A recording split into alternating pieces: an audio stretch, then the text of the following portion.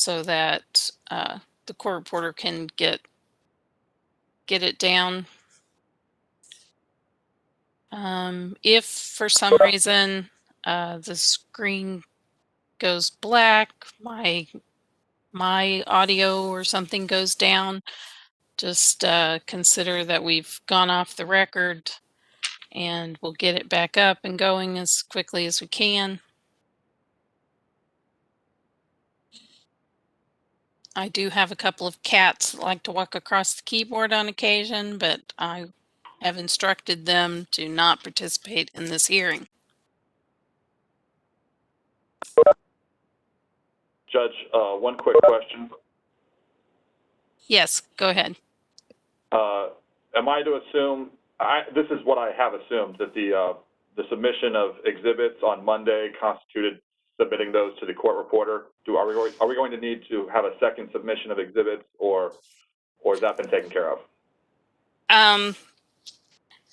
I was originally going to have you go ahead and submit those exhibits to the court reporter, but in the interest of trying to keep it less complicated, if those exhibits that you provided to me are the exhibits that you would be handing to the court reporter, I will take care of submitting those to the exhibit email. If you have exhibits that you have not provided to me, then I will ask you to email those to me and the other parties at that time. Okay? Yes. Okay. Thank you, Judge. Mm-hmm. Okay, I've had a couple more call-in people join us, and just so I can know who's on the line, can the call-in folks identify themselves? Commissioner Holzman. Yeah. Okay, Jennifer Commissioner, Hines. okay. Commissioner, can you speak again so I can make sure I know which one you are? Yep, this is Commissioner Holzman. Okay, thank you.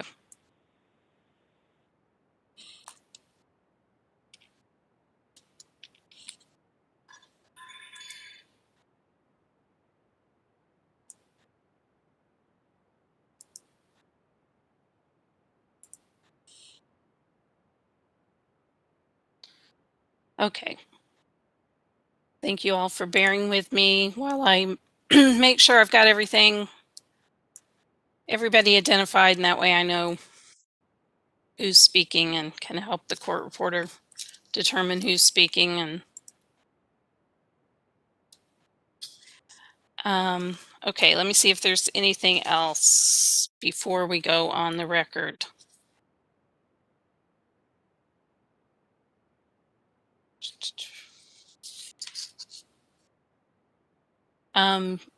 I'll state this again when we go on the record, but just so you know, I'm not going to be excusing the witnesses after they testify.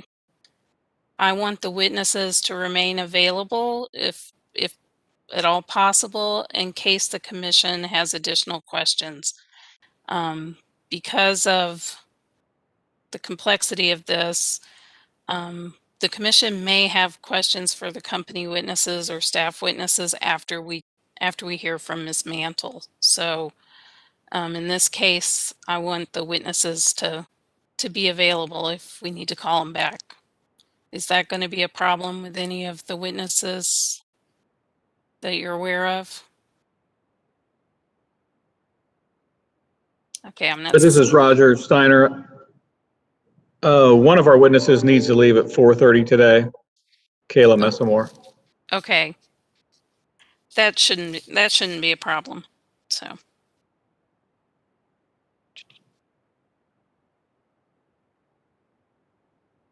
Okay. I don't see anything else. Do you all have any questions before we go on the record?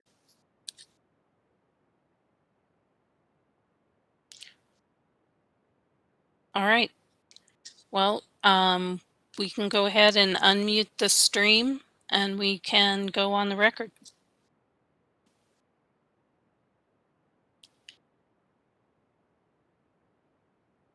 Good morning. This is January 27th, 2021. And the commission is here for an evidentiary hearing in the matter of the 9th prudence review of costs subject to the commission-approved fuel adjustment clause of Evergy, Missouri West, Incorporated, doing business as Evergy, Missouri West, in case number EO-2020-0262. This case was consolidated with its sister case, case number EO-2020-0263, which was captioned in the matter of the 3rd prudence review of costs subject to the commission-approved fuel adjustment clause of Evergy Metro, Inc., doing business as Evergy, Missouri Metro. Case number EO-2020-0262 is the lead case. And my name is Nancy DePel. I'm a regulatory law judge presiding over this hearing. Due to the COVID-19 pandemic, we're meeting in this hearing virtually via WebEx, telephone, and video conference. We're also streaming the non-confidential portions of the audio of the hearing over the internet on the Commission's website. I want to begin then with entries of appearance. Can we have entries by Evergy? Yes, Your Honor. On behalf of the companies in this case, we have Roger Steiner, Joshua Harden, and James Fisher. I think our contact information are already on the pleadings, if that's okay.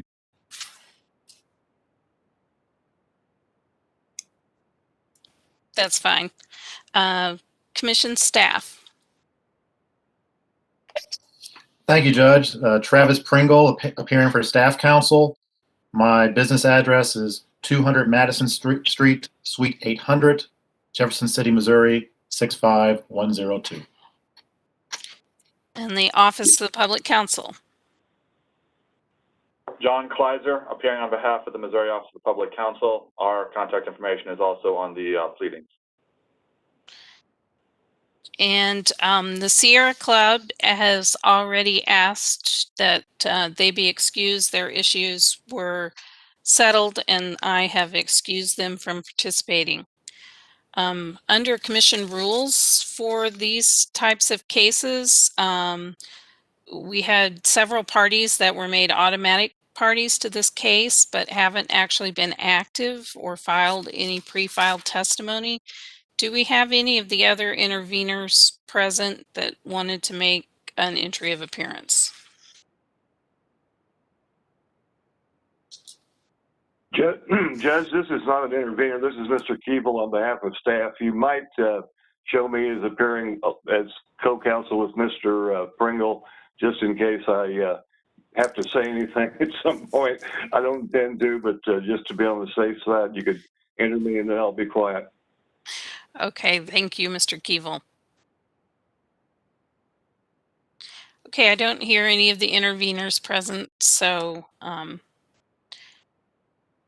we will go ahead. So again, I ask you to stay muted if you're not needing to speak. And please silence your cell phone so that when you are speaking, it doesn't disrupt the broadcast. We have some of the witnesses in the same room and some of counsel in the same room together. So they're going to try to make sure that only one microphone is open at any time so we don't get that feedback issue. If we run into some kind of disturbance like that, I'll probably mute you. So you'll have to go through the process of unmuting yourself to be heard. We marked the exhibits, the pre-filed testimony exhibits prior to going on the record. So if there's something that wasn't already emailed to me officially that you wish to use as an exhibit, we'll have to pause while you email that to other counsel and myself for distribution. So we'll just have to be patient with one another. Doing an online hearing, we'll have to pause where needed to let people speak. There's a slight delay, so just try to slow down and take your time and be patient.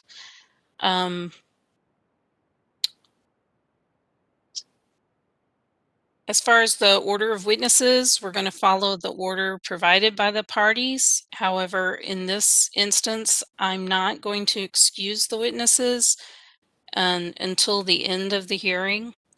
It may be that the commission wants to hear from company or staff witnesses after we've heard from public counsel witnesses. So the witnesses are not necessarily excused at the end of their original testimony. We have a pending motion to supplement testimony and an objection on that motion, but I'm not going to deal with that until after opening statements.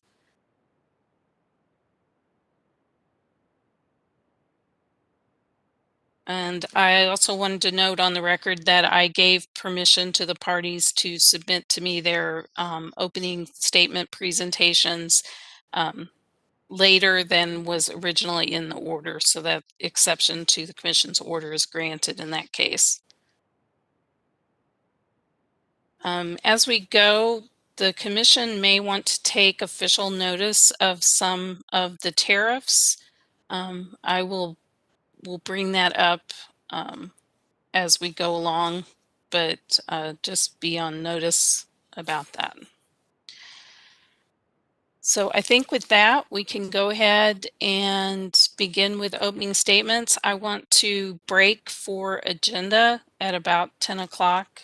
So, and we'll probably take an hour break at that time and then come back and maybe go for a couple of hours and take a later lunch. That's always subject to change if I determine that that's not going to be the best schedule, but for now that is my plan. All right. Let's go ahead then and start with opening statements. Can we begin with Evergy? Yes, Your Honor. Let me see if I can share my PowerPoint and we'll go from there.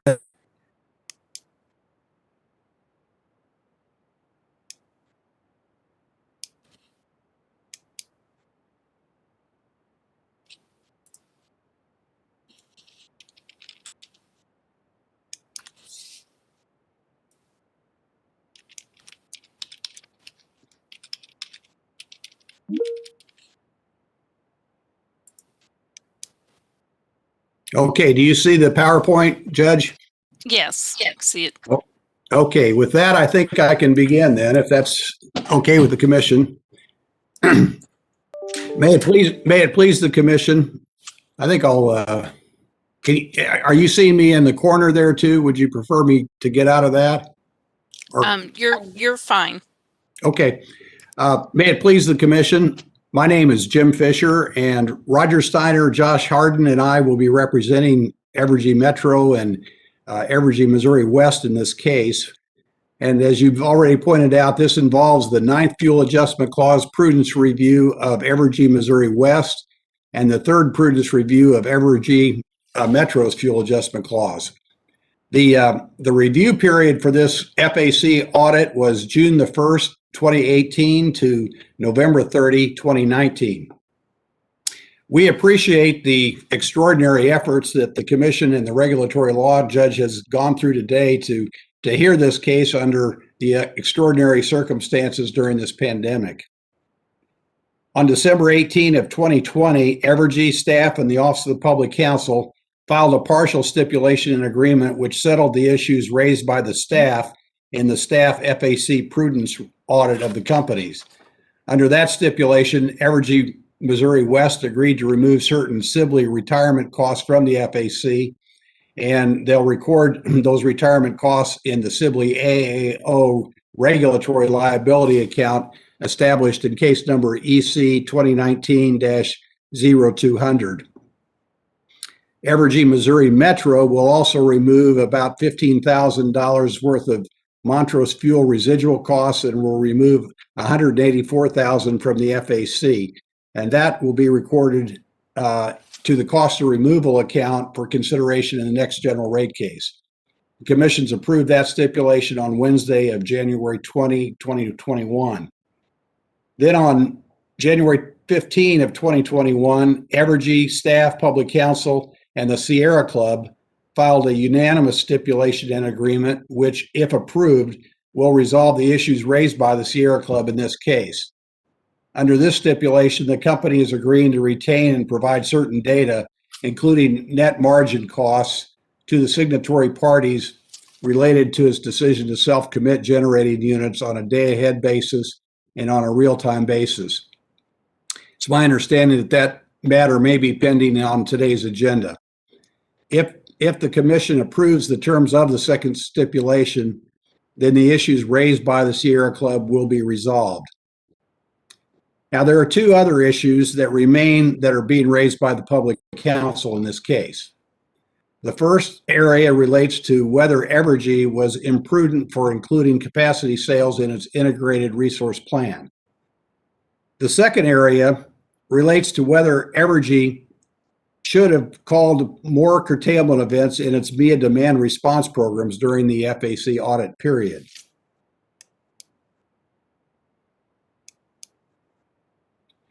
Public Counsel argues in its position statement that Evergy acted imprudently when it included capacity sales in the 2017 update to the Integrated Resource Plan. According to Public Counsel, the Commission should disallow almost $2 million from Evergy's fuel and purchase power costs because the company, in its planning documents, included the possibility that there might be capacity sales. Such a disallowance based upon an integrated resource plan document would be unprecedented and without merit, in our opinion. As the Commission knows, the IRP is a planning process mandated by the Commission's rules. The IRP rules do not make the preferred integrated resource plan or the calculated revenue requirement into a yardstick to measure the company's performance based upon hindsight information. If we did do that, as Public Counsel suggests we should do in this case, the IRP process would be transformed into a pre-approval and a rate-making process. Evergy's witness, Kayla Messamore, testified in her rebuttal testimony that the modeling assumption related to the capacity sales that Ms. Mantle is complaining about had no impact on the company's preferred resource plan decisions and had no impact on the actual cost of purchase power or fuel during the FAC period. Evergy ran the IRP scenarios again with a no capacity sales assumption included, and it made no difference in the outcome. In other words, the exclusion of these capacity sales had no material impact on the ranking of resource plans and thus was not a critical assumption, which had no impact on the selected preferred plan. It was merely a planning assumption in a planning document, and it had no impact on customers. And then importantly, actual customer harm is a necessary legal element to find imprudence on the part of the company. As Mr. Carlson explains in his testimony, capacity purchases and sales made in the SPP market are bilateral in nature, meaning that they are contracted between two counterparties outside of the SPP marketplace. Unlike other regional transmission organizations, such as the Mid-Continent Independent System Operator, or MISO as we call them, SPP does not have a capacity market. Without a capacity market, market participants such as Evergy must canvass the market and find a counterparty that is interested in buying or selling capacity as needed. Evergy routinely talks with other utilities, other energy marketers, municipalities, independent power producers, and financial institutions to understand the needs of the marketplace to be in a position to respond to RFPs or to sell capacity on a bilateral basis to unaffiliated entities. And of course, there are many factors that affect the ability to sell capacity, including the supply situation and needs of other utilities, transmission constraints, and the time periods that might be needed to upgrade transmission facilities to serve those customers. In some years, there are no buyers for bilateral contracts. For example, despite the company's best efforts, there were no agreements to be made on a short-term basis during this FAC period. However, in other years, that may not be the case. During the term of the FAC review period in this case, Evergy Metro had 3 long-term capacity sales contracts in place with other utilities, one of which was Evergy Missouri West. In addition, during the FAC review period, Evergy Metro entered into 2 additional new long-term capacity sales contracts with other utilities, one with a non-Evergy utility and one with the Evergy Missouri West. The company also continued to respond to RFPs in 2018 and 2019, as it's done for years. Notably, capacity contracts that are longer than 1 year would not flow through the fuel adjustment clause. So Public Counsel's recommended disallowance is not simply based on Evergy's entering into capacity contracts, but of a certain type of capacity contracts for short-term capacity.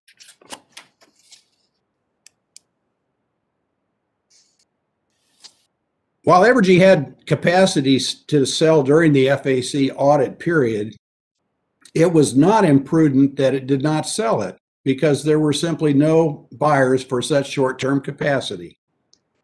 The Commission should not adopt Public Counsel's proposed disallowance of $2 million simply because there were no buyers for this short-term capacity, or because Evergy included the possibility of such sales in the planning process. As I've said, whether Evergy included that capacity sales assumption in the IRP or not, it did not affect the selection of its preferred resource plan. There was simply no harm to customers by including that assumption in the IRP process. Perhaps recognizing the unprecedented nature of Public Counsel's proposed disallowance of $2 million of fuel costs based upon a planning assumption in the IRP planning process, Ms. Mantle makes an alternative recommendation on page 2 of her rebuttal testimony. She states, as an alternate resolution to the capacity sales issue, I recommend the Commission order Evergy to, in its triennial resource plan filing that Evergy will be making in April of 2021, include for each of its model scenarios a run with no capacity sales other than its current contracts.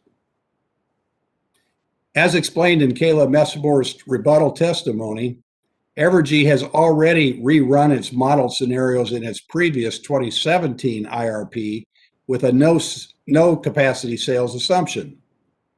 This assumption made no difference in the selection of the preferred resource plan. Evergy is willing to include both assumptions, one with capacity sales and another without capacity sales, in its April 2021 triennial IRP, if that would resolve this issue. But in any event, the Commission should not adopt the Public Counsel's proposed disallowance of $2 million in this case. The bottom line, there was no imprudence on the part of Evergy for including the possibility of capacity sales in its IRP, and there's simply no harm to customers. Therefore, Public Counsel's disallowance related to the capacity sales assumption should be rejected.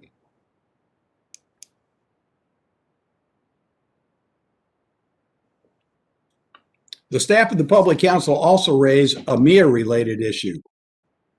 Was Evergy imprudent in its management of its demand response programs? And more specifically, was it imprudent for Evergy to not call additional demand response events in its MIA program in a manner that would have reduced FAC costs?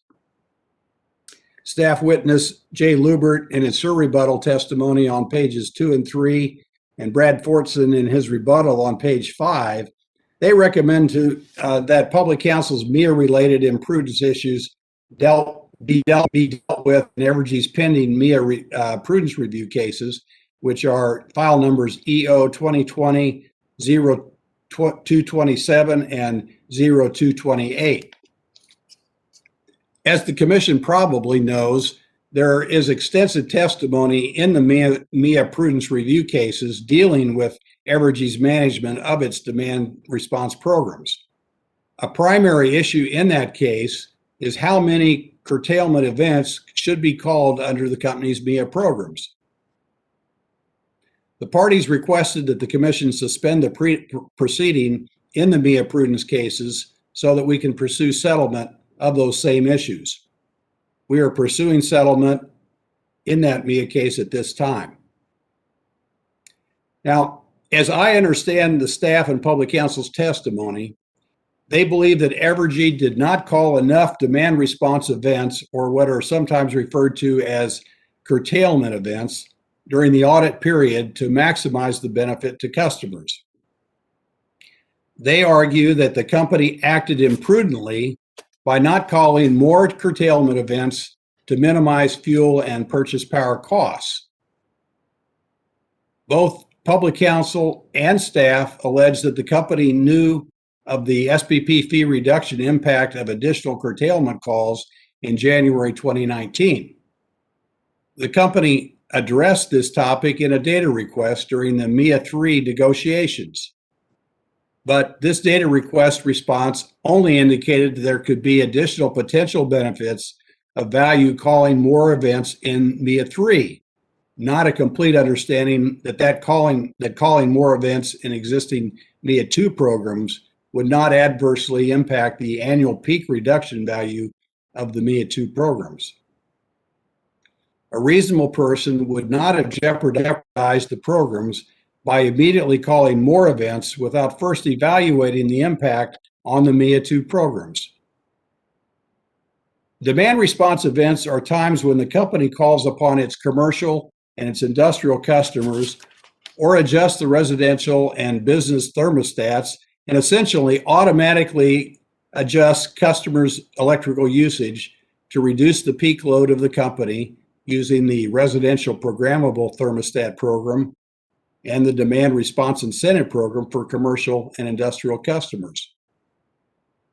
The public counsel has proposed disallowances related to the MIA demand response programs of about $330,000 on a combined company basis related to energy sales, and another $431,000 related to SPP Schedule 11 fees. During the audit period, the company followed the commission's approved MIA plan and managed the thermostat program budget to the commission approved level by controlling the number of direct installations being scheduled, which held the number of participants to a known level, which was approved by the MIA plan itself. However, public counsel witness Mantle and the staff witnesses argue that the company should have called more events to maximize the reduction of SPP fees. On February 15, 2019, the predecessor companies of Evergy Missouri Metro and Evergy Missouri West, which of course were Kansas City Power and Light and GMO, these companies entered into a stipulation and agreement with the commission staff, the Office of the Public Counsel, the Department of Economic Development, Division of Energy, and Renew Missouri Advocates in file numbers EO 2019-0132 and 0133. This unanimous stipulation recommended that the commission approve a MIA 2 Cycle 2 extension plan to allow the MIA Cycle 2 to continue beyond the scheduled expiration date of March 31, 2019. But it was under specified conditions. One of those conditions was as follows. For the programmable thermostat program, the company will call 5 demand response events per jurisdiction during the summer of 2019, June through September. In the commission's order approving the stipulation and agreement in that case, the commission found that the stipulation met the provisions of the MIA statute, and it approved the stipulation. It also ordered the following, and I'll quote, "Its signatories shall comply with its terms." The effect of this order was that Evergy, as well as the commission staff and the Office of the Public Counsel, were ordered to comply with the terms of the stipulation, which clearly stated that the company shall call 5 demand response events per company during the summer of 2019. The company complied with this order and called 5 demand response events during the summer of 2019. This slide shows the dates on which those 5 programmable thermostat events and the duration of those events. The events resulted in over $7 million of benefits due to peak reduction.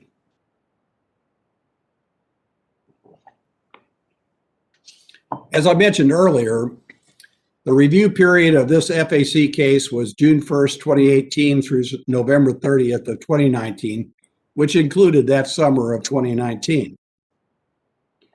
Notwithstanding the fact that Evergy was ordered to call 5 demand response events during the summer of 2019, and it complied with the order and called 5 demand response events during that period, the Public Counsel and the staff are arguing in this case that the company was imprudent for not calling more demand response events. I think someone could have argued that it would have been imprudent if the company had not complied with the commission's order to call 5 events during the summer of 2019. In addition, Evergy would respectfully suggest that the company's residential programmable thermostat and its demand response initiative programs were not designed to reduce SPP fees. The company's approved tariffs state that these programs were designed to reduce customer load during the annual peak period to help defer future generation capacity additions and provide for improvements in energy supply. Second, the company operates its MIA programs to be consistent with its approved MIA tariffs, the MIA budgets, the MIA statutes and rules, and other commission-approved parameters. The commission-approved programs were not designed to maximize the reduction in SPP fees. In other words, the demand response programs in question were not designed to arbitrage day-ahead locational marginal prices or to reduce Schedule 11's SPP fees through the calling of numerous demand response events. The calling of more demand response events is not cost-free to Evergy, and it's not cost-free to its customers. As those MIA programs are currently designed, the calling of more events would likely have a detrimental impact on the primary goal of the programs, which was to reduce the annual peak load. In order to maximize the reduction in SPP fees, a MIA program would need to be designed to call multiple times every month of the year, since those SPP fees are associated with Evergy's peak load in every month, not just the summer months. In order to make sure that the monthly peak is mitigated or lowered, curtailable events would likely need to be called more than 5 times per month. The company's programs were designed for a maximum of 10 curtailment events in a year under the Demand Response Initiative program and a maximum of 15 events under the Residential Thermostat program. A program that requires Evergy to call significantly more events to maximize the reduction of SPP fees would need a different program design, potentially a higher financial incentive for customer participation, and would possibly need to be targeted at different customer types.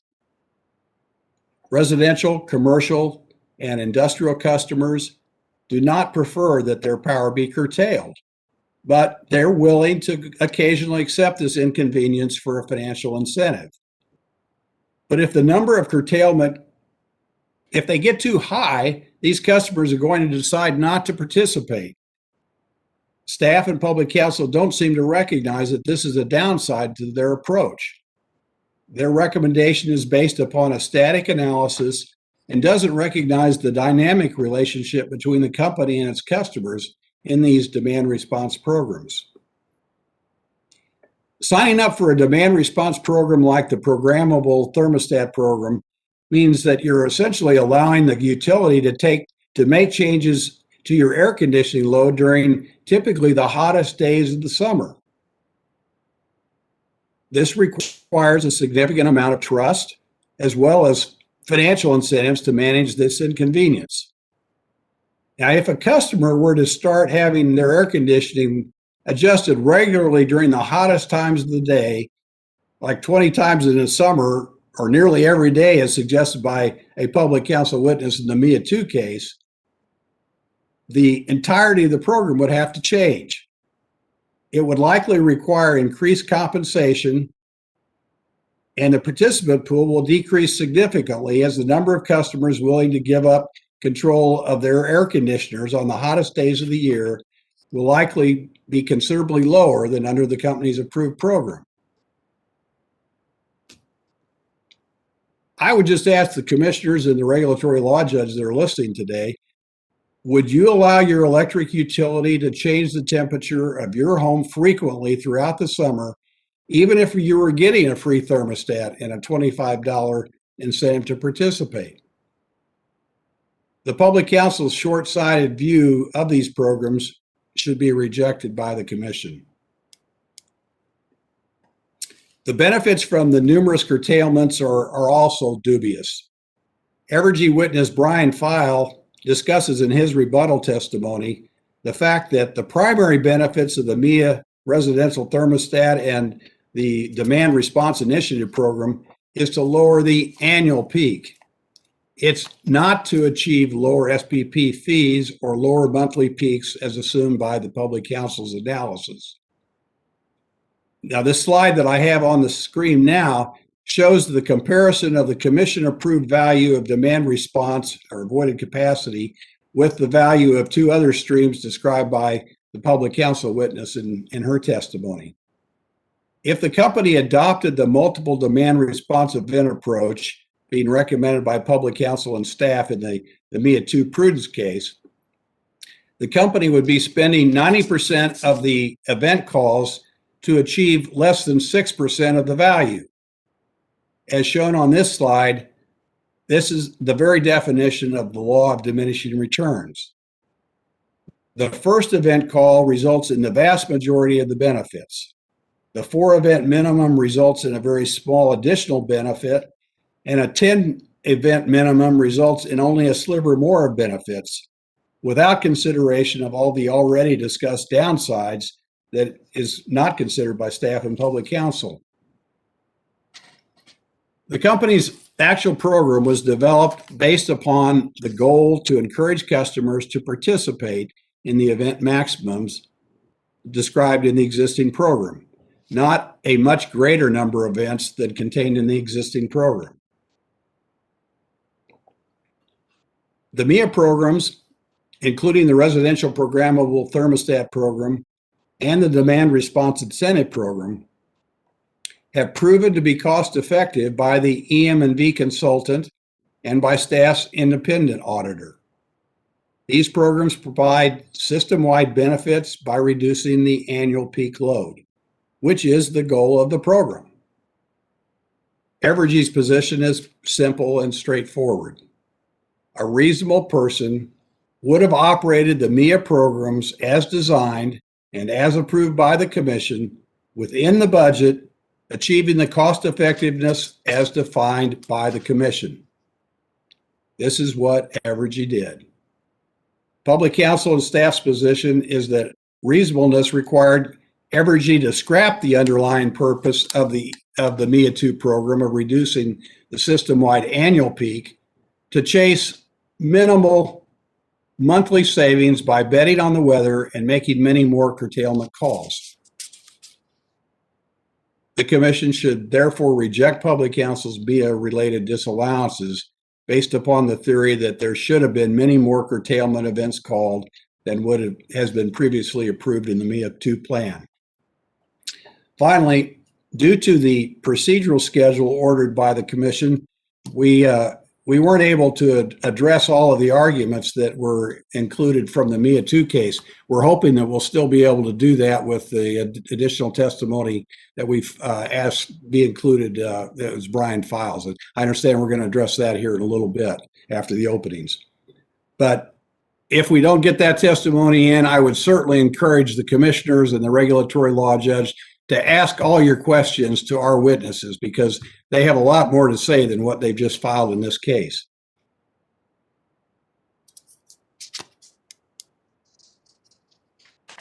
Finally, the last issue is it more appropriate to address the implementation of demand response programs in this case or in the MIA 2 Prudence case?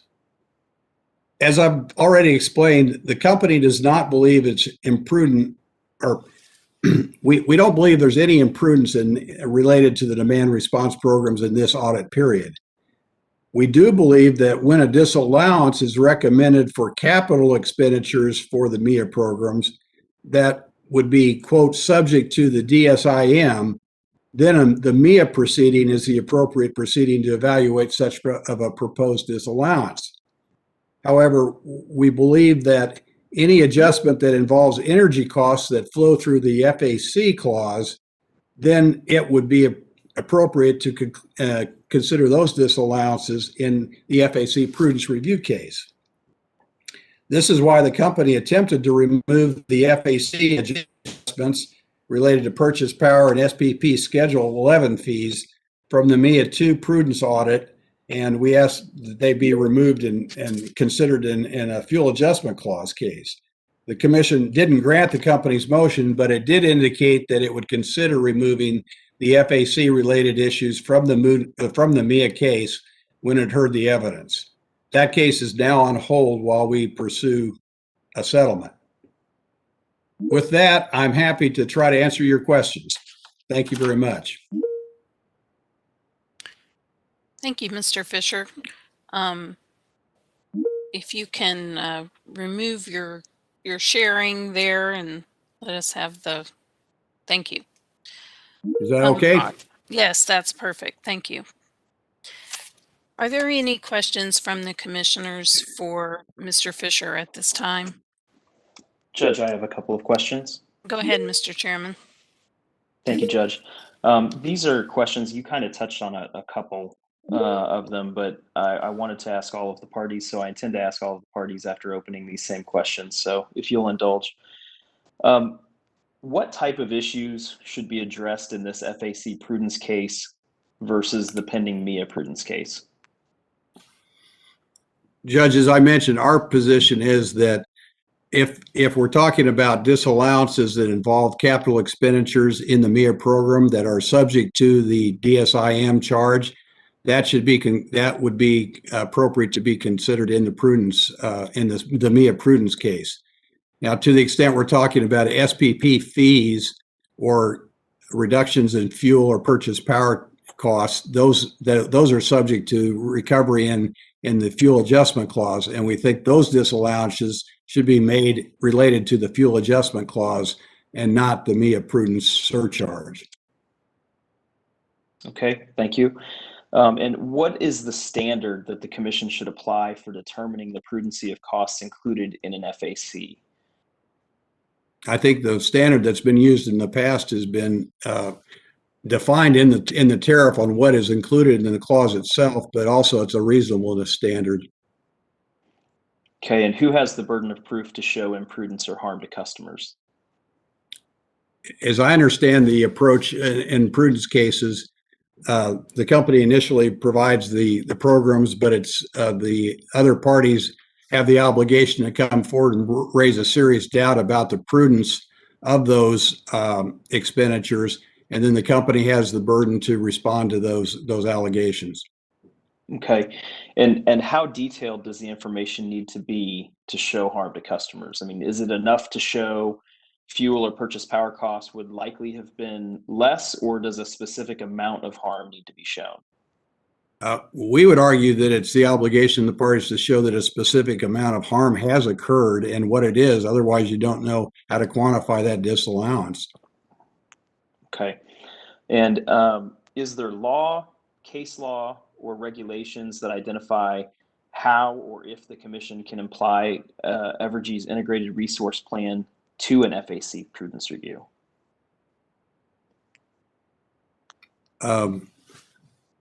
If I understand your question, Mr. Chairman, I don't think this case that has ever been addressed.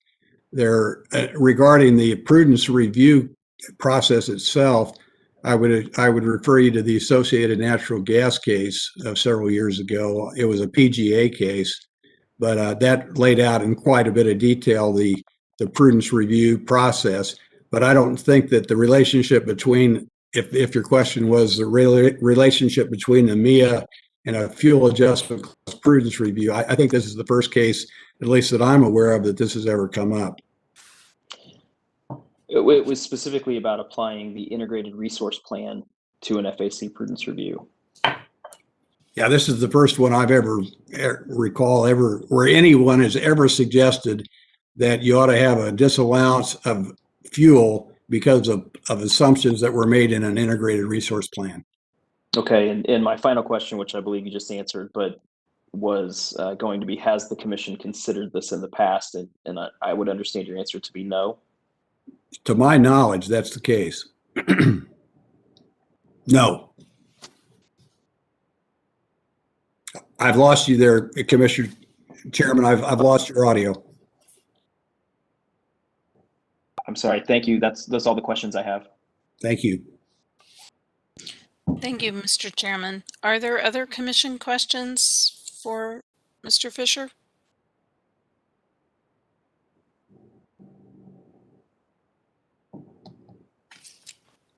I'm not hearing any.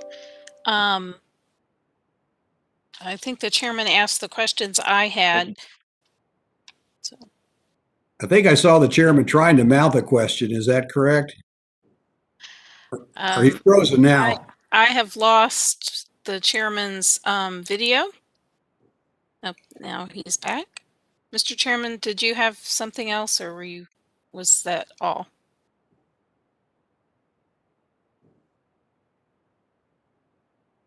I'm not sure. No more questions? Okay, thank you. Sorry, Judge. I'm not sure why it's hanging up so badly, but no, I have no further questions. All right, thank you. Then I will mute my mic. Is that okay, Judge? Yes. Let's see, we still got 15 or more minutes, so let's go ahead and go to commission staff. Thank you, Judge.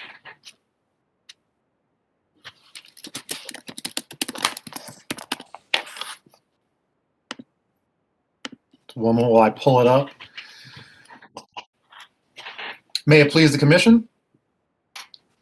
I am here today to tell you a tale of two dockets. When once we were in the best of times, today we find ourselves in the worst of times. My name is Travis Pringle, and together with Jeff Keeble, we represent the staff of the Missouri Public Service Commission. Now, when it comes to our FAC prudence reviews, Commission Rule 20 CSR 4240-20.09011 and Missouri Revised Statute Section 386.266.54 require that staff conduct prudence reviews of an electric utility's fuel adjustment clause, or the FAC, no less frequently than every 18 months. Staff notified the parties of its intent to start its prudence reviews of Evergy Metro and Evergy West on March 2nd, 2020.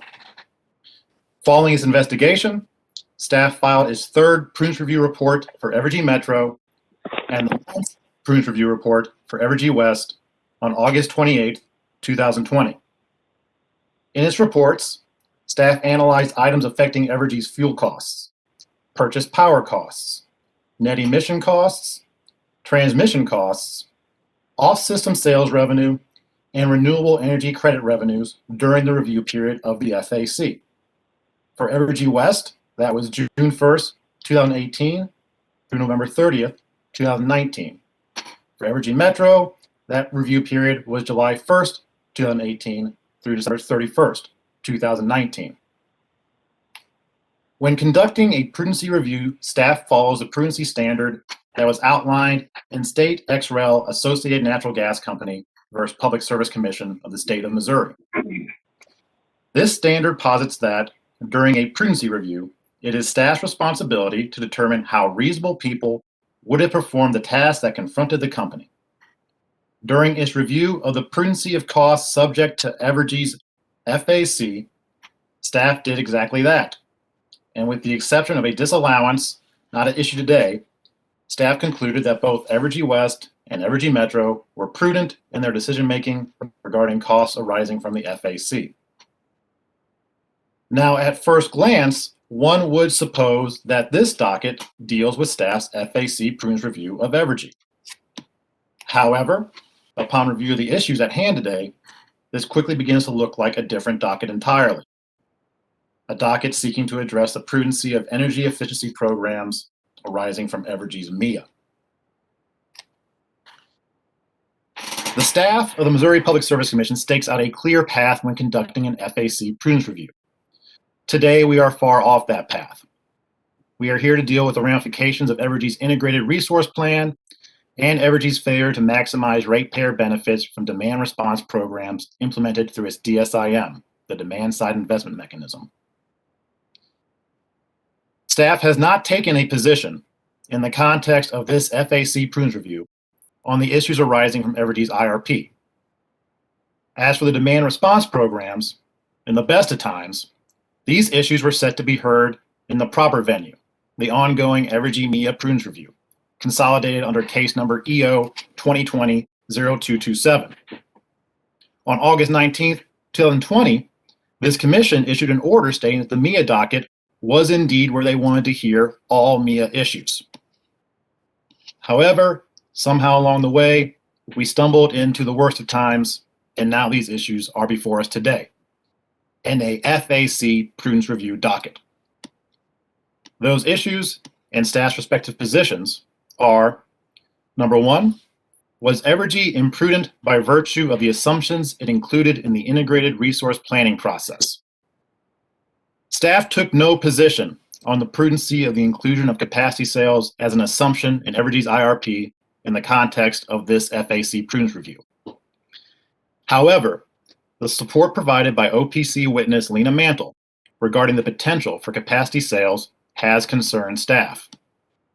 That being said, Ms. Mantle's information supports staff's position in the Evergy MIA prudence review case, EO 2020-0227, in which staff argues that a disallowance of program costs due to no sales of excess capacity is necessary.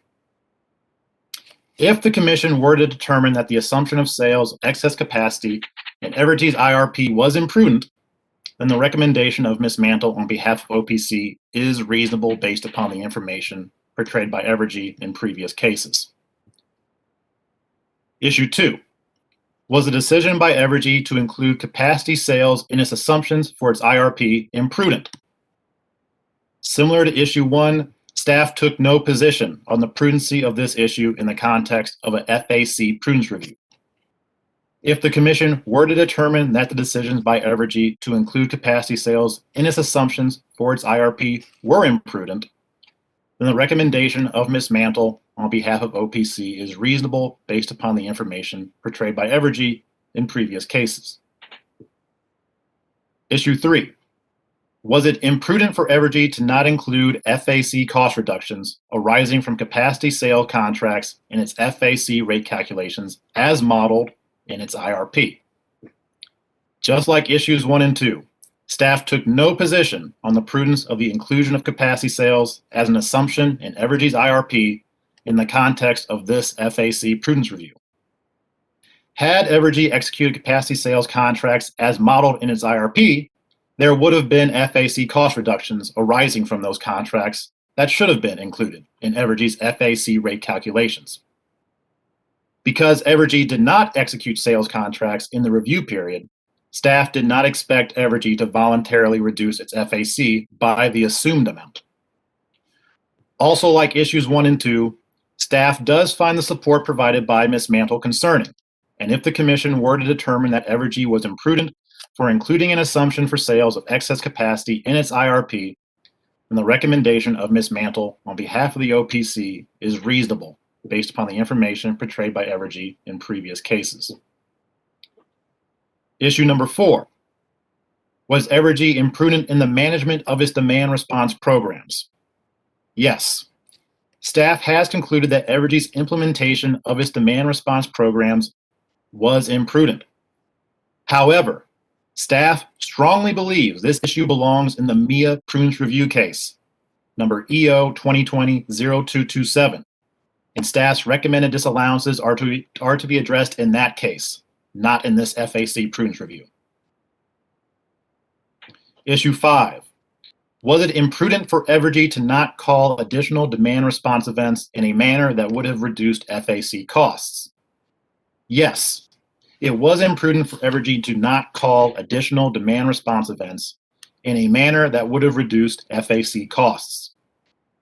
Evergy acted imprudently by not attempting to minimize costs and maximize benefits to ratepayers through the implementation of the demand response programs, despite the ability to do so with minimal incremental program costs. Staff's recommended disallowances for the demand response programs are based on opportunities that were missed that a reasonable person would have attempted to achieve given the potential ratepayer benefits and the incentive structure in place at the time of implementation. While there were some opportunities for ratepayers to benefit through the FAC, the disallowances recommended by staff are set to be addressed in the MIA Prudence Review, EO 2020-0227. Issue 6. If it was imprudent for Evergy to not call additional demand response events in a manner that would have reduced FAC costs, is it more appropriate to address the imprudent implementation of the programs through an ordered FAC adjustment or an ordered DSIM adjustment? The imprudent decision-making associated with the implementation of Evergy's demand response program is best addressed through ordered adjustments to the DSIM. This proceeding is adding to the risk of hearing this issue multiple times, which will likely lead to confusion and an inefficient use of resources. The prudency of Evergy's demand response programs is a question best answered in the MIA Prudence Review, case number EO 2020-0227. Staff will present 2 witnesses today to help explain how we got here and what to do next. Brad Fortson, the Regulatory Compliance Manager for Energy Resources, will take the stand to answer your questions regarding the IRP issues in this case, issues 1, 2, and 3. Jay Lubert, an Associate Engineer in Staff's Engineering Analysis Department, will take the stand to answer any of your questions regarding the demand response issues that have landed in this docket in issues 4, 5, and 6. I implore you to ask them questions and listen to their answers, because today we are stuck in a tale of 2 dockets, and we have before us today misguided options that prevent us from returning to the best of times.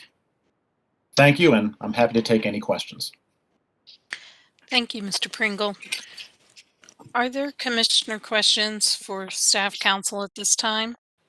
Judge, I turned off my video to hopefully help with the lag issues, but I do have just one question for Mr. Pringle. Go ahead, Mr. Chairman. Thank you. It sounds like you answered most of the questions I asked, and I appreciate that. I do just wanted to clarify the last question that I had for the previous attorney. Is there law, case law, or regulations that identifies how or if the commission can apply Evergy's integrated resource plan to an FAC prudence review? Thank you, Chairman Silby. The staff has not been able to find any real mention of prudency regarding the IRP process. Typically, the IRP process, parties can note concerns and deficiencies in the plan put forward by a utility. At the same time, though, we've also found nothing saying that a party can't allege imprudence on that IRP in an FAC prudence review. We haven't seen it happen before, but we haven't seen anything saying it can't happen. Okay, so to your knowledge, the commission has not considered it in the past. Correct. Yes, we have not been able to find anything on point regarding an imprudent allegation against an IRP. Okay. Thank you, sir. Thank you, Judge. Are there any other commissioner questions for Mr. Pringle?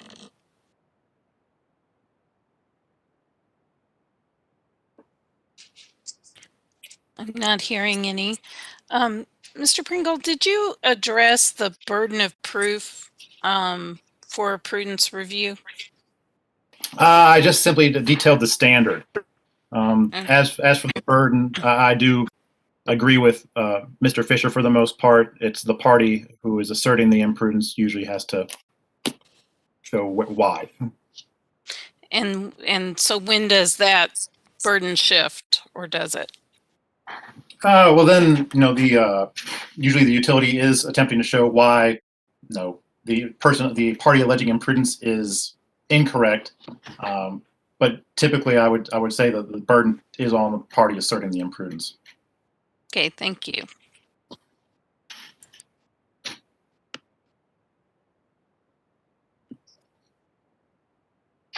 Oh, you're muted, Judge.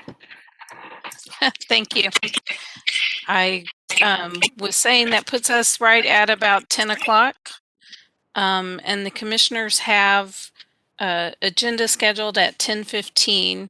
So I think rather than get partway through Mr. Kleiser's opening statement, we're going to go ahead and break at this time, and we'll finish with opening statements after agenda.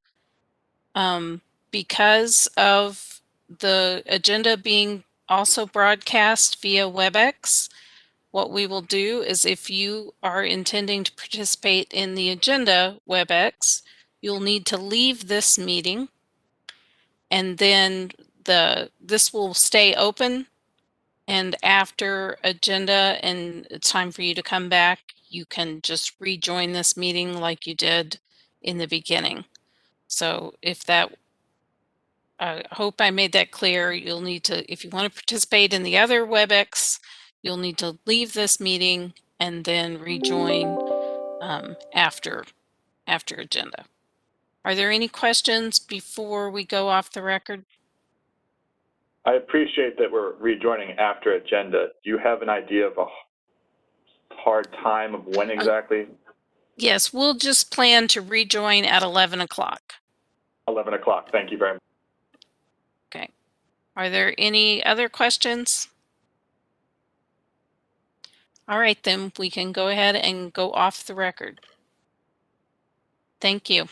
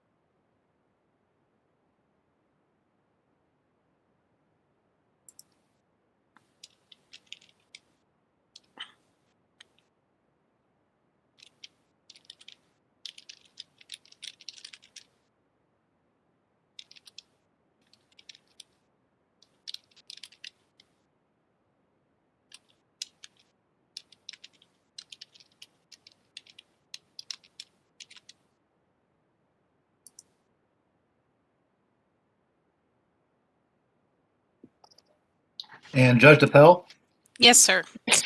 I've definitely realized I did not answer your question as to when the burden shifts. When we go on the record, if I could have a chance to actually answer that, I would appreciate it. Certainly. Thank you.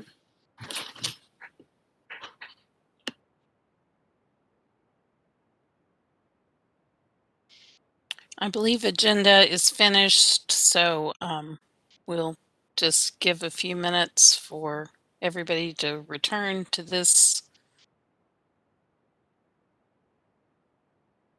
session, and then we'll go back on the record right at 11, hopefully.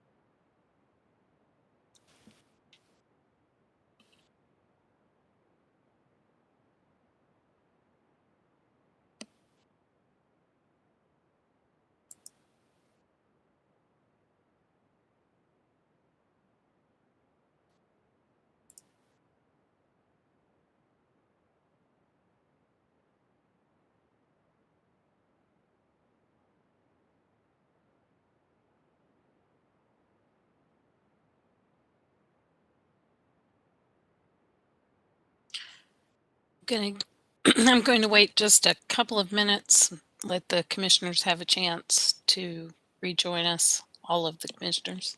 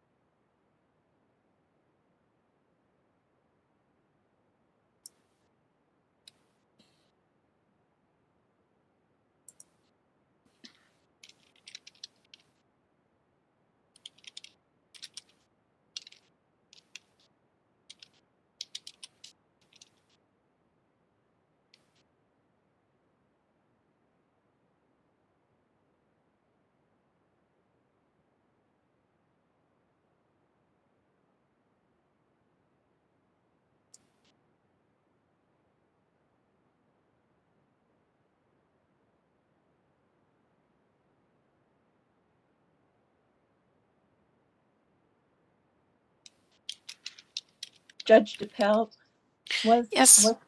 was Commissioner Kenny with us earlier this morning? I noted the other four, but I wasn't sure about Commissioner Kenny. I had a couple of callers that weren't identified, so I'm unsure. Okay. I will let you know later. Okay, thank you.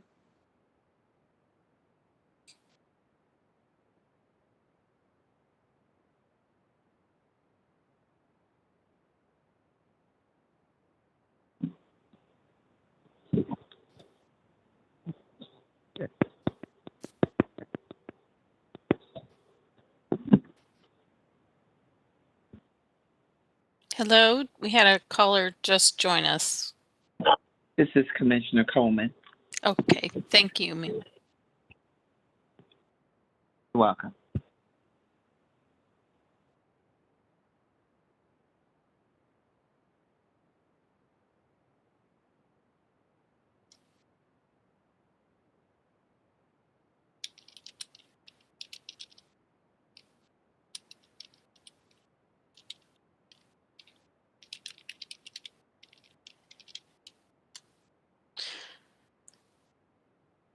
Just waiting just a couple of minutes here to let the commissioners all have a chance to rejoin.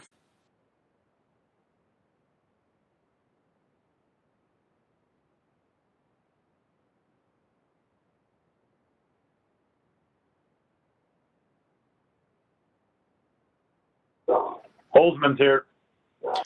Thank you, Commissioner.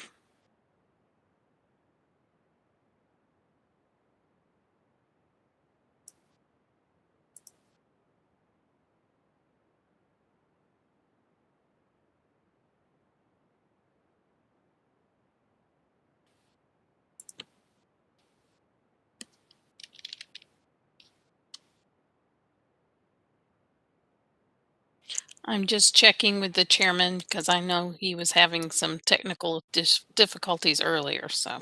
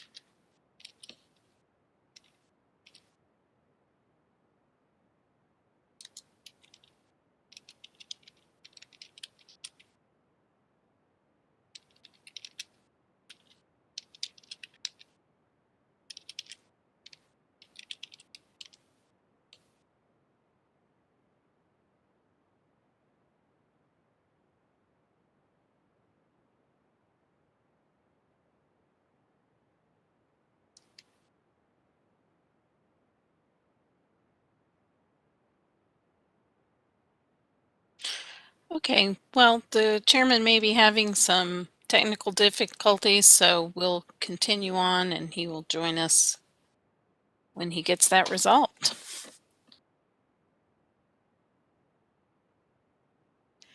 Okay, let's go ahead then and go back on the record. So we're back on the record after our agenda break, and I believe Mr. Pringle wanted to add a little something to his opening before we continued with the public counsel. Go ahead, Mr. Pringle. Thank you, Judge. The burden does shift once the party alleging imprudence raises a serious doubt.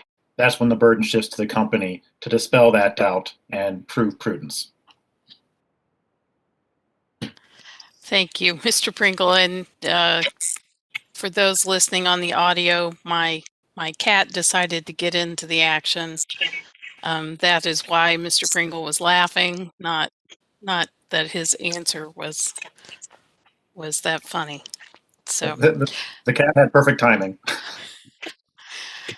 did not obey my instructions not to participate today. Okay, so then let's go with public counsel's opening statement. Thank you, Your Honor. Just really quick, can you check, is my audio clear? Your audio is good. All right. I'm going to attempt to share my screen.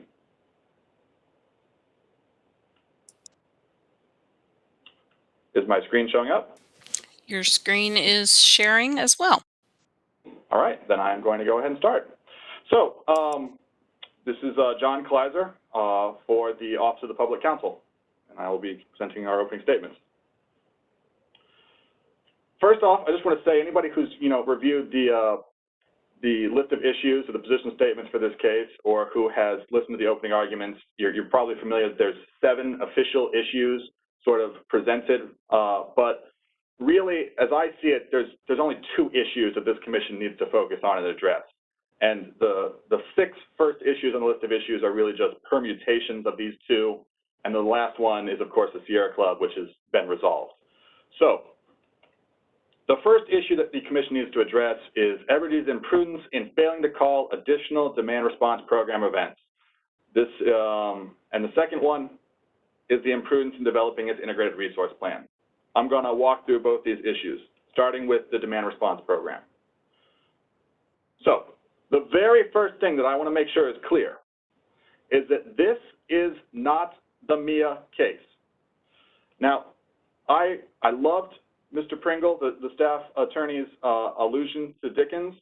It was very nice. Unfortunately, I believe that he is wrong, and I believe that Evergy is also wrong when they attempt to drag the MIA into this case.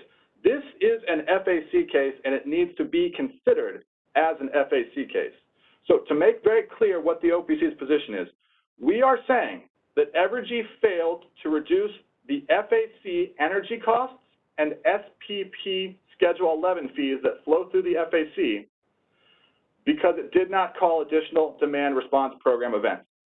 We are not arguing for the prudency of the MIA program or whether or not the MIA program was implemented prudently, whether or not they achieved their MIA goals.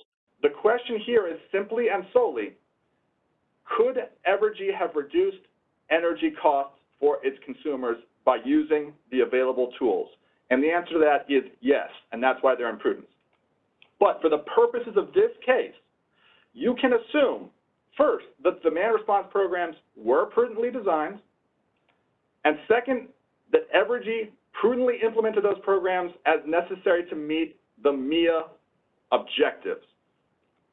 Though, even if you make both of these assumptions, Evergy was still imprudent from an FAC perspective when it did not use its tools to reduce FAC costs.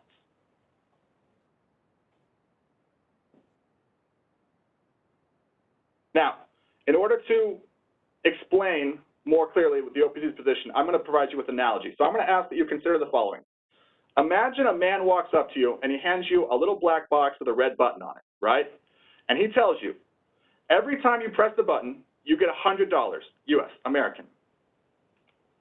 There's no downside to you for pressing this button, but you can only press it 15 times in 1 year, and then it'll stop working for the rest of that year, and you have to wait another year. The crucial question I have is, given these 3 facts, and I want you to assume they're all true, there's no trick here, no deception. If you assume all 3 of these facts, how many times would you press that button? The OPC's position is you press the button 15 times a year, the maximum amount of times you can each year to maximize the money you receive. Evergy, in essence, took a look at this issue and said, we're going to press it 5 times and then stop. We don't care. That is imprudence. Now let's walk through and kind of apply that analogy to the facts to see exactly where we're coming from. So the first thing you need to understand, every time, or pretty much every time that energy is purchased by Evergy, off the RTO, off the regional transmission offices, it costs the company money. If the company finds a way to reduce the amount of energy it purchases, it reduces the cost it spends buying money. This is a very, very simple concept. Now, Evergy realizes this, which is why the tariff sheets that specifically set out the thermostat program and the curtailment program explicitly state that those programs can be used for the purpose of reducing costs. And now, you had the attorney for Evergy earlier read out parts of the tariff, and I'm going to do the same because I want to make sure this is very clear.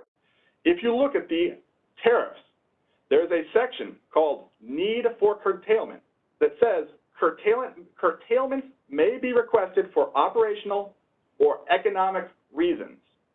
Now, the operational curtailment is spelled out, and that is the MIA. It's effectively to maintain the company's capacity margin requirement. That's the goal of the MIA.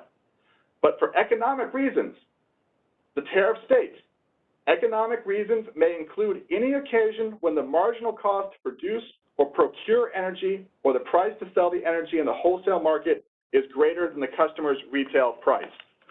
So, again, Evergy's tariffs specifically state that these programs, these demand response programs, can be used for the explicit purpose of reducing energy costs, which is what the OPC wants the company to use them for. And, again, a fairly obvious point, if you reduce costs and you don't have to pay money, that is effectively having free money.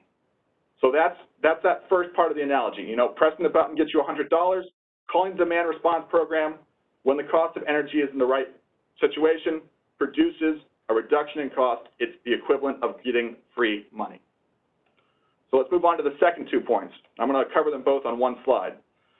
It's very important for this commission to understand that Evergy's own witnesses state that these programs were designed to allow for 10 to 15 events a year.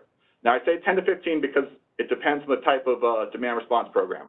For the large industrial customers, which is the curtailment program, it was 10 events.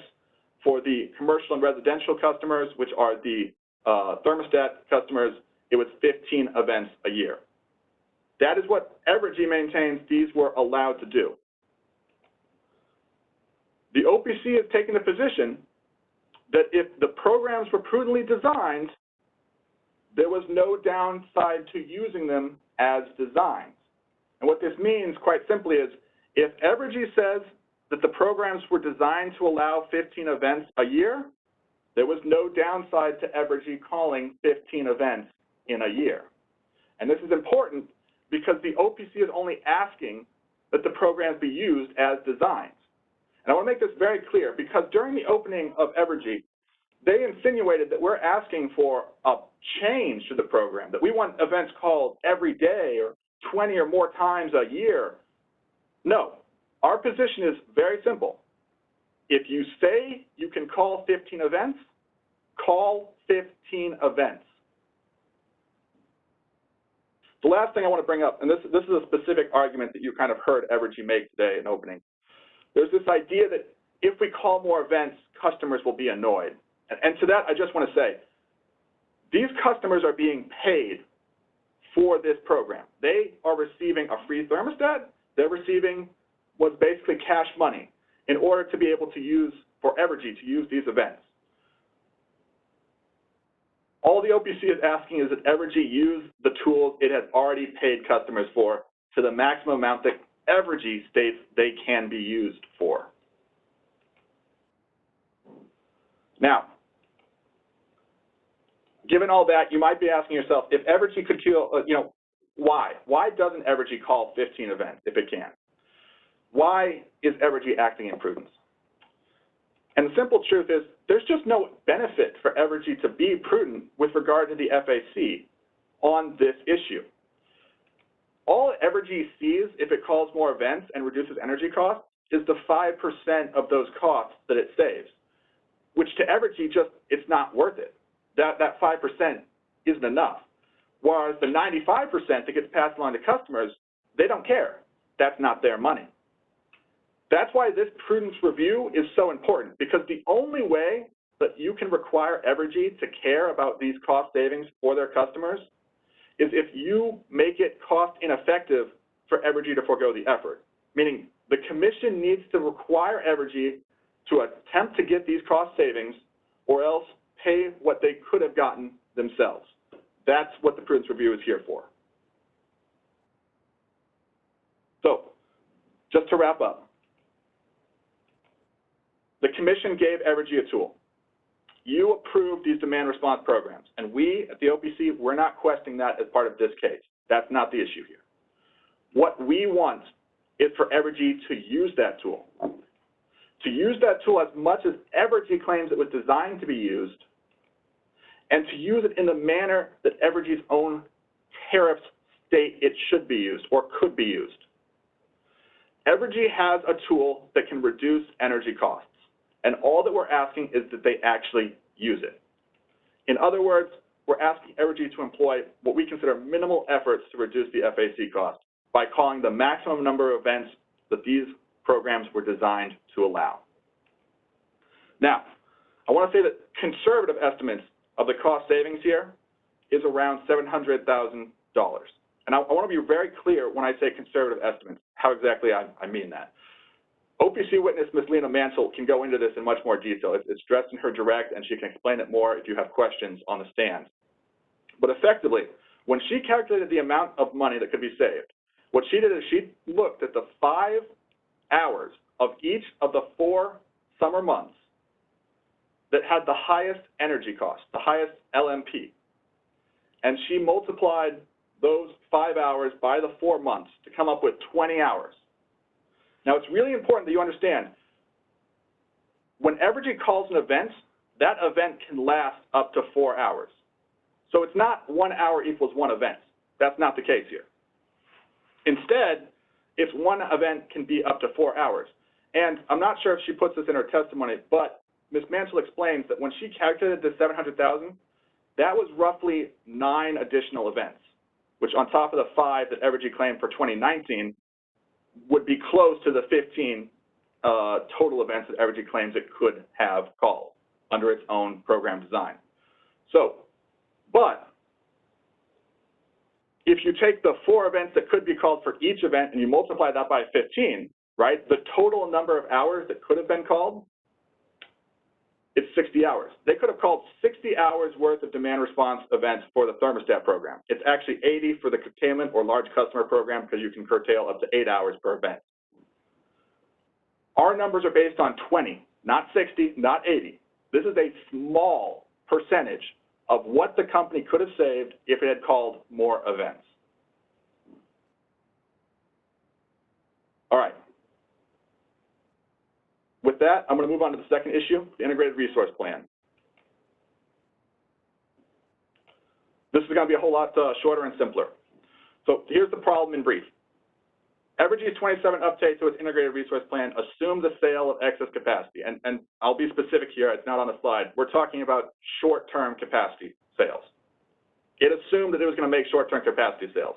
But at the time it made those assumptions, it knew that it wasn't actually going to be able to make any such sales. There's just no market for it.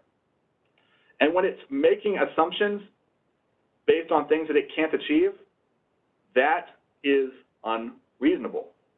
And that's why the OPC has a problem. The company should not have included sales that the company knew or should have known it wasn't going to make in its integrated resource plan. Now, you've heard me discuss the IRP quite a lot, which obviously raises an important question, and I know it's one that Chairman Sylvie has alluded to. Why the FAC? Why are we bringing this up here? There's 2 reasons that we brought this up in this case. The first is that there's just no real good way to police the inclusion of these unreasonable assumptions in the IRP process. If you raise a concern in the IRP process about the assumptions included, the response is going to be, it's about the process. It's not about the actual plan being selected.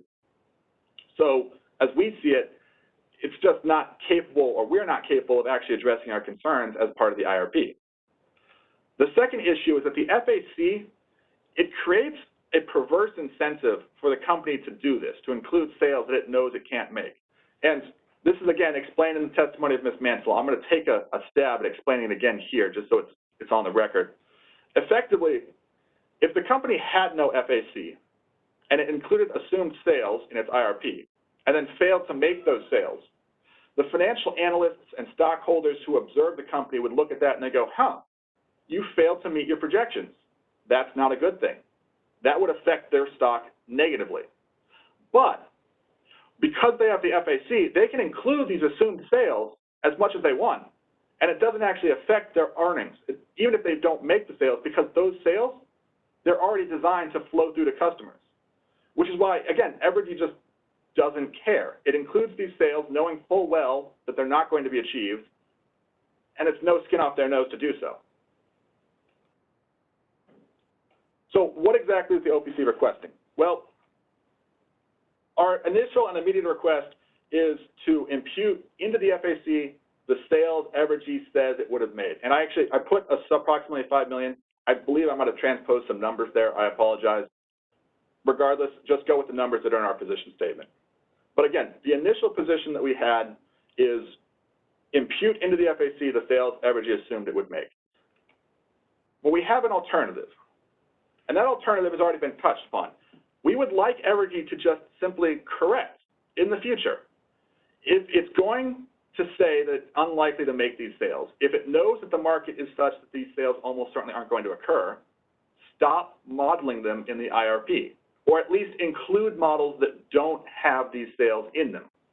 The problem here is simply that, looking forward, the OPC can see that Evergy's IRPs in the future, the ones currently before the Commission, are still including the sale of excess capacity in increasing amounts. At the heart of the OPC's request, we just want this corrected.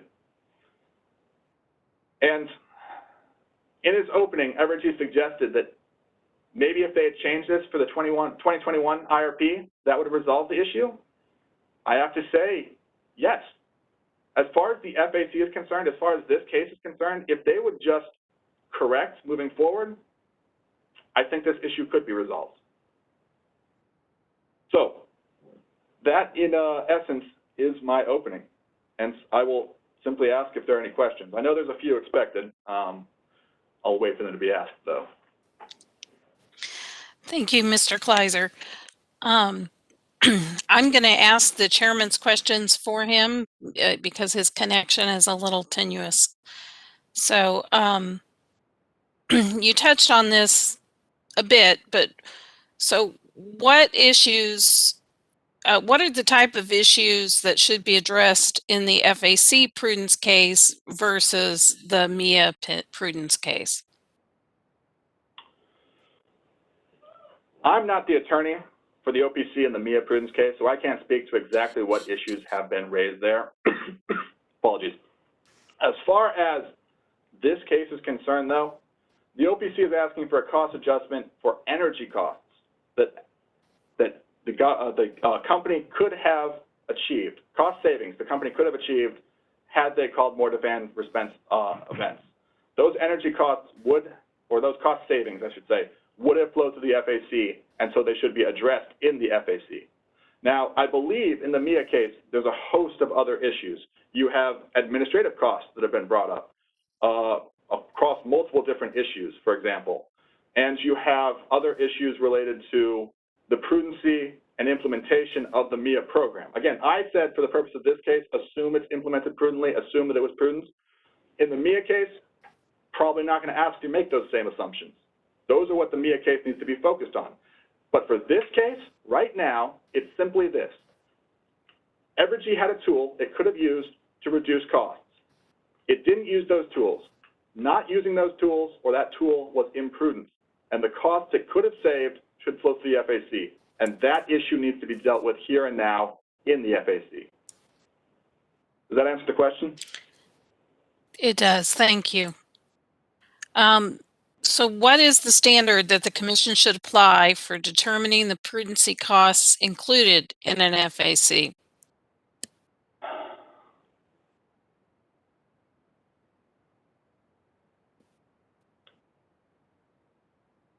I believe the idea that a reasonable standard has been approached, and I feel like as far as the prudency, I believe it is a reasonableness standard.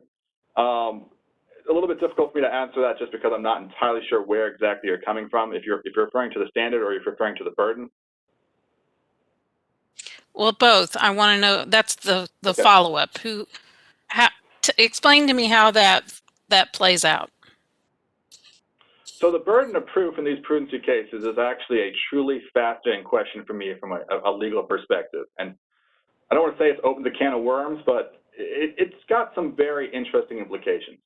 here's what I'm talking about.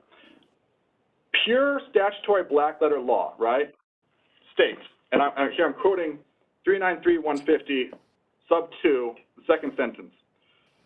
At any hearing involving a rate sought to be increased, the burden of proof to show that the increased rate or proposed increased rate is just and reasonable shall be upon the, and then it lists off all the various types of corporations that can be gas, sewer, electric, etc. So the black letter law clearly states that when someone's attempting to increase a rate, the burden of proof is on the person seeking to increase.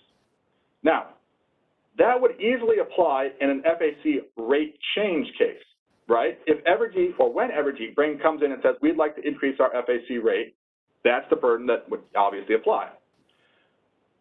Could the OPC raise an argument regarding imprudence in an FAC rate change case, though, under that burden?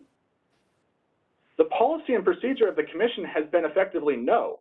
If the if the OPC was attempting to raise an issue regarding prudency in an FAC rate change case, the commission's general policy has been to say, no, we will address that in the prudency review.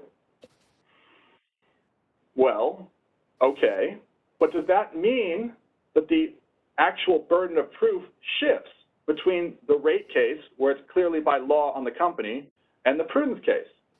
I would argue that you can't shift the burden between these two cases, because to do so would effectively be to circumvent the black letter law. My position is that a company always has the burden of proving that its rates are just and reasonable. That is the baseline at which we need to start. But it's not the only consideration. We have a second step. The second step is the presumption of prudence, which is an idea created by the commission and granted a certain degree of approval by the courts of the state. There has been some pushback. I feel like you're probably aware of that. We don't need to get into it, which states that a company's decisions are assumed prudent under certain circumstances. Again, affiliate transactions is an example of when that hasn't held true, but I don't want to get too far into the weeds here. Under the presumption of prudence, the company is again presumed prudent unless an opposing party can demonstrate a serious, apologies, a serious instance of imprudence, at which case the burden shifts back to the company to prove the prudence of that decision. So, as I see it, Evergy has the burden of proving its rates are just and reasonable. They might be able to rely on the presumption of prudence, but if the OPC is successful in establishing that some imprudence was likely, which is, I believe, easily accomplished by demonstrating that they called 5 events when they could have called 15, I don't have 15 fingers, then we've met our burden, and it becomes the company's job to demonstrate why they didn't call the 15 events that they claim their program was designed to allow. I hope that answers the question. It does. Thank you.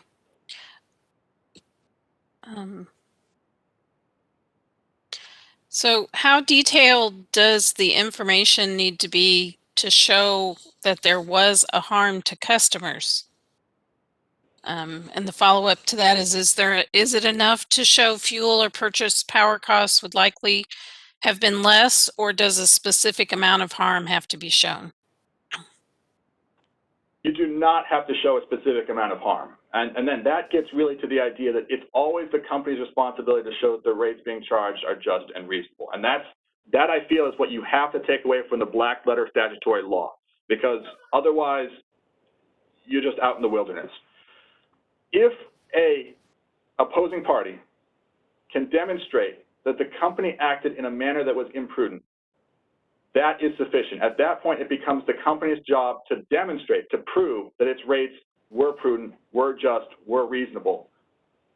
So to answer the question, it is simply enough to demonstrate imprudence has occurred rather than demonstrating an exact amount. And then the last, there was a second question there. No, I think you touched on it. It was 2 related questions. So, Okay.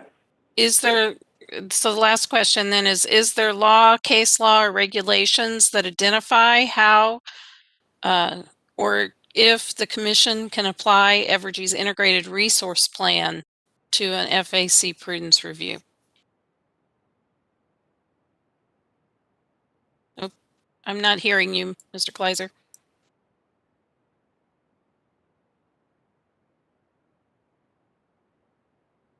We've lost your audio. Just give you just a minute there.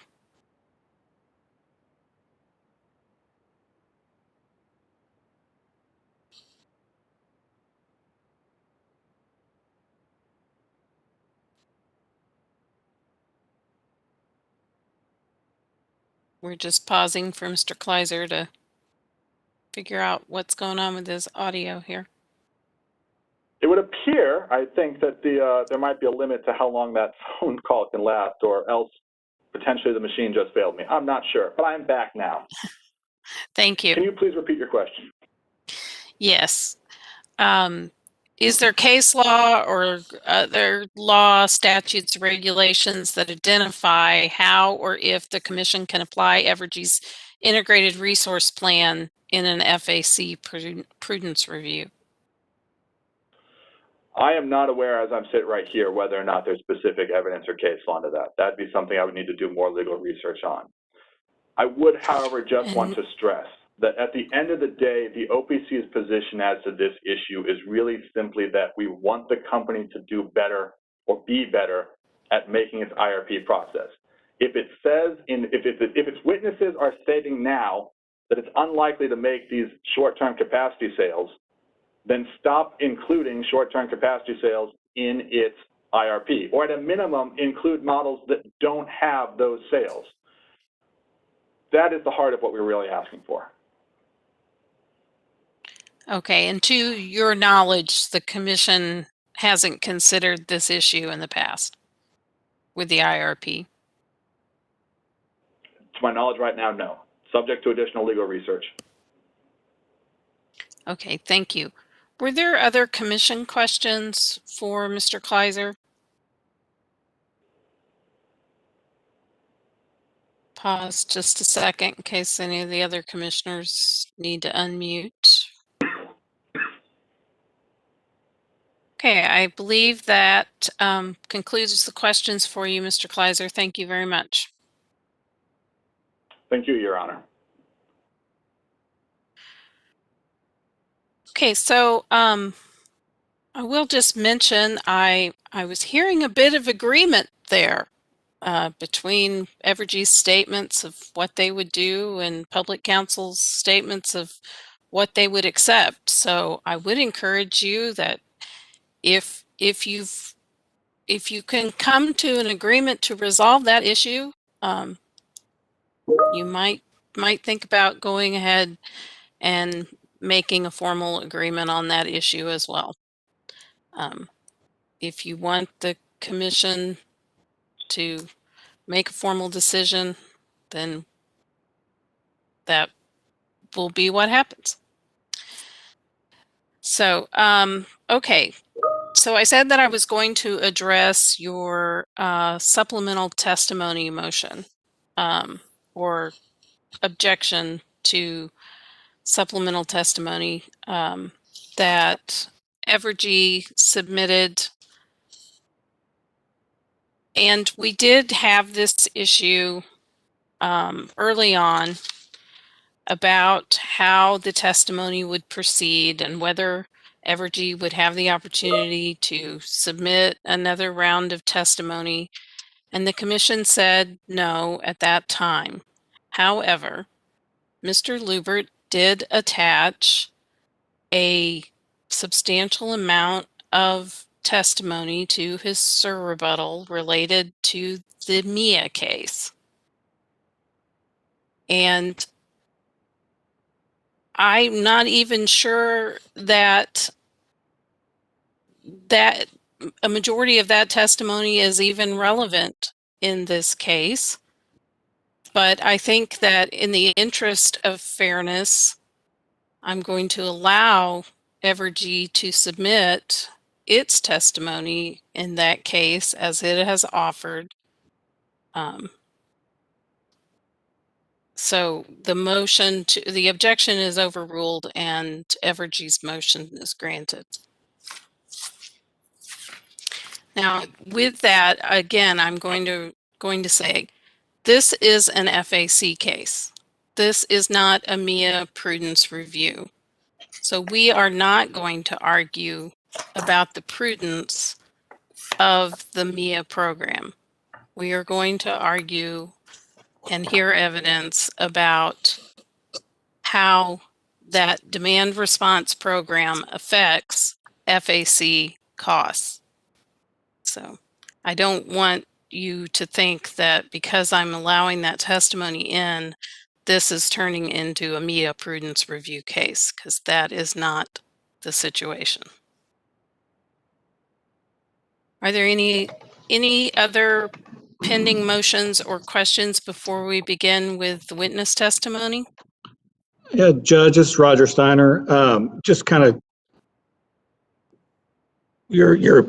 I believe there is agreement on the IRP issue. The company has stated that in its future IRP, it will make a run with capacity costs and without. If that satisfies OPC, and it sounds like it will, I don't really think we would need the witness Messamore to get on the stand, and we can go on the record and say that resolves the issue. Mr. Kleiser, do you need more time to discuss that off the record with your client? First of all, I would need to run this by my boss as a practical matter. It's just I don't have the authority to make any decision on my own on this. So I would need that to start with. Second of all, I do believe that a resolution could be reached, but I want to make clear that we are talking about a resolution of this issue for this case. There are potentially issues related to this, similar to this, or I'm sure some would argue identical to this, raised in the MIA, and we are not settling those issues in the MIA. As I believe, staff mentioned in its opening, there might be certain administrative costs that could be disallowed in the MIA case for similar reasons. But as far as this case goes, I do believe a settlement could be reached. I would prefer, if possible, that be reached in some kind of formal writing. And while I know this would be of inconvenience to many people who have shown up for this, I personally would be okay with suspending the hearing, at least temporarily, to address that, or taking some similar precautions to try and reach a resolution in writing that we can get before the commission as soon as possible. How fine, much Judge. time? We could take a short break after lunch, or we could postpone Ms. Messamore's testimony while we're trying to work this part out. Okay, and does that only affect her testimony? I believe so, yes.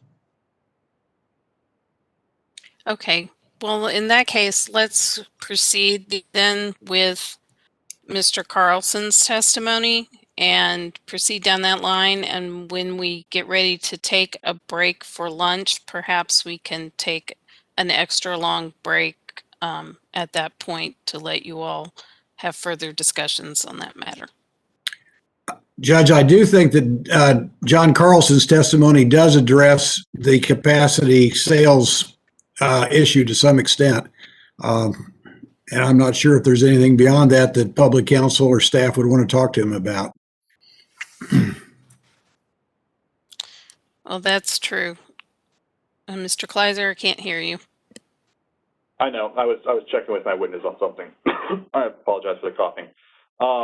I have no objection to introducing Mr. Carlson's testimony. I mean, if a resolution can't be reached for whatever reason, and I'm going to butcher her name, needs to speak, it'll already be on the record. Ms. Mantle's testimony is going to include both issues, obviously, so I'm perfectly fine with having the testimony submitted under the due course here, because I believe Mr. Carlson speaks as to both issues. Okay. Is it possible to begin Mr. Carlson's testimony and save the capacity issue questions for last, or is that not going to work with your cross-examination?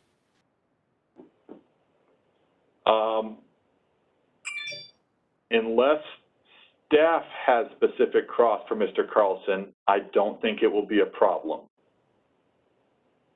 on this issue. And staff has no cross for Mr. Carlson. Okay. Well, in that case, I want to go ahead then and proceed and at least get Mr. Carlson set up and on the record, and maybe we will take an earlier lunch instead of going for a couple of hours and breaking. So let's go ahead and get Mr. Carlson sworn in and get his testimony entered and that kind of preliminary stuff. Is Mr. Carlson? Oh, there he is. I see him on the line. Is your audio working okay, Mr. Carlson? Can you speak for me? Say Yes. hello. Can you hear me? Yes, I can. Thank you. Yep. I called Mr. Carlson, but he was first on our witness list, so I assume that that's the first witness Evergy would like to call. Yes, Judge. The Evergy would like to call John Carlson to the stand. Mr. Carlson, would you please raise your right hand? Do you solemnly swear or affirm the testimony you're about to give at this hearing will be the truth? I do. Thank you. If you could go ahead then, Mr. Fisher. Yes, Mr. Carlson, would you state your name and your business address, who you're employed by, and in what capacity? My name is John Carlson. I'm employed by Evergy Inc. I work out of 1200 Main Street in Kansas City, Missouri. And my title is Senior Manager of Missouri Operations. Mr. Carlson, did you cause to be filed in this proceeding 3 pieces of testimony which have been marked exhibit number 1, your direct testimony, exhibit number 2, your confidential rebuttal testimony, and exhibit 3, your public version of your rebuttal testimony? Yes, I did. Did you have any changes or corrections that you need to make to any of those testimonies? No, I do not. And if I were to ask you the questions that are contained in those written documents, would your answers be the same today? Yes, they would. And are they true and accurate to the best of your knowledge and belief? Yes, they are. Judge, with that, I would move for the admission of exhibits 1, 2, and 3 and tender the witness for cross-examination. Would there be any objection to exhibits 1, 2, C, and 3?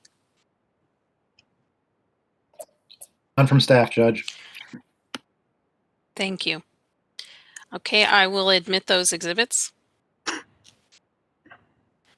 All right, on our order of cross-examination, we have cross-examination by staff. The staff has no questions for Mr. Carlson, Judge. Thank you. Okay. Is there cross-examination by public counsel? No, thank you, Your Honor.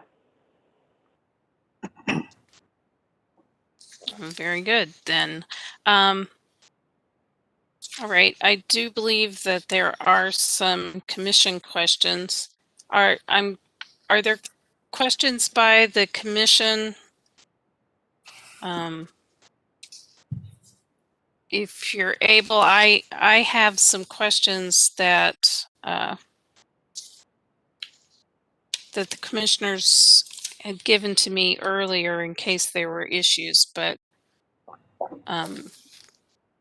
if any of the commissioners want to ask questions, go ahead and speak up. Otherwise, I'll go forward with some of the questions I have and try to parse out what might be have to do with the capacity contracts.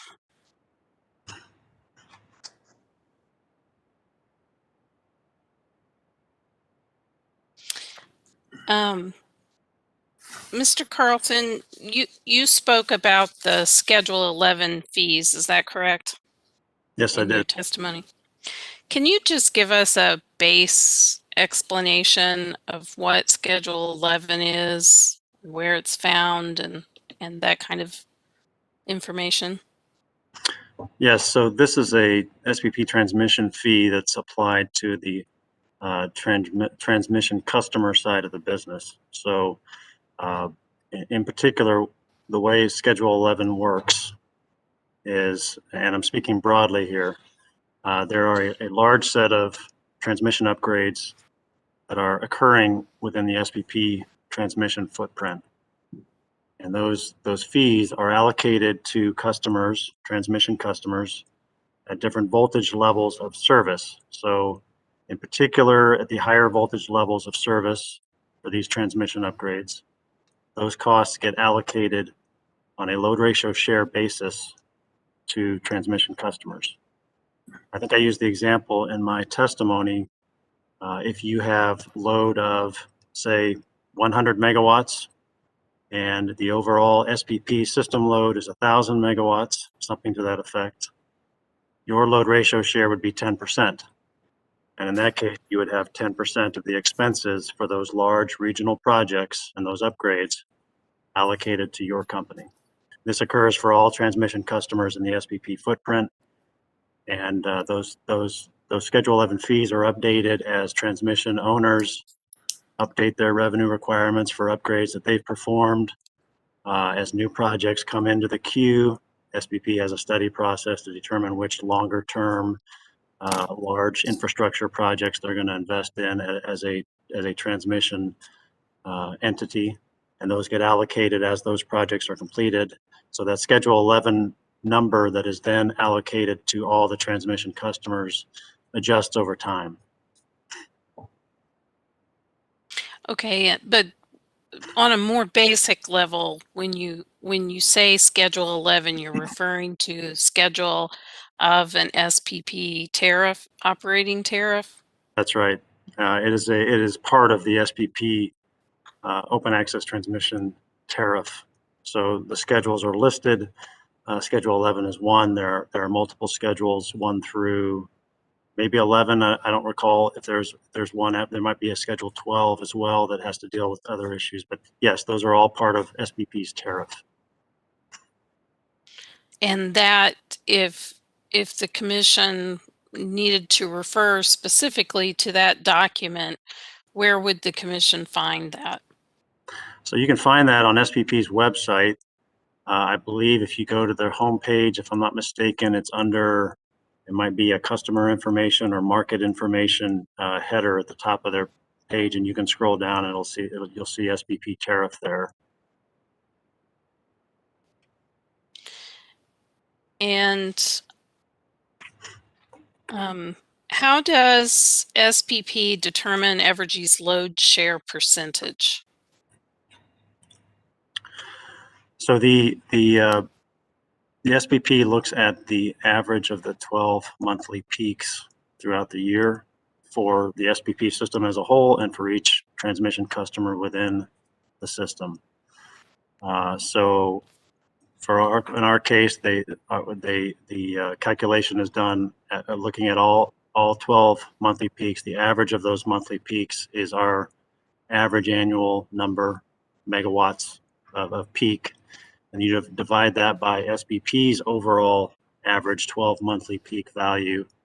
And that is our particular load ratio share. And does that, go ahead. My apologies. That's done at each company's level. So we have a load ratio share for Evergy Metro. We have a load ratio share for Evergy Missouri West. And does that load ratio share stay the same for the entire year, the entire summer, or does it change by month?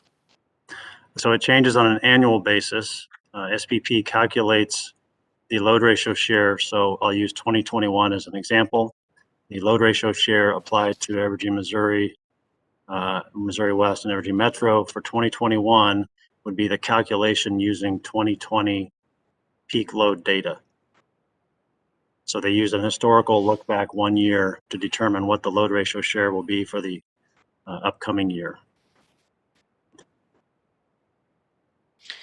And do you know what Evergy West and Evergy Metro's load ratio share were in 2018 and 2019 during this period?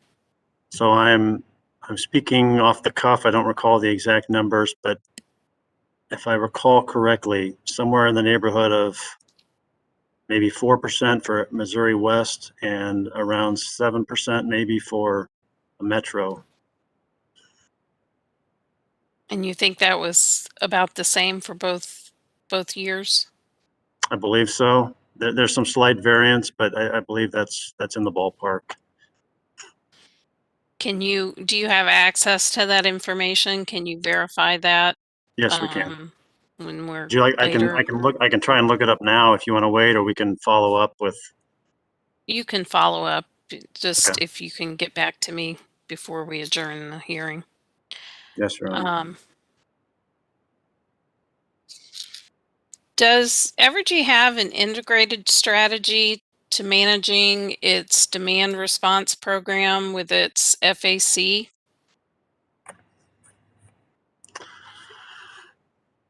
I guess I probably can't speak to that. I haven't been a part of any meeting. Does Oh, I'm sorry. Are you?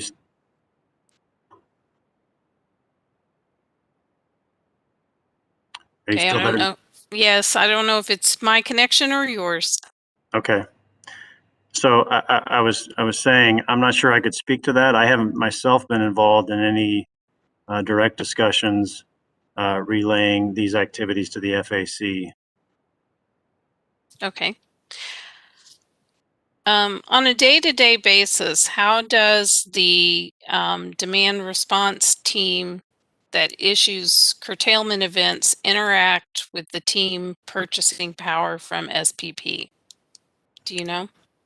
I do know that. So in the summer months, we get together. We have or at least our plan for last year was we had a standing weekly meeting that would usually occur on a Monday morning. And in that meeting, we would discuss what the weather looked like, if we had an indication of load profiles potentially, if we had an understanding of where we thought the power markets might be vis-a-vis these programs. So did we think there might be a system peak coming up this month, or an annual peak coming up?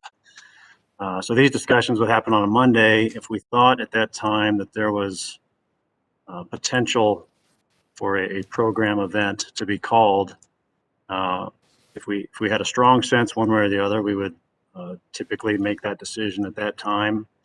But more likely, there would be a follow-up meeting closer to the potential event. So let's say, for example, on a Monday, we looked at weather and maybe potential peaks. We saw that Thursday might be an opportunity.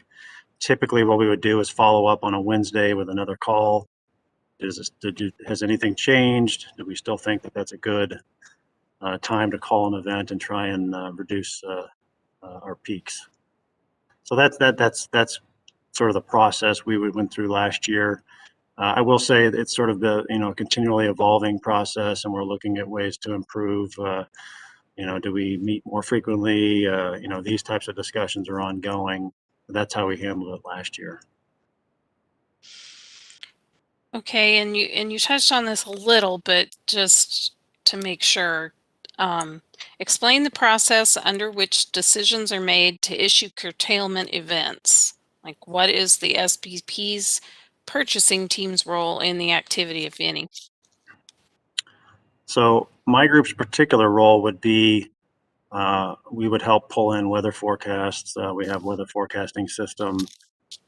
We would, to the extent possible, look out and make some potential determination of where we thought load might be, and look at that data relative to peak data, and then meet up with our demand response team, led by Brian File, and they would have other inputs. But my group's main input would be, what are the markets looking like? What does the weather data show us? And then we get together with the team and discuss from their perspective as well. Um, If the commission does agree with public counsel that Evergy should have used the DR programs to maximum amount of their design capability, does Evergy agree with the method and calculations used by OPC's witness to calculate the value of the imprudence? And if not, what's Evergy's proposed calculation if the commission finds that that was imprudent? So we don't agree with the calculation that OPC has put forward.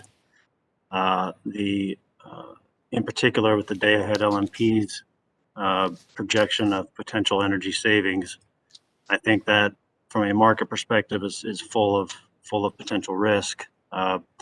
What the argument is that we would decide on a day-ahead basis that there are potential high energy prices the next day, and that we're effectively guessing that those are the prices. So I think I used this example in my testimony, my written testimony.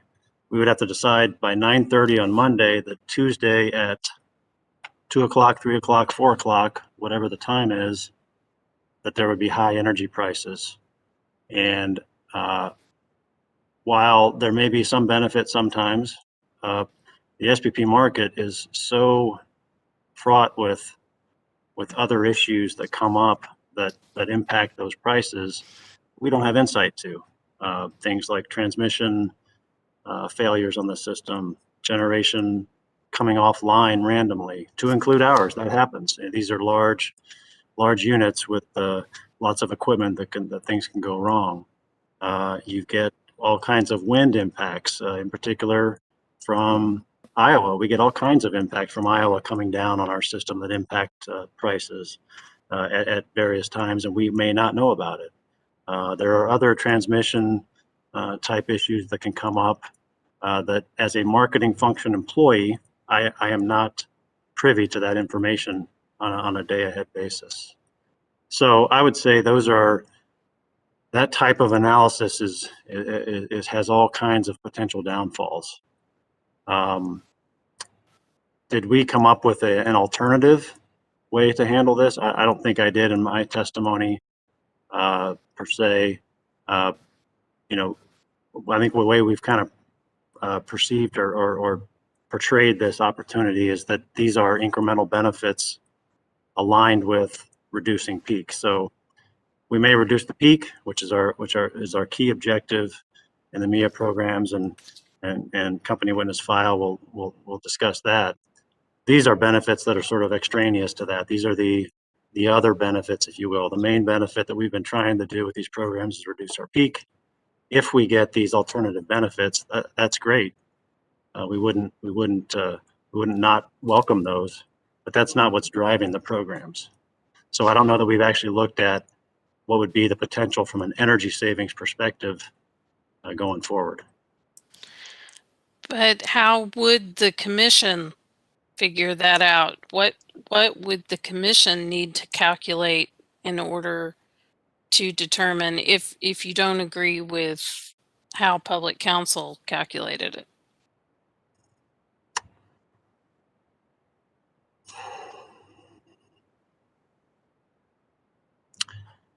I guess one way to do that would be to look at those times when we actually called a peak event, the events that we did call over the time period of the FAC, and look at the potential energy savings associated with the LMPs during the times of those events. That might be a way to determine some value. Outside of that, I guess you could look at maybe the average LMP. So LMP, let me take a step back for those that may not know, that's locational marginal price. So each node in the SPP footprint has a locational marginal price associated with it. Perhaps you look at an average LMP over a certain period of time, a week, a month, and determine were there times when an event should have been called given high prices. But again, this is sort of cherry picking and looking back in arrears and picking those hours Picking 1 hour or 2 hours here or there looks good, I think, looking at the data after the fact. But when you're sitting and trying to determine on a day ahead basis which hours, those 1 or 2 hour picks are hard. That's hard to do given the complexity of the market. So maybe the commission looks at more of an average over a certain time period instead of 1 or 2 hours that are high over a time period, if you will. Okay, so if Evergy had made those additional curtailment calls, how would that have affected the Schedule 11 charges? So that would depend on if those calls were made at the exact hour of the peak for that month. So again, the way the Schedule 11 fee is calculated is based on your load ratio share, which is the average of your 12 monthly peaks. So we would have to know the exact hour and day, let's say in June, when the monthly peak occurred, and we would have had to call the event on that particular, at that particular time or over that particular time if it were a 4-hour event. Then it could reduce the system peak for that month. And then that would again reduce your average 12 monthly peaks because that particular month was reduced as well. So that's how you would capture or could capture, again, if you could figure out the exact hour and day of that peak, that's how you would capture that value. And do you have that information that you would need to know? I'm sorry, do you have the information needed to know what load shifts would have been required in order to impact the load share calculation? So I'm not sure I follow the question. I'll try and answer it. If I don't, please let me know. After the fact, of course, we would know what time periods or when that peak occurred. When you are making those decisions to call an event, we have an idea. So we have a fairly good idea. I say fairly good. Usually July, late July, early August is when our system peak occurs. I say typically. So that time period, we have an idea. Now, do we know the exact day or hour? No, but we have a stronger sense, if you will, of when a system peak would occur. Now, the monthly peaks are totally different. In particular, June and September, when you've got changing seasons from spring into summer in June and summer into fall in September, the monthly peaks could be anywhere in the month. So that trying to determine the exact hour and day in those months when a peak occurs is increasingly difficult relative to having an understanding of when the system peak typically occurs, which is that July, August timeframe. Does that answer your question? I think it does. Thank you. Okay. Okay.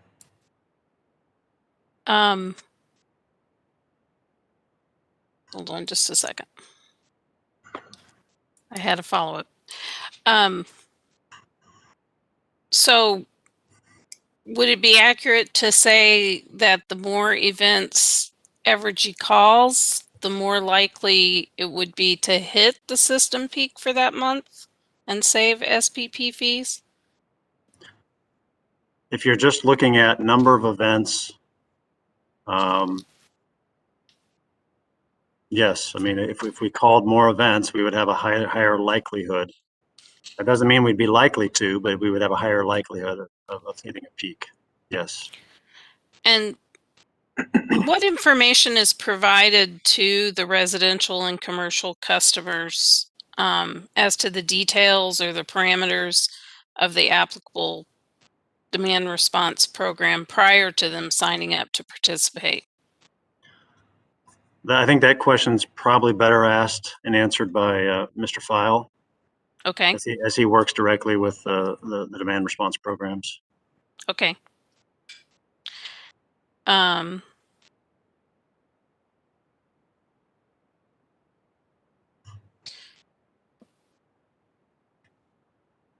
Just checking then to see if I had any other follow-ups.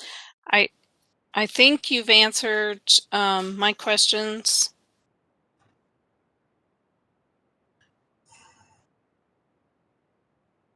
Are there any other commission questions for any of the commissioners who are able?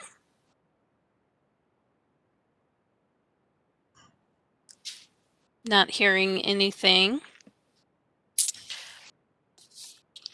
Are there follow-up questions based on the questions that I asked? Are there further cross-examination questions from staff? Yes, Judge. Mr. Carlson, is Evergy currently attempting to forecast monthly peaks? My group in particular, we're not looking to forecast monthly peaks. We forecast to the best we can our load, but I wouldn't say we're doing that for forecasting monthly peaks. My group has to submit in the daily market our load offer and our offer in our generation. We bid in our load on a daily basis. So we do forecast load, but we're not doing it necessarily with an eye towards monthly peak, if you will. Okay, so for now, it's just fair to say that that's a no. You aren't forecasting monthly peaks. Well, my group now, when we get together with the demand response group, we're looking at each month's or each week's load projection and comparing that relative to monthly peaks and or seasonal peak.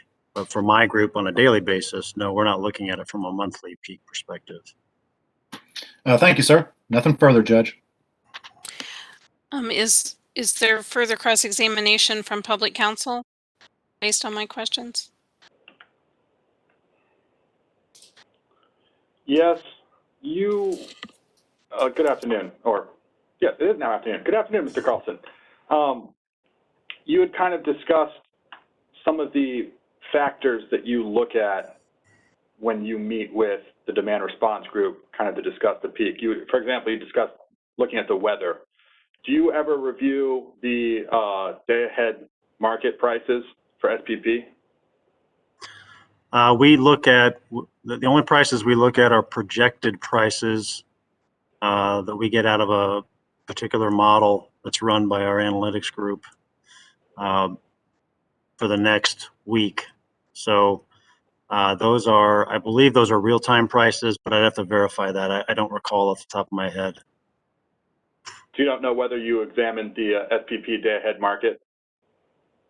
No, my group examines the SPP day-ahead market for sure, but relative to the demand response programs, I don't recall if the pricing data we look at is the real-time price for the day in question, or if it's the day-ahead price. I'd have to follow up on that. I just don't recall off the top of my head. So I'm not sure if this is the question for you or Mr. File, but does that day-ahead market price that you look at factor into the decisions for when a demand response or curtailment event is called? I believe it does, but I'll also let Mr. File speak to that as well.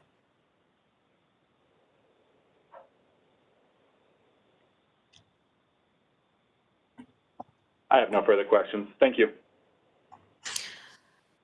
Okay, and I apologize, but as I was reviewing my questions, I found one more that I forgot to ask. Sure. And Mr. Carlson, that has to do with page 22 of your rebuttal testimony. If you don't mind, I'm going to get on my computer here and pull that up as well.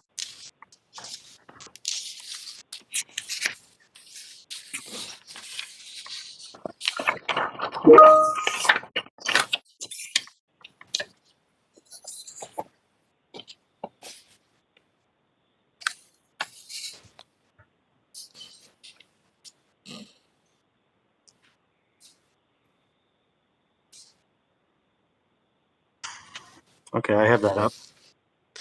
Okay. So you state there that, or you indicate that Ms. Mantle for OPC, that her SPP Schedule 11 adjustments need to be based on the correct years. Can you just explain that? Yes, so I believe in the analysis that Ms. Mantle used, if I'm not mistaken, it was some analysis that was pulled from the MIA proceeding and staff witness Lubert in that proceeding. And in that proceeding, Mr. Lubert used an incorrect year. So instead of using data that would have applied to this proceeding, 1819, the data he used was from 2017 and 2018. No, I'm sorry. Let me rephrase that. I believe it was he used data from that would have been applied to 2019 and 20. And when you adjust it for the correct years, then that's this correction that I've made here.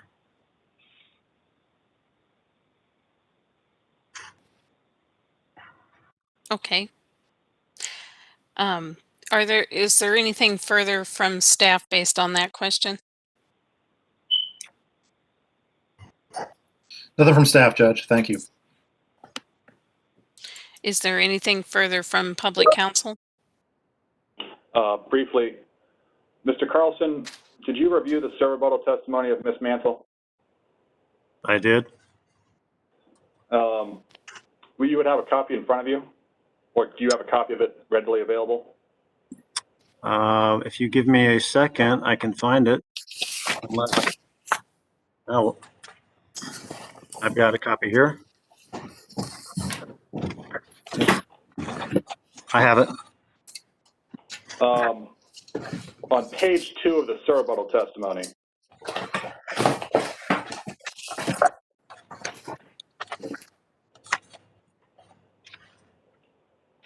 I direct you to lines 13 and 14. I don't need you to read them out loud. Can you just verify for me that in her rebuttal testimony, Ms. Mantle actually included your updates, your corrections regarding the SPP Schedule 11 fees as part of her recommendation?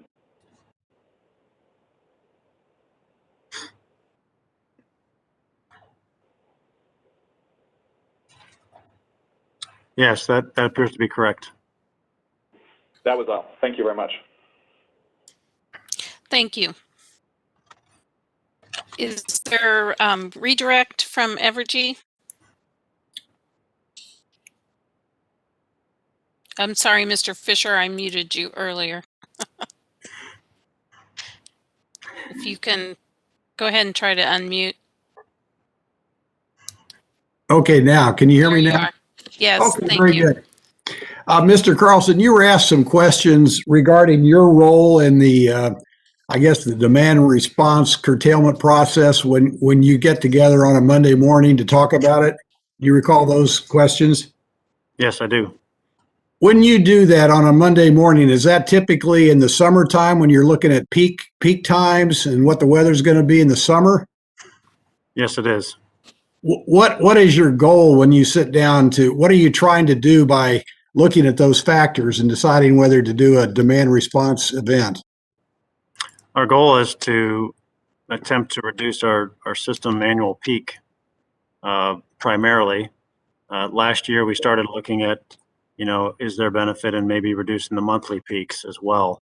But it's all been the system peak during those summer seasons, which is when our system peak occurs. Do you typically do that in non-summer seasons? When you say do that, do you mean get together and discuss Yes. these programs? No, we do not. Why wouldn't you do that in the non-summer periods? Well, so right now, both Evergy Metro and Evergy Missouri West are summer peaking utilities, meaning we set our system peak in the summertime. So for the purposes of this program, and also because the program has limits in terms of when you can call events in those 4 months, those 4 summer months, that's when we call events, or that's when we get together to review. If you were to use the demand response programs to try to maximize reductions in SPP fees, would you need to meet in off or non-summer months? If you wanted to have a broad potential impact on SPP fees, in particular Schedule 11 fees. Again, that load ratio share calculation associated with those fees is a 12-month average peak number. So if you wanted the largest benefit, you'd have to meet outside of those four summer months for sure. For purposes of this, though, you could still, if you were able to hit that peak, if we were able to pick that time, that hour, that day, that peak occurred in the summer months, you could still have some benefit relative to the Schedule 11 fees. You mentioned, I think, in answer to Judge DePel, you discussed how difficult it is to project or to hit the monthly peaks, especially in off summer or during off peak periods. Is that right? Right. So in particular, the June, even some in July and September, it's not easy to pick a peak anyway. We try to do that with these programs, and it's not easy to hit the actual annual peak, but the monthly peaks, in particular in those, if you will, the shoulder summer month seasons, that June and September are even more difficult. Yes. And would you elaborate on why that's difficult to hit those peaks, and especially in the off-peak periods? Well, at the risk of stating the obvious, you don't have that heat that's built up in the system like you do in the late July and August. So typically, weather and temperatures are a large factor that driving up loads. So as the seasons change, you might have some days when in June you'll have we've had 90 plus degree days in early June, and we've had, my guess, I don't have this data at the top of my head, but my guess is you've had 50 degree days as highs in June. So, and they can waffle, back and forth. So trying to pick the exact hour and day when that peak is going to occur is hard to do.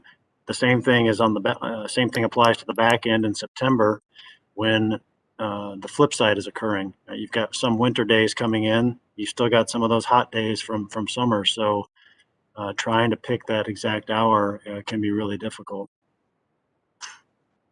Of course, you can do that on a hindsight basis, I believe you indicated to the judge, right? Yes, that's much easier on a hindsight basis, yes. But that's not the standard. As you understand, it's reasonableness at the time the decision is made, right? That's correct.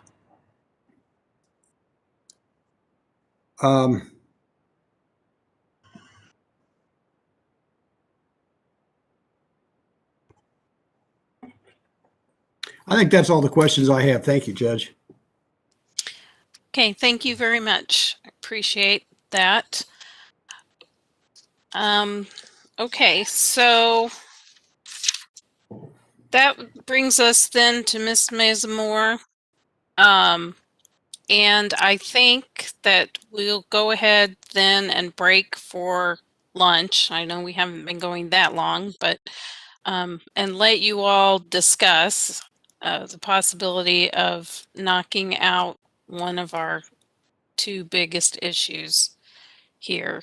How much time do you think you might need?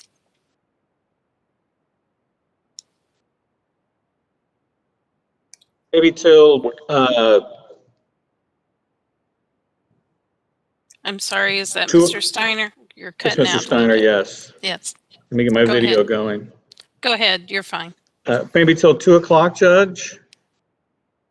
Does that sound reasonable, Mr. Kleiser? Yes. Okay. Well, in that case, let's go ahead and take a lunch break until 2 o'clock. And we can return here again. This video will stay open. You can leave and come back, or you can just mute yourselves. But I would suggest you have your conversations offline in case it should be broadcast. All right, let's go ahead then and go off the record. Thank you. Thank you, Judge.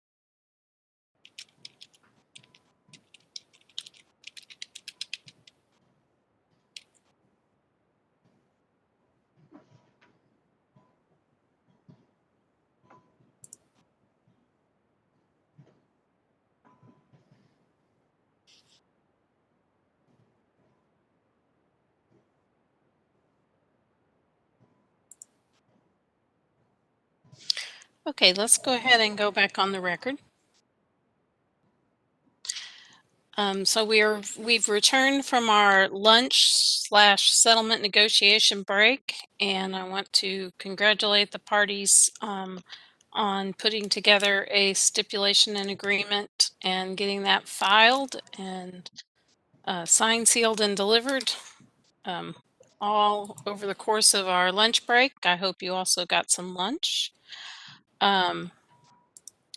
So the agreement, like the one before it, does title itself as unanimous, but of course we do have all of those inactive parties in this case, so it's actually only non-unanimous unless nobody objects. So but I appreciate that, and I think it's safe to go forward with assuming that there will be no objection to that.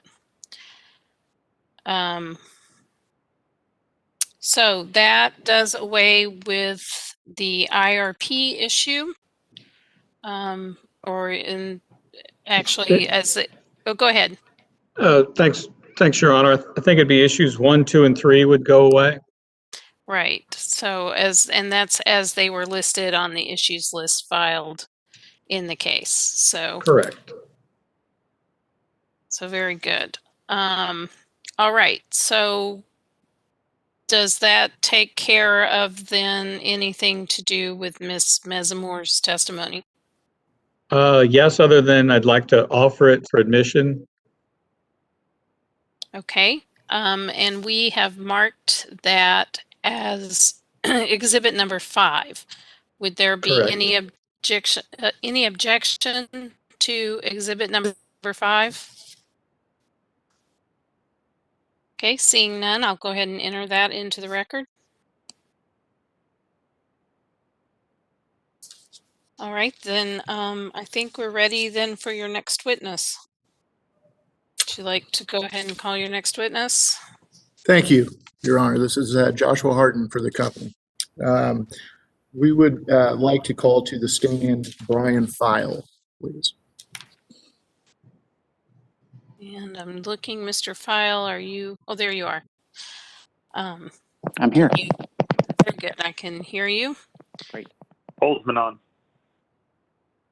Oh, welcome, Commissioner Holzman. We are just getting ready to swear in Mr. File. If you could please raise your right hand. Do you solemnly swear or affirm that the testimony you're about to give at this hearing will be the truth? I do. Okay, go ahead with your preliminary matters then. Great. Thank you, Your Honor. Will you state your name for the record, please? Brian A. File. And Mr. File, for whom do you work? I work for Evergy Incorporated. And what is your job title or position? My title is Director of Demand Side Management at Evergy. Okay. And are you the same Brian File that caused to be filed is marked as exhibit number 4, your rebuttal testimony in this case? I am. Okay, hang on just a minute, Mr. Harden. Yes. Are you and Mr. File in the same room? Yes, we are. Okay, we're getting a little bit of feedback, so either you're going to have to juggle the mute buttons or... Can I see if my headphones Yeah, make a difference? go ahead. Okay. Yeah, Brian, I think our headphones, if you take those out, that helped last time. So me take my headphones out? Yeah, try that. Okay. Oh. There. We flip. And can I be heard? We can hear you fine, Mr. Harden. What about you, Mr. File? I'm here. Can you hear me? And you sound better too. Go ahead then. Sorry about that. All right. No, thank you. Are you the same Mr. File who caused to be filed, in this case, rebuttal testimony marked as Exhibit 4? I am at Brian File. And the same person who also caused to be filed, what's marked as Exhibit 8, your rebuttal testimony from case number EO 2020-0227 and 0228. Yes. as well as your Sir rebuttal testimony in the same case, EO 2020-0227 and 0228. Yes. And do you have any corrections or additions to any of those pieces of testimony today? No. All right.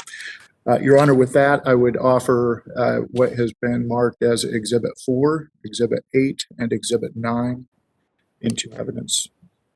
Yes, and just to clarify, that's Exhibit 4 is the rebuttal testimony.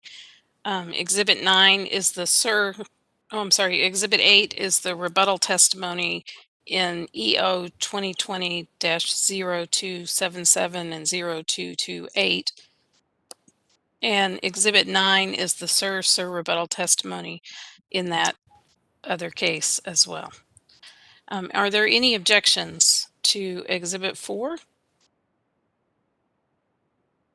Seeing none, I will admit that. Is there any objection to Exhibits 8 or 9?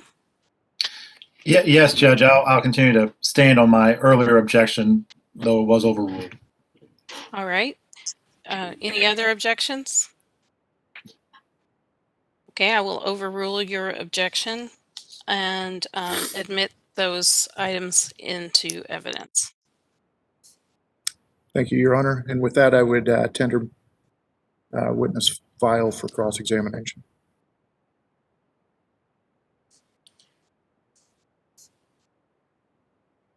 Okay. Is there cross-examination by staff? Yes, Judge. And before I begin my cross, I just wanted a quick point of clarification from your earlier direction when Mr. Files' MIA prudence review testimony was allowed in. Was part of your direction to have us not cross Mr. File based on that testimony, just simply to use it as give yourself a clearer picture of what's going on between the two cases?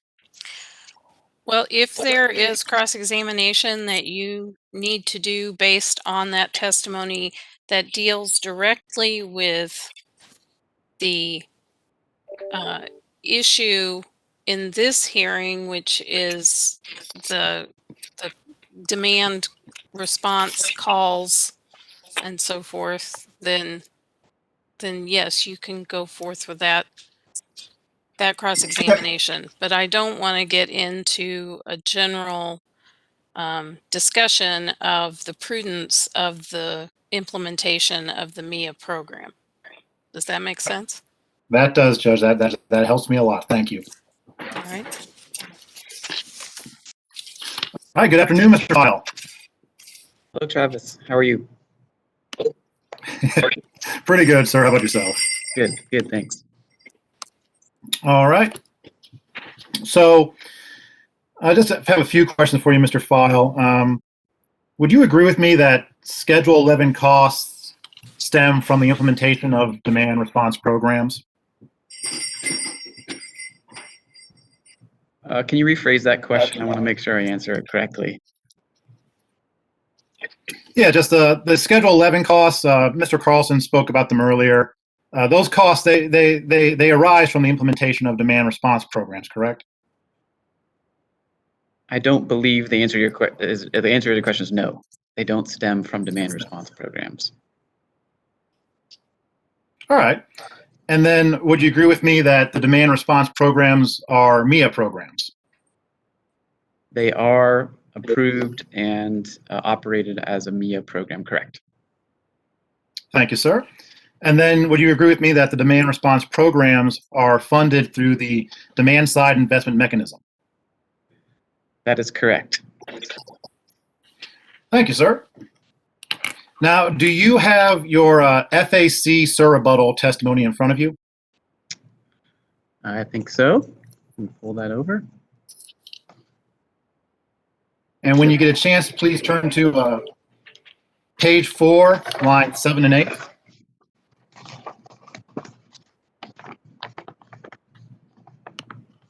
And just let me know when you're there. I am.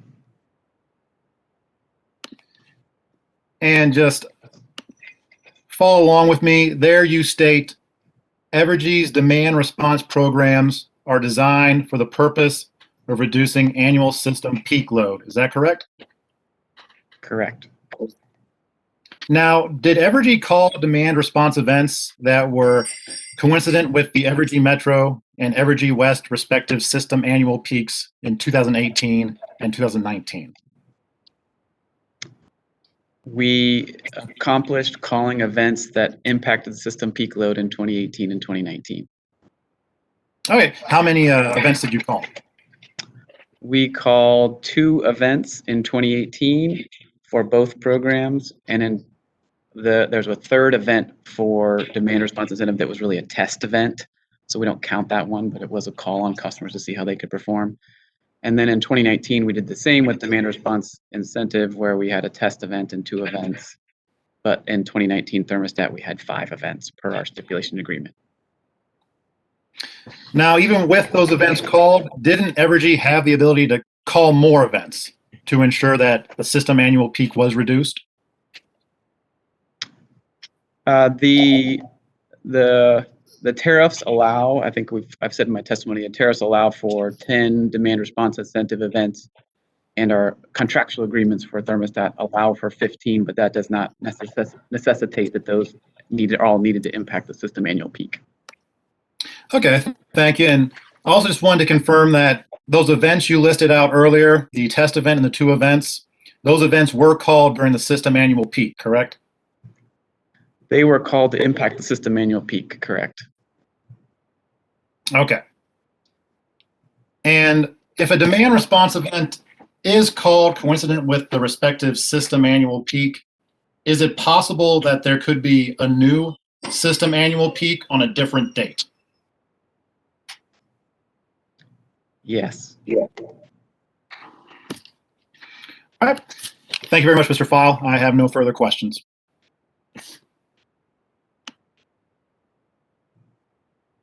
Thank you.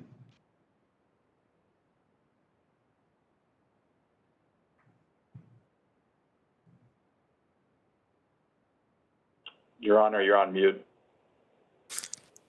Thank you, Mr. Kleiser. Are there questions from public counsel? Yes, briefly. First of all, good afternoon again, Mr. File. Good afternoon, Mr. Kleiser.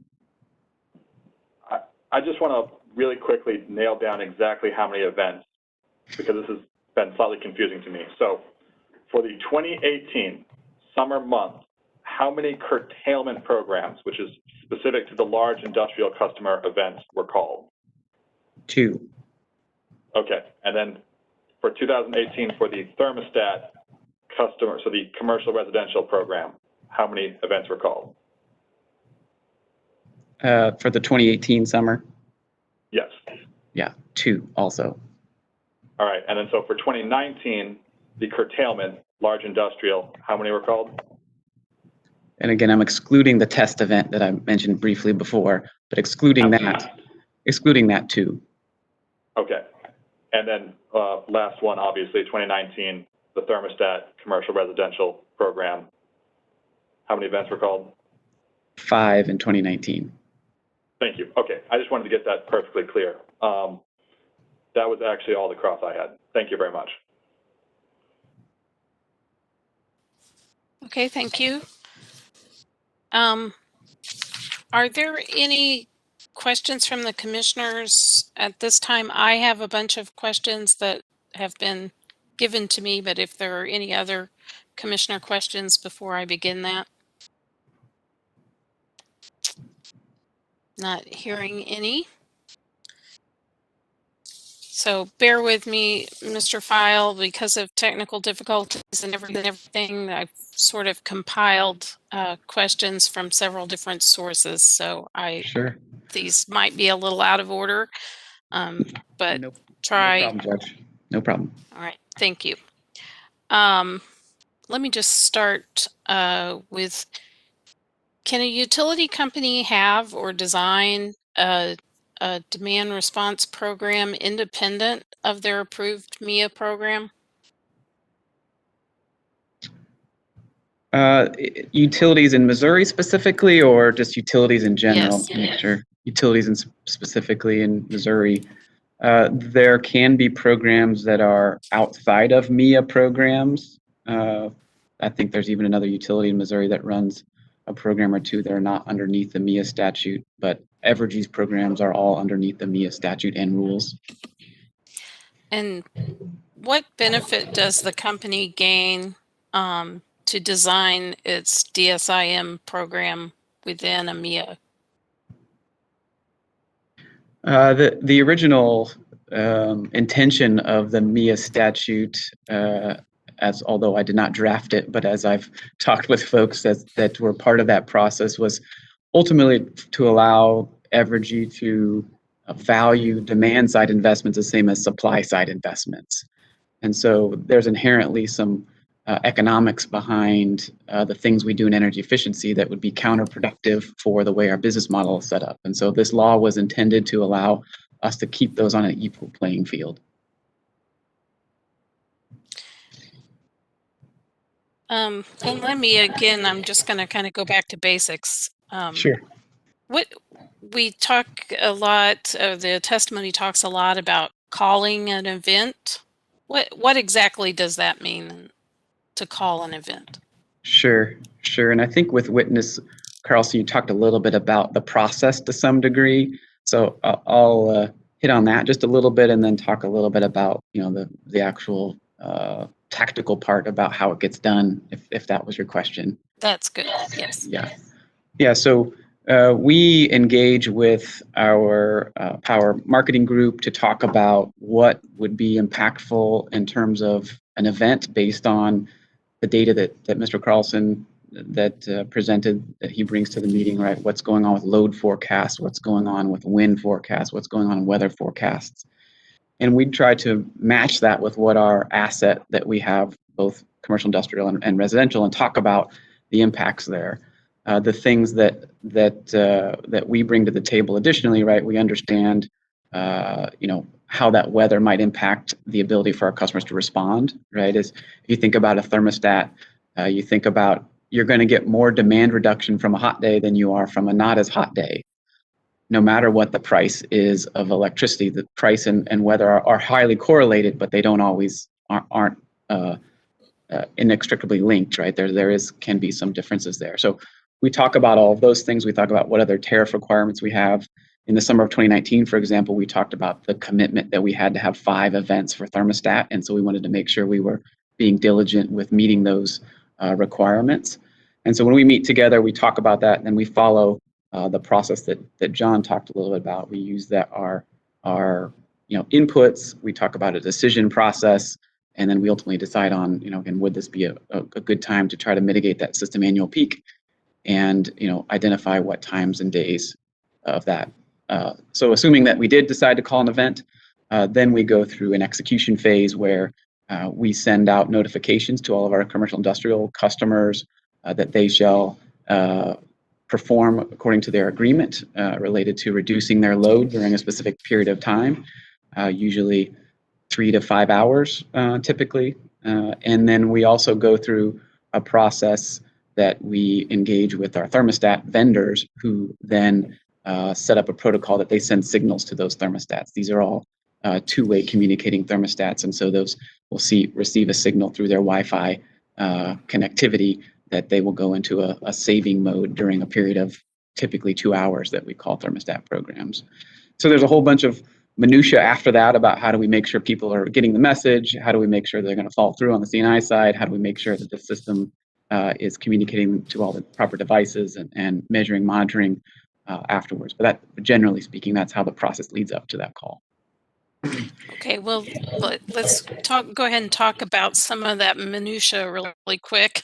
So what information is provided to the residential and the commercial customers as to the details or parameters of the program prior to them signing up?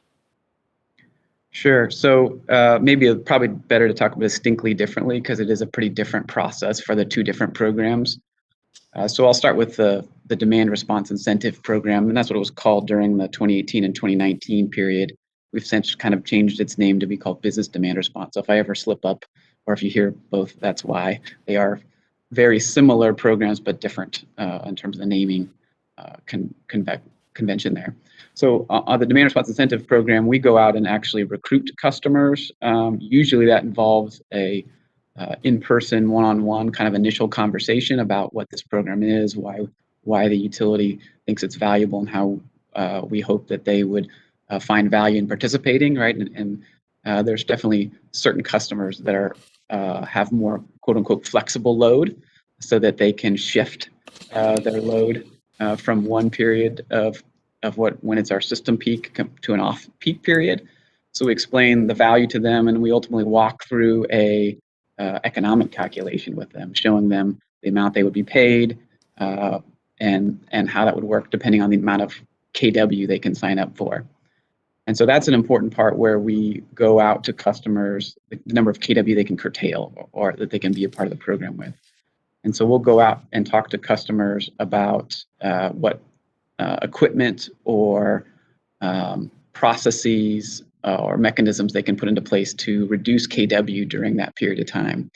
And a lot of times that'll take some engineering calculations where we'll estimate what that KW that they can reduce will be, and we'll come up with a number that we'll put into a contractual agreement ultimately with that customer that says, here's the parameters of the program, here's what you're signing up for in terms of your KW reduction, here's how we will notify you, make sure we have all your contact information correct, here's the time period of the season, June through September, and engage with those customers. So by the time they sign that agreement, they have the agreement and they have a plan in place, with people and personnel to deliver that C&I reduction during those periods of time. So it's very important to us when we call on someone that they have a plan and they know, and we're going to talk to the right person, they know how to perform in those events. Let me interrupt you just a second and further expand on that. So with those customers, they know the potential number of call events that you're going to do. Do they know the maximum length of that call event? And do they have the ability to opt out of a call event? Yes, yes, and yes. Okay. So that was the triple yes question. Inside of their contract will be some of those terms, as well as we refer to the tariff, which has those parameters involved in there. So ultimately, we want to make sure they're going to perform. And in this case, in demand response incentive in 2019, there's a penalty if they decide to opt out. So they will, we can't go over there and literally make them. This isn't a program where we go over there and mandatory shut their stuff off, right? They are participating based on economic incentives. And so they, if they decide not to do what they've signed up for, then we assess a penalty at the end of the season. Okay, and then how is that different for the other program? Sure. The residential thermostat and business thermostat program is a program that's more of a mass marketing program, right? So not as much one-on-one touch as in the C&I program. Just order of magnitude, we have a few hundred C&I participants, whereas in what's that acronym? Commercial industrial participants for the demand response incentive program. Those go together. We have a few hundred of those, whereas for the residential thermostat program, during this period of time, we probably signed up 20,000 or so of those thermostats. So it's not that one-to-one. It's more of a mass marketing approach. So we'll use traditional channels to engage those customers, whether that, marketing via our website, via mailers, via emails, to engage them to participate. And we, effectively create a funnel, as with any of our programs, to try to bring people into ultimately participating, from awareness to, targeted marketing to engagement to ultimately to sign up. And those customers then go through an online process, typically the majority, because that's a more cost-effective way, or they can call if they see something they prefer to sign up that way, where we will identify, we have to ask a few qualifying questions, whether or not they have Wi-Fi, for example, because that's the connectivity of us being able to call. And then, the type of HVAC system that they have can impact the device that we would supply to them. So we ask a few qualifying questions. We make them aware of what the program is, right? That we'll be calling on you during peak summer times in order to help reduce peak load. In 2018, 2019, we used the phraseology of rush hour rewards. That seemed to resonate with people, right? They know what rush hour traffic is here, so we're trying not to have them use as much HVAC during that rush hour time period.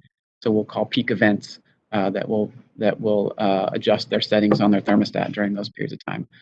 So they agree to all those, kind of terms and conditions as we explain that to them.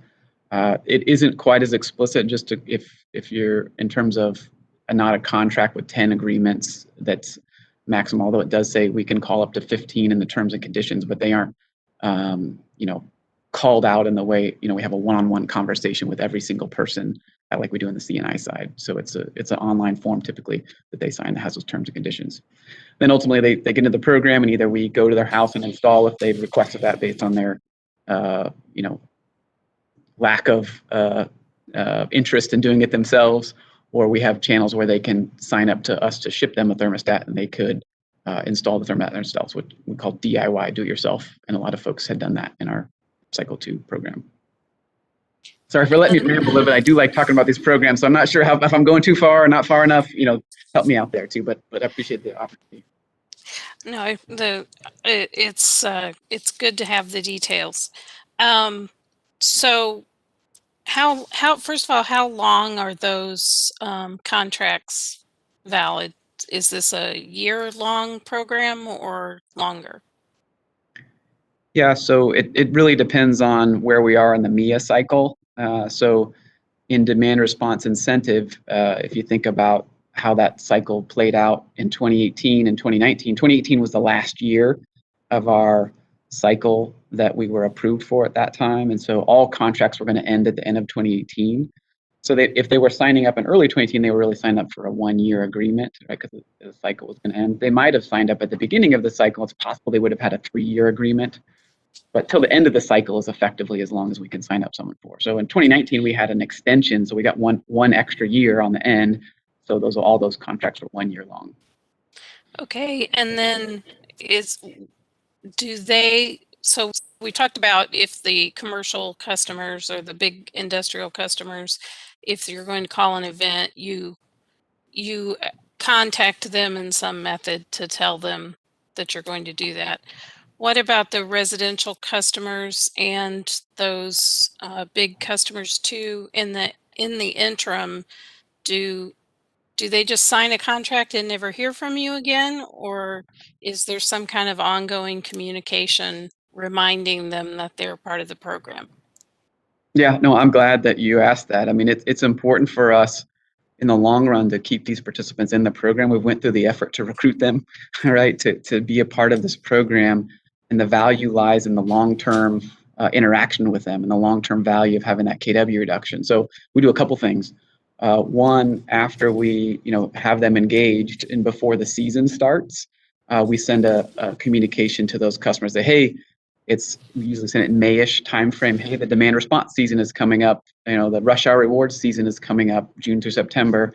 Be reminded, this is the program that's provided you this thermostat and your ability to help Evergy, mitigate our peaks, and you could expect to receive some events during the summer to mitigate our system annual peak.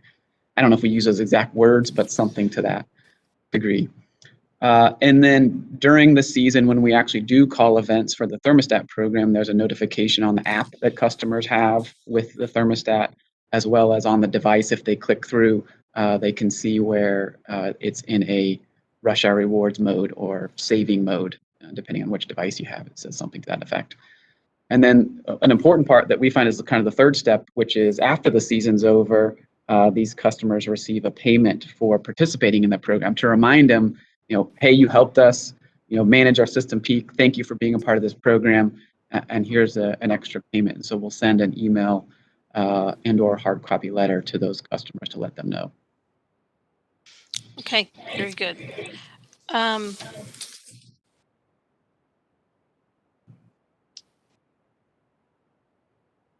Let's see, on page 4 of your rebuttal testimony,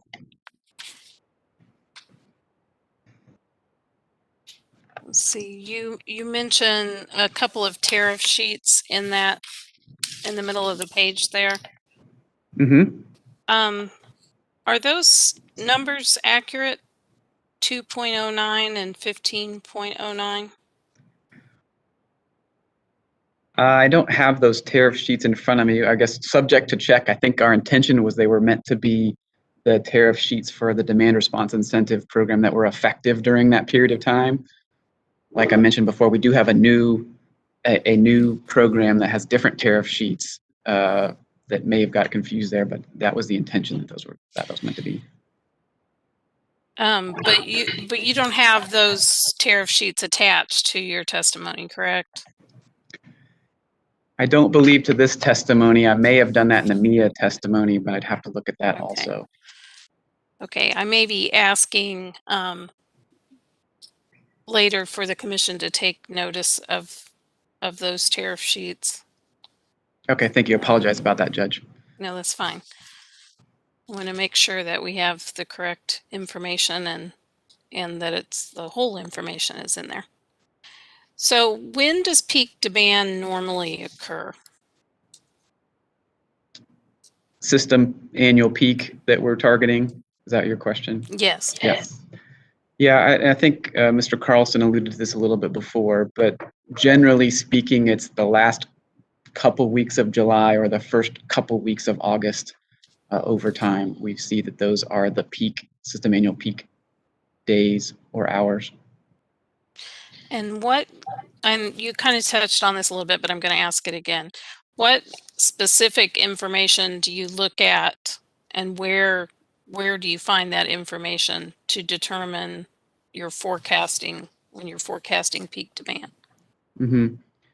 So there's a couple things, and I'll try to make it maybe a little clarification on what we said before, right? So when the calendar year starts, we have an idea of what we think the system annual peak is going to be, just based on 30 years of history. We look back, that actually shows up in the integrated resource plan. I know we're not talking about that in this particular case anymore, but that is a part of how we look at what our peaks are expected to be every year. And so we can use that as a data point even before the season starts to say, okay, here's a number that we think for each jurisdictions may be the system annual peak. And then as we come into the season, we have a couple more data points that we try to watch. Specifically, one, the data that John Carlson's group provides to us that says, what does our system peak look like for this week, right? So they get a weekly outlook on what they think our peaks will be for this week. And it has all the factors that John sort of discussed. And then as of recently, what we've been able to obtain as we continue to kind of get better with this process is that then we try to find the best, most recent piece of information about what peaks have we hit recently within the season, right? So if it's August 15th, what was our July peak, or what was our peaks from before? And those are still estimates at that point in time, because there's a lot of settlement that has to go out that it's over my head on how they do all that on the transmission system, but those are estimates at that time, but it's another data point for us to look at. Okay, and do you think that the factors that Mr. Carlson talked about and this information that you've talked about, is that what you think should be considered in deciding when to call an event? Yeah, I mean, we've probably have not been super what's the right word? Clear on the whole process, but I think at the end of the day, it kind of boils down to a couple, three things, right? And one we haven't mentioned at all, except for it's a little bit in my testimony, is there is an operational need for demand response, right? So if there is some sort of issue on the system, and we don't get into this case ever that I'm aware of, but that we need to have demand response, otherwise we're going to have systems with reliability on our overall system, right? So that is a number one thing we're going to always be looking at. And SPP has alert levels that they set out that we watch for. And if they get to a certain alert level, this would be an asset that we would call. So that's a clear call to action if we get to that point and get that request. The second one, again, is are we going to mitigate that system annual peak as derived and what the purpose of the program. So we really try to drive to see when all this data can come together to figure out when is the best date that we think that will be. And again, we have a pretty narrow window of when we think it can be, and we've attempted to continue to get better and better, but it is still the unknown of what's tomorrow going to bring, right? In terms of load, weather, wind production, all of those things. So it is not as simple as an exact science, but it takes the discussion and discernment skill of the folks that we have to try to do that the best we can. And I'm not trying to simplify it too much, but how does reducing customer load impact Evergy when it has excess capacity? How does system say that? Can you apologize? Can you say the question one more time? How does reducing customer load impact Evergy when it has excess capacity? And this may be a moot point now that you've settled your settlement. Now that I'm looking at it, but well, maybe I'd just ask it more generally. How does reducing customer load impact Evergy on the whole? What benefits does Evergy get from reducing customer load? Yeah, so maybe back to the whole construct of what MIA is for us and how we've developed it and how we decide on to deploy programs. This program set is put into our integrated resource plan as a resource option, as an asset, right? And it gets compared in that integrated resource plan process to determine if this provides the lowest net present value of revenue requirements. And so when we effectuate and implement our programs effectively according to what the plan is, we are modifying future resource needs and assets that will help us keep customers' rates low. And so at the end of the day, that's kind of the higher purpose of what we do. And that shows up in demand response, that shows up in energy efficiency and the programs that are approved in the MIA process. Okay. So you talked about how the number of events that you actually called with public counsel. Are those events listed in your testimony specifically, like by date and hour? I believe for sure that the thermostat events are called out in the MIA testimony that was admitted today, I believe. The other events from 2018 may have been alluded to as numbers, but I don't recall for sure if we put times and dates on those in any part of the actual testimony. Of course, we can follow up with that if needed, but I don't know that I could call to address specifically. Okay. I would actually like you to follow up on that if you can look and make sure, point us to where in that MIA testimony, and then provide the other dates and times.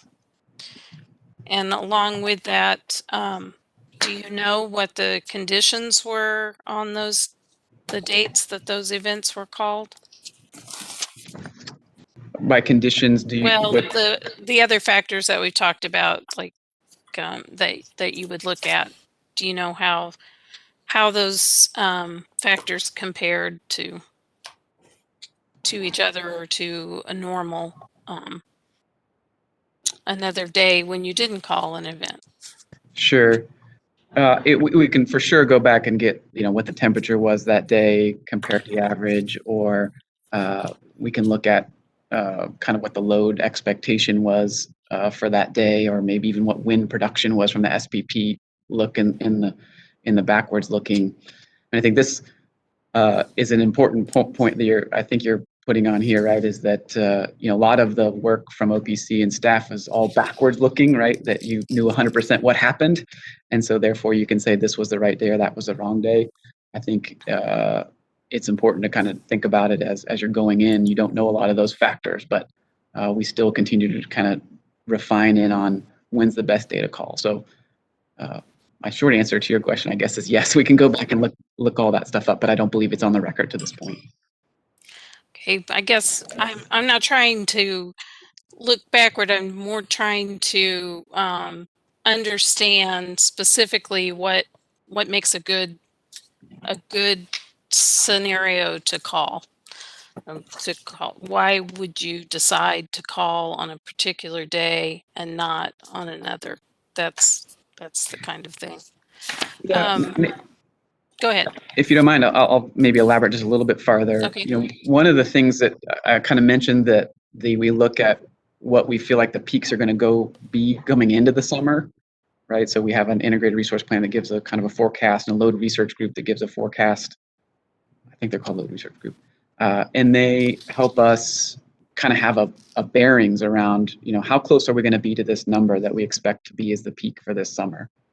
And so we've typically used that if we feel like the forecasted peak, you know, this week out is within 5% of that range, that gives us a pretty good indicator of what might be a good event to call. You know, there's obviously lots of potential other factors that we've discussed, but that's another one that I thought I'd at least mention here. Okay, and on page 8 of your testimony, let's see if I can find it. I think you talked about what customers might do, and Mr. Fisher alluded. Well, actually, maybe it was the opposite. Mr. Kleiser may have, in his example of how many times customers would accept the calls, but I think in your testimony you talk about what customers would do if they were called several times. Do you have any? Has the company done any studies or anything about the behavior of their customers? Yes. I think you're talking in particular in terms of the number of events called.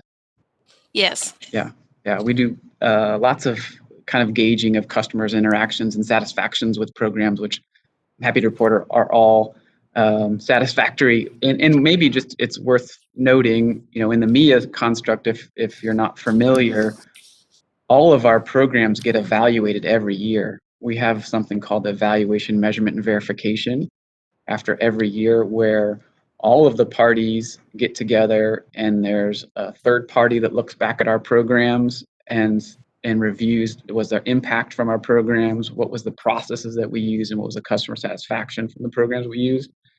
And so those third party reviews, that staff actually has an auditor that reviews the third party, and then we present those results to the commission as part of, you know, how are we doing in the MIA construct. All that to say, you know, when we're doing our programs, now I lost my train of thought there because I was talking about EM and V. Sorry, can you say the question again one more time? Well, let me back up and just ask it better. Okay. Because what I was getting at was on page 8 of your testimony, of your rebuttal, it says if a customer were to start having their air conditioning adjusted regularly during the hottest times of the day, like 20 times a summer or even every day as suggested by OPC, the entirety of the program would change. And then you go on to say the customers would likely require different compensation. The participant pool would decrease significantly, and you go on to give an example of, and so and you say my educated guess is that most people would do something different. And is that all this is an educated guess, or do you have some company materials to back up what you think how customers would behave? Sure. Thanks for helping hone me in there on that question. Yeah. So two things. One, in the testimony a little bit farther down about rows on page 10, 16 through 19, we talk a little bit about customers' participation in events, differences between 2016, 2017, and 2018. And a trend that we saw in terms of participation in events as a function of number of events. And so that's a data point that we have used here. Additionally, a data point that was not brought up here, but was a part of that stipulation that Mr. Fisher referred to in our opening about calling 5 events. A second line of that was that we were to report to our DSM advisory group about the number of opt-outs and the participation during those 5 events. And so we had submitted that to our DSM advisory group, I believe it was in November of 2019, which showed a somewhat similar trend that as we got a higher frequency of events, those opt-outs or participation amounts increased. Okay, thank you. Mm-hmm. Okay, so if the commission does agree, I asked Mr. Carlson the same question. If the commission does agree with public counsel that Evergy should have used the DR programs to the maximum amount of their design capability,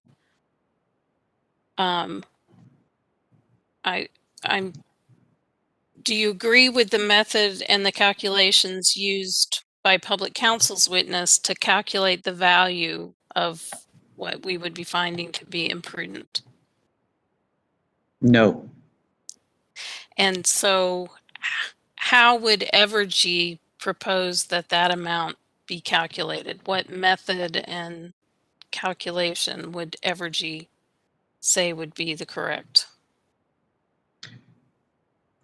So kind of answer that in a roundabout sort of question, but the ultimate answer, I believe, is there is no easy estimate way to do that number, right? And so what staff and OPC have both tried to do is come up with a logic answer, but they've missed a few things and made many assumptions, right? They tried to make it easy, but inside of that easy, they made assumptions and they've missed some variables. A couple examples. For example, in terms of the energy price calculation, there's no what's the right word, consideration of 2 things. One, if load was shifted outside of that period, right? So if people didn't use that energy during the period that they're talking about, in the way our programs are designed, typically that energy is used in a different period, right? And maybe that other period is differently priced, but it's still used in a different time, right? And so that's something that you would maybe want to consider in part of this calculation.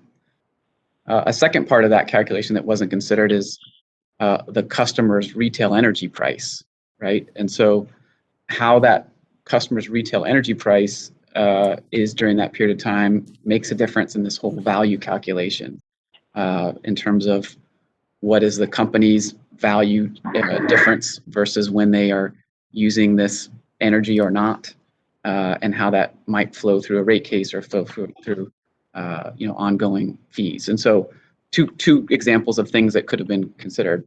A third is I don't believe that the staff or OPC asked us any questions about, did the events that we did call have any impact on all of these fee changes, right? And so there was no netting out of any things that we already did impact. It was just the assumption that we had 0 impact was their analysis, from what I could tell.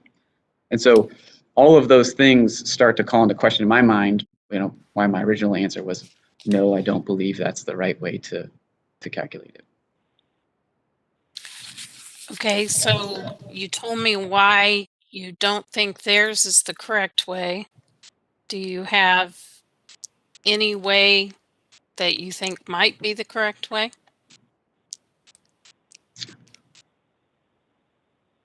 So let me kind of maybe answer your question, but in my seat where I sit, right, we are trying to reduce system annual peak, and there is an SPP benefit for us to do that, right, as well. It's a dual benefit. If we hit the system annual peak, then that, by the nature of the math, was the peak for 1 month, right, because that was the system annual peak. And so there is a number that we could calculate that we created value for that month that we called the event and hit the system annual peak. Beyond that, right, all of the other things are estimates backwards looking of, you should have called this day.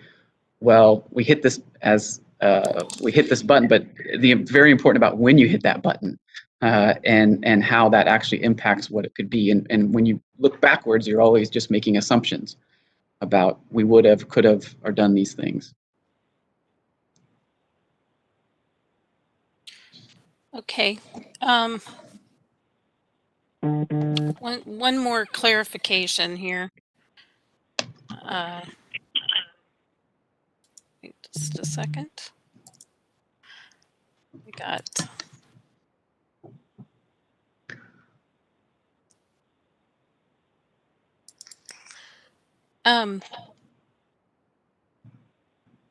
So we talked about when the customers sign up for the programs, and you said what all they were given, but let me just make sure I have this in the record. Are they given the specific parameters? For example, the how many times they may have to be called to participate in the program? Yes. Okay. So you believe with the contracts and the further communications with the customers, both on the industrial side and on the residential side, that they understand that they may be called upon to reduce their power for the total number of events in the contract? I believe they understand that those number of events are what's in the contract. I think the difference, the nuance there, and this I've said this a little bit in this testimony and some other MIA testimony, the nuance is the expectation is we're going after the system annual peak and that we're trying to mitigate that, right? And we set that customer when we use words like rush hour rewards, right? When the proposals of some of the other parties say that we're going to call it multiple other times for other reasons, right? Maybe it's price arbitrage or different things. That is not the expectations we have set with customers. They're very aware of the legal nature of it, but the expectation is set based on what our intention is and what the MIA program intention was. Okay, thank you. Commissioner Roop, I believe you had some additional questions. Yeah, great. Thank you, Judge. I appreciate it. I apologize. I was had to pop into a FERC Order 2222 meeting, and so if you covered this, I apologize for being repetitive. But my question is, I heard you talking about your commitment to the 5 events. So I know you had the maximum number of 15 in the summer, and then you had the maximum of 10 for the industrial. Was there an agreement in anything for the minimum number of events that would be called? For the summer of 2019, when we entered into that stipulation agreement, and sorry, hello, hi, Mr. Roop. Good afternoon. Yeah, Good thanks. afternoon. The requirement was just we will call 5 events. It didn't use the word minimum, and it didn't talk about demand response incentive, just thermostat. Okay, so the agreement said you will call 5, or not at least 5, or is that you will call 5? Yeah, subject to check. I'll look back, but I believe that's what the specific language was, and I think Mr. Fisher used it on his opening slide. Okay, that's thank you for clarifying. And then, so did the program meet, your program goals, your energy, your demand goals, and everything for the specified years? Yeah, we called the events. We were able to reduce peak load during those periods of time. We were able to learn some things from the events in terms of opt-out percentage. I talked about a little bit with the judge in the last question. So we feel like that was a success, and that was what the intention and what staff and stakeholders was requesting of us in that stipulation. So to my impression, that was what the intention was, and I feel like we met that. So without calling the maximum number of events that you could, you feel that the program met its program goals? Correct. Great, thank you. That's all I had, Judge. Thank you, Commissioner. Are there any other commissioners that had additional questions?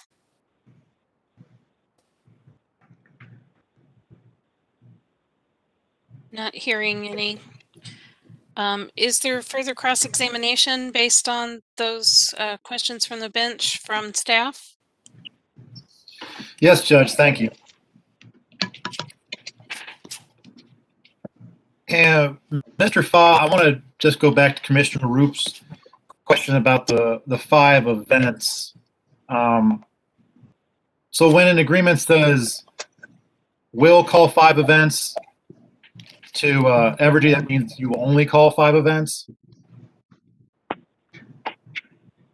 I think we read it as literal what the requirement was and wanted to make sure we would meet that.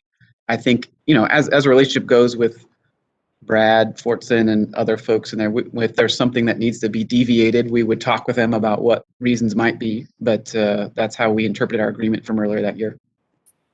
All right, thank you, sir.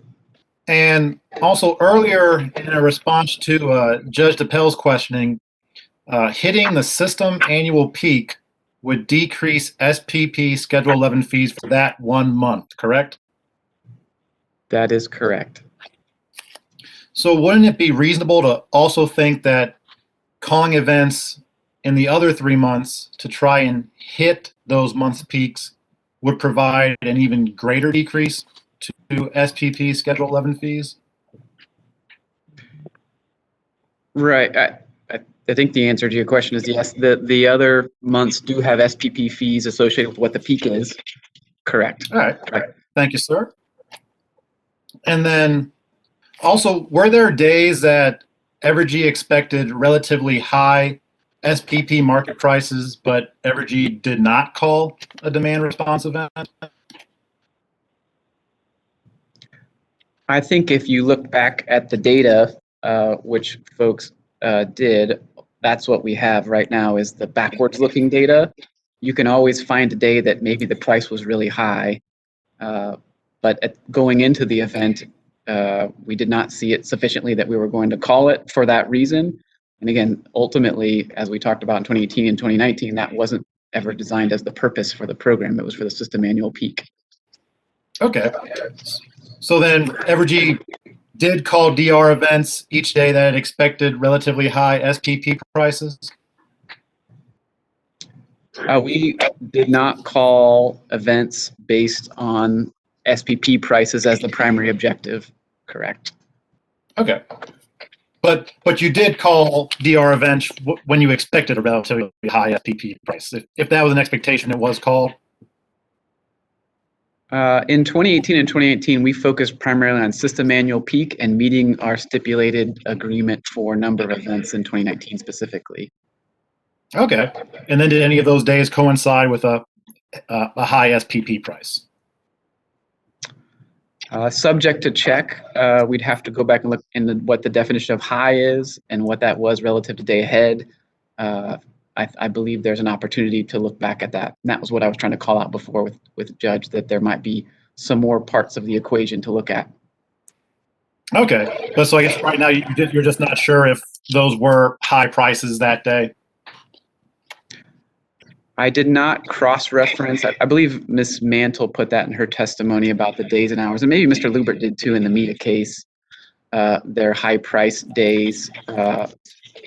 From the last I looked, they didn't all cross over, right? Because I think they had many more hours than what the days of events we called, which was 2 and 5. So I think there was probably a little bit of overlap in my brief recollection, but I did not go all the way through every detail. Okay. And then also there was a lot of talk about customer expectation around how many events would be called. When customers sign up for demand response programs, they don't know how many events they're going to have to take part in, correct? That is correct. So, but customers, they do know that it could be upwards to 10 to 15 can be called depending upon the demand response program. Sorry. Right. We communicate them as that is the parameter. Mr. Pringle, can I have that Yes, question one more? Can I have the question one more time, please? Yes.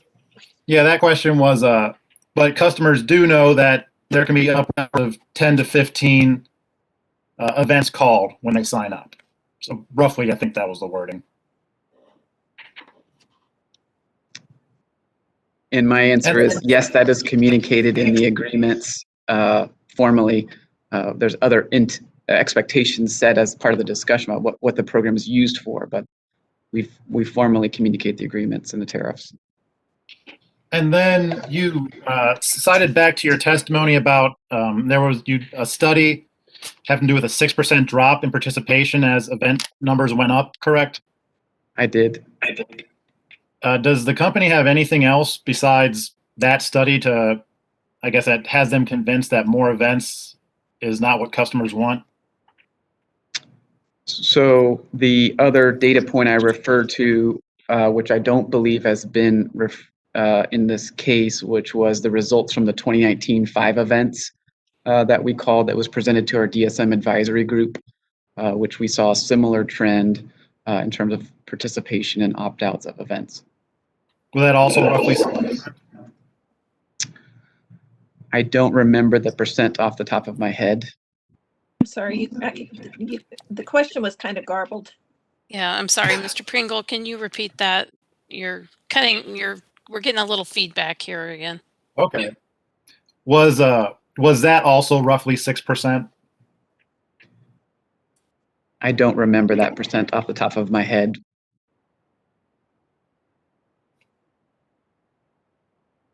And then also you spoke about valuing demand and supply side resources equally. And Mr. Fowle, you're pretty familiar with the MIA statute, correct? I've spent a fair amount of time looking at it, sure. So also you're aware that the statute also talks about that energy or demand savings beneficial to all customers in the customer class in which the programs are proposed, regardless of whether the program is utilized by all customers. You're aware of that, correct? I'm familiar with that statement, yes. So would calling more events potentially have benefited non-participating customers incrementally more? If we call more events, it may or may not have. But you admit, like, there is a possibility. It could or it could not. I think one thing we haven't mentioned, obviously, when you're doing day ahead pricing arbitrage, you can lose in those scenarios, right? You can win or you can lose, right? So there is an opportunity for it may, and you can also not hit your peak or not call at the right time. It could be zero. So I just wanted to clarify also. And then finally, Mr. File, so going back to energy cost issues, do you agree that energy cost issues and the Schedule 11 fees in this case stem from issues raised by staff in the MIA Prudence Review based on the implementation of the demand response programs? Can you rephrase that question? Sorry. Just issues with Schedule 11 fees and energy costs. Those issues, they arise from issues that staff pointed out in the MIA Prudence Review regarding the implementation of the demand response programs.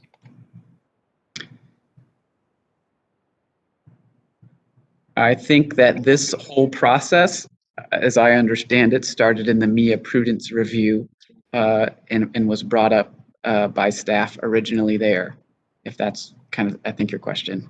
Yeah, that's what I'm looking for, sir. Thank you, Mr. File. Let me see if I had anything else. And that is it, sir. Thank you.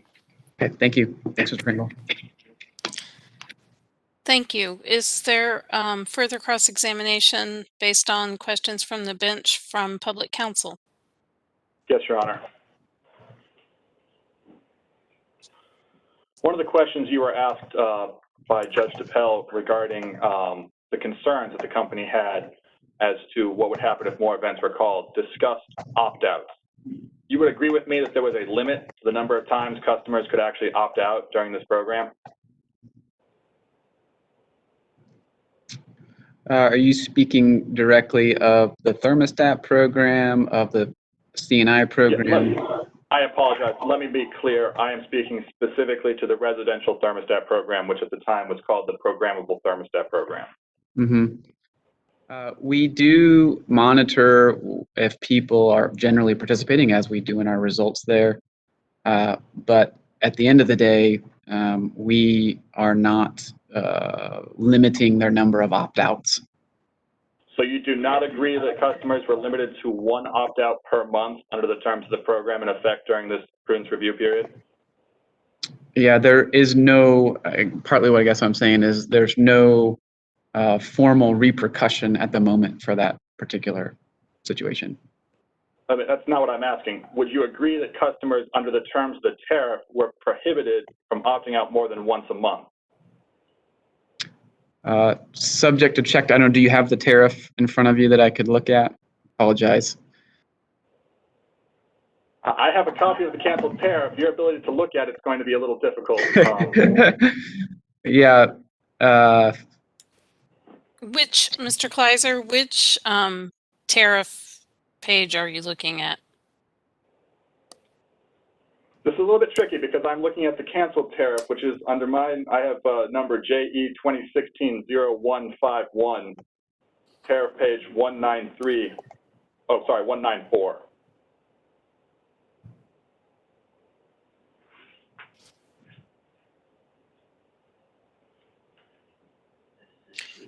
Okay.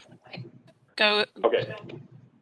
Tariff filing number JE 2016-0151.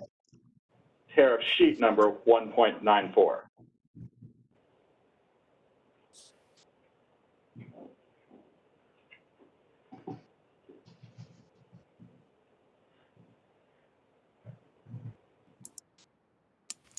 Okay. I've missed your question. Go ahead.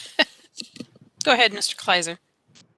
I asked my question. I got my answer. I was going to say later on. I was going to ask the court, or sorry, the commission to take official notice of the active tariff sheet. I don't need to further press that question right now, if that makes sense. The tariff will speak for itself, is what I'm saying. Yes. Okay. All right. So next question. There was a conversation that kind of talked about what exactly the company looks at when deciding when to call a demand response program. I'd like to ask specifically, what does the company look at when deciding to call a demand response program for economic reasons, as it's spelled out in the tariff?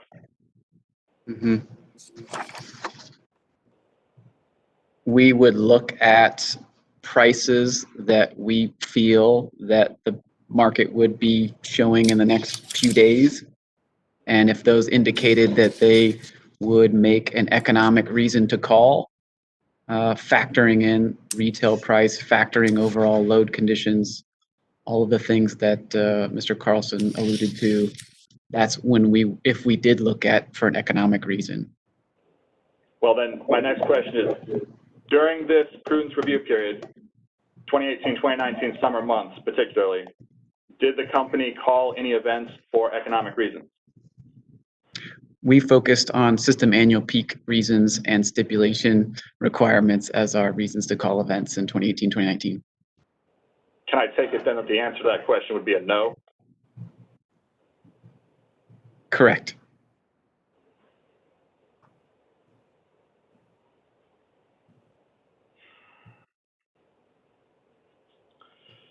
Thank you. That's all my questions.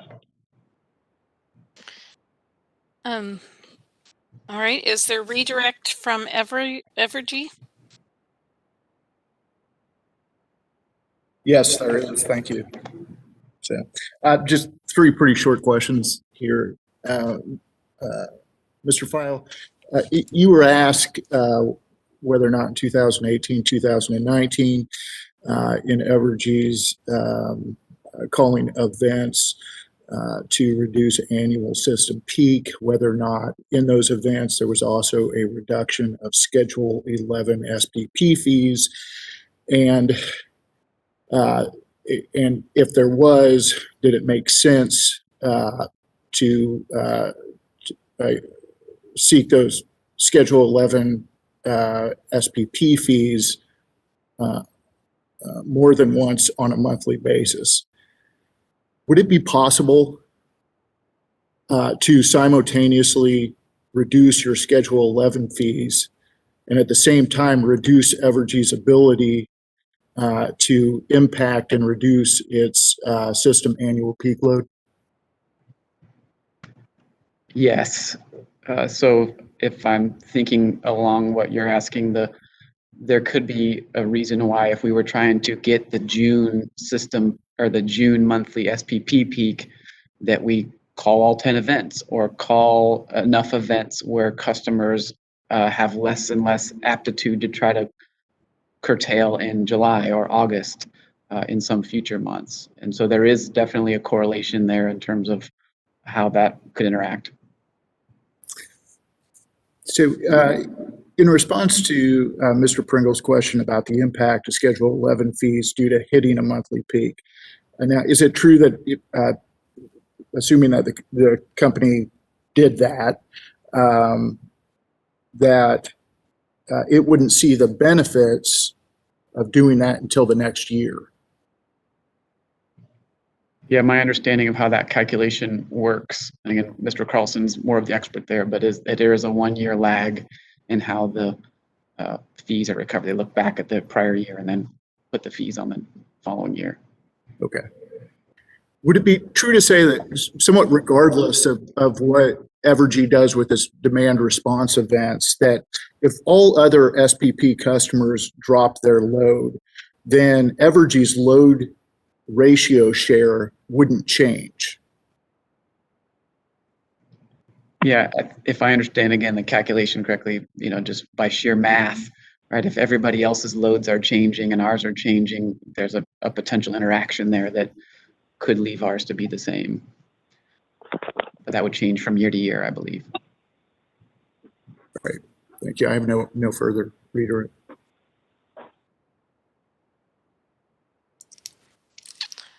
Okay, thank you. Judge, sorry. Yes, Mr. Fisher? I don't mean to jump in here, but I do have a reference for you for your question that you asked where you could find the events in the record. And I wanted to clarify that with Mr. File before he left the stand, if that's all right. Yes, please. Mr. File, if you go to Schedule BFS1, page 12 of 33 of your rebuttal or of your rebuttal for the media case. See if I can grab I'm that. sorry, which case was that, Mr. Fisher? Well, it's the testimony that we asked to be supplemented in the rebuttal in the motion. And it's designated in this case as Schedule BF-S1. And is that what I marked as Exhibit 9? I believe that's right, yes. Okay. And if you go to page 12 of 33 there, does that have the events 1 through 5 that happened in 2019 for the residential program? I'm making sure I'm in the same place with you here. I don't have it. It's also on page, it was originally paginated page 11. Okay, I do have that marked where we show event number 1, July 18, 2019, 4 to 6 p.m. That's the part you're talking about. Yes, exactly. Mm-hmm. And that was also on my opening slide, I believe, those same dates. Correct. Then you also gave me information, which was an answer to the judge's question, I think, yesterday about the other events. Do you recall that memo? Do you have that available to you? Would you? Go ahead. I'm sorry. About all the events for the 2-year period? Yes. I do have that available. Could you read that? I think those answered the judge's questions. Yes, go ahead and read that if you have it. Sure. So for 2018, for the programmable thermostat program, we called events on June 28th from 4 to 6 p.m. and August 6th from 4 to 6 p.m. And for the DRI program, not including the test event, we called in 2018 an event on June 28th from 3 to 6 p.m. and August 6th from 4 to 7 p.m. And those were the 2018 calls. In 2019, we called the programmable thermostat program on July 18th from 4 to 6 p.m., July 19th from 4 to 6 p.m., August 6th from 4 to 6 p.m., August 7th from 2 to 4 p.m., August 12th from 4 to 6 p.m., and those were the 5 events for programmable thermostat in 2019. And on DRI, we called a test event and 2 events. The event on July 18th was from 2 to 5, and the event on August 7th, I may have not had this one down on the exact dates, I apologize, or exact times, but I believe that was 2 to 4 p.m., and that may have been adjusted based on conditions at that time, as I recall, on that second demand response event of 2019. Thank you, Mr. Powell. Does that answer your questions, Judge? Most of it. Okay. I think I was also asking about the conditions of those that surrounded those, but that gets me partway there. Thank you for letting me jump in. I also wanted to clarify again about the tariff sheets that you cited.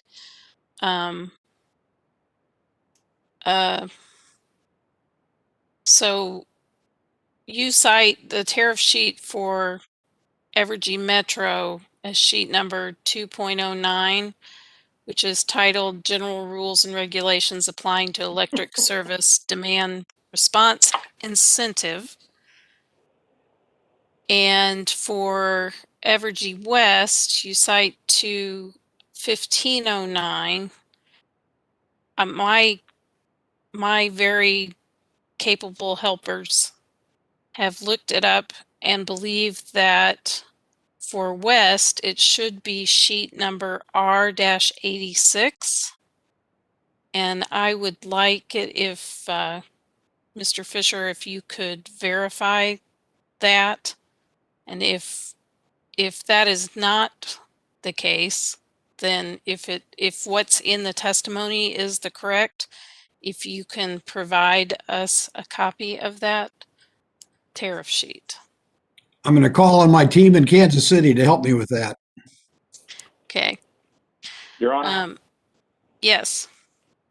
I just wanted to make Mr. sure it was Kleiser. clear that the test period for this Prudence case has a separate set of tariffs than what are currently in effect.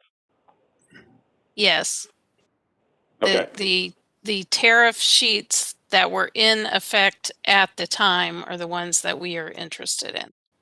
Right. And as I understand it, I want to make sure that I'm on the same page. Do you have those as tariff filing JE 2016-0151? I'm afraid I don't have the tariff filing number. I have actual pages from the tariff. So, Judge, could we file that as a late filed exhibit? Would that be the way to do that? for now, unless we can get it before the end of the hearing. Okay. Thank you. Okay. Just I want to get that straight before we end, or So, at least. Judge, this is Roger Steiner. So you think it should be R86 for sheet 209? I wasn't clear what. No, I'm sorry. For the other one, the one that's cited as 15.09. Okay. That's the one that you think is wrong? Yes. Okay, it'll probably be a late filed exhibit because we'll have to look at the tariffs that were in effect at this time. And I don't have those right now. Okay. we'll keep track and make sure we get it in. Thank you.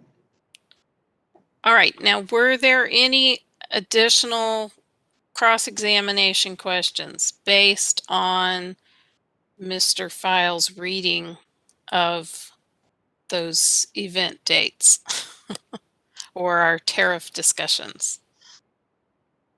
I'm just gonna, Nothing from staff, Judge. okay. Okay, thank you. All right, then I think that does conclude Mr. File's testimony for now.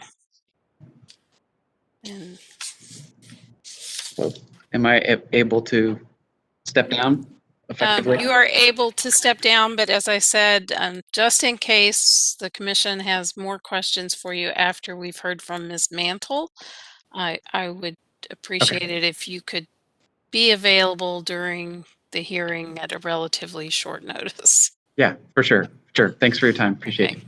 thank you.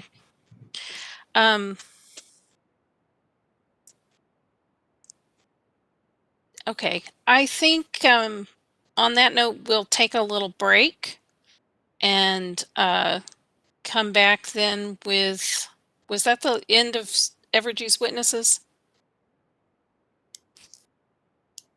Yes. Okay, so we'll take a little Yes. break and then return and begin staff's witnesses. So let's return at 3:35. And let's go off the record, sorry.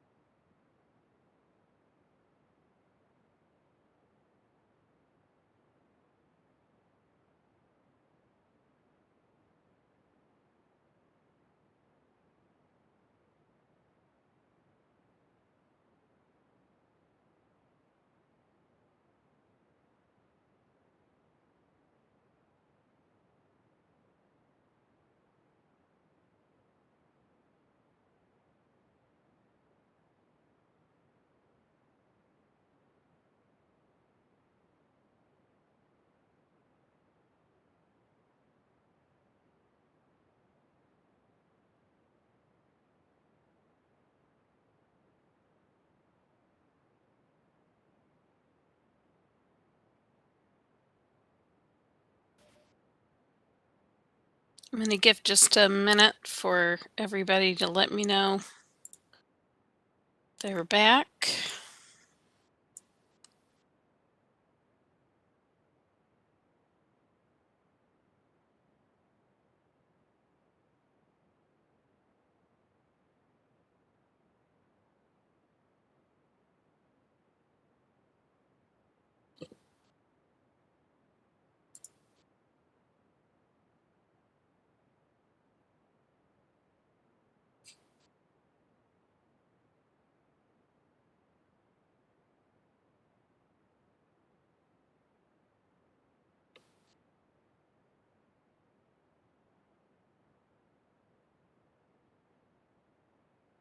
Just waiting to see if public counsel is back with us.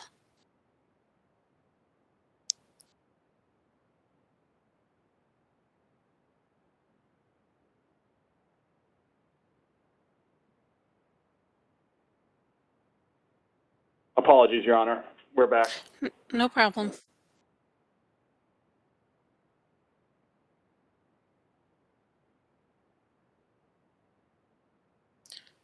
Do I need to wait on any of your co-counsel, Evergy, or staff? I'm here. I'm here. Okay, okay.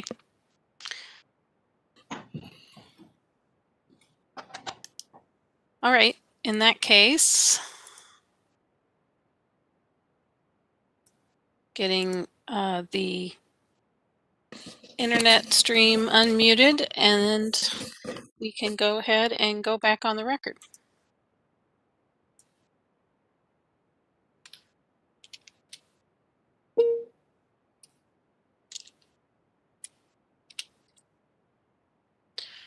Okay.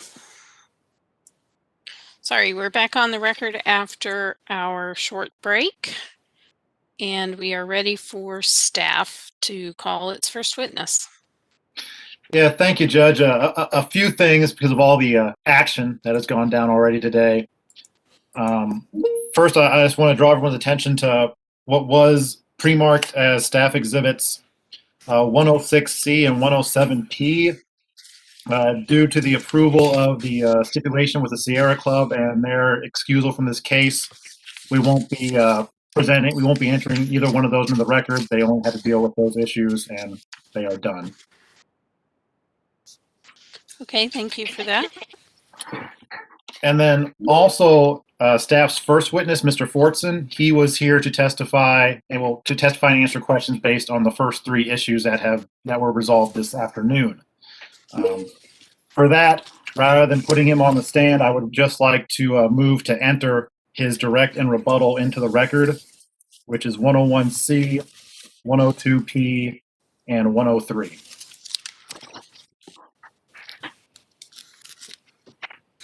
And I'm sorry, those exhibits you were moving to put in the record? Yes, Judge. And that was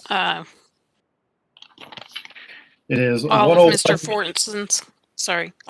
Fortson's testimony? That is correct, yes. He was here to take the stand for the issues that were resolved this afternoon. Okay, hold on just 1 second, please.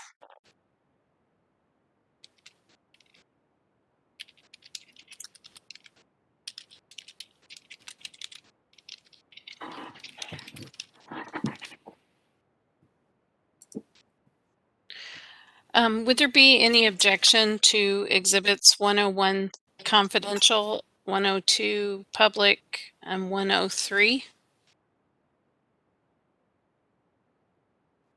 Okay, seeing none, I will admit those exhibits.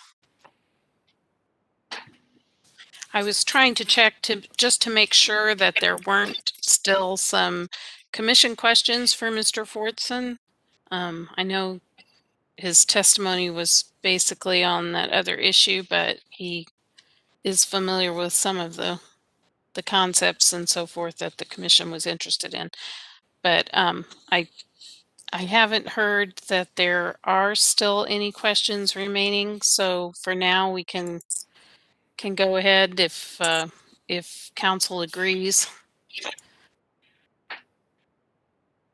that they didn't have any cross-examination and that his testimony all involved the issues that have been settled. Is there any objection to moving on to the next witness? I think that'd be a good idea, Judge. Okay. All right then. I'm going to ask that Mr. Fortson still remain available in case the commission does still have some questions for him. But let's go ahead and move on to the next staff witness. Thank you, Judge. At this time, staff calls Jay Lubert. And Mr. Lubert, are you able to hear me? And I can. Can everybody hear me? yes. Okay. Unfortunately, I don't have the ability to. I don't have a webcam, so it'll just have to be audio. Okay, we can handle that. Please raise your right hand. Do you solemnly swear or affirm the testimony you're about to give at this hearing will be the truth? Yes, I do. All right. Can go ahead with your preliminary questions, Mr. Pringle. Thank you, Judge. Good afternoon, Mr. Lubert. Good afternoon. Please state and spell your name for the court reporter. Jay Lubert, Luebbert.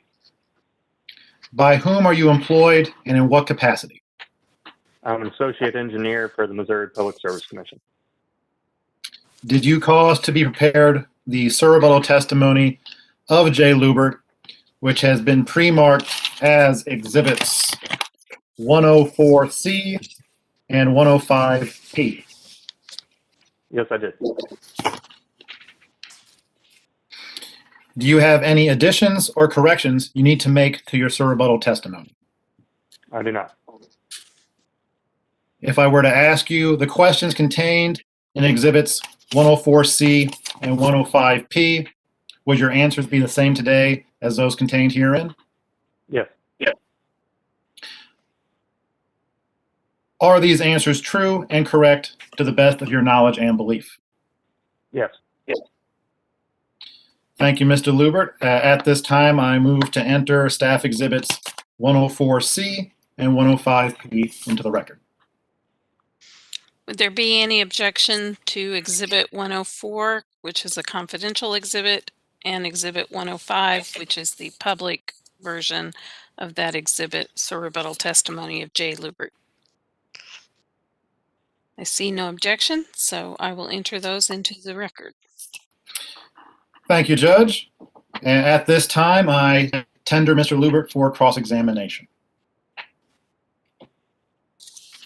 Great. Do we have any cross-examination from public counsel? No, thank you, Your Honor. Evergy? Yes, thank you, Your Honor. Good afternoon, Mr. Lubert. How are you? I'm doing well. All things considered, this is a strange environment, but I think I'm doing all right. I'm with you, 100%. So my name is Joshua Harden. I'm legal counsel for the company. I got a couple of questions here for you. Starting off, would you agree that your recommended disallowance or disallowances based on the day-ahead locational the day-ahead LMPs and the Schedule 11 fees, that those are a kind of energy savings that would pass through the fuel adjustment clause? Had the savings been realized, yes. Okay. Would you agree that under the cost effectiveness test or standard, which we understand that you take issue with in this case, but under that standard, would you agree that Evergy's implementation of its MIA programs has been a success? Can you point me to the cost effectiveness standard that you're talking about? Well, let me ask you, maybe if you look on, this is what I can do is point you to page 5 of Brian Files' rebuttal testimony, where he talks about the company's performance under the cost effectiveness test.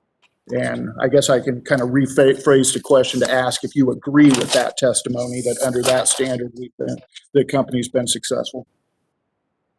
So just so I'm clear, and you're going to have to bear with me because No problem. this has gotten confusing at this point. Are we talking about the rebuttal testimony in this case or the rebuttal testimony in the Mia case? No, that's a really good point. And I think that I'm talking about the rebuttal testimony in this case. Let me see. Okay. And you said page 5. Yeah, let correct? me check and yeah.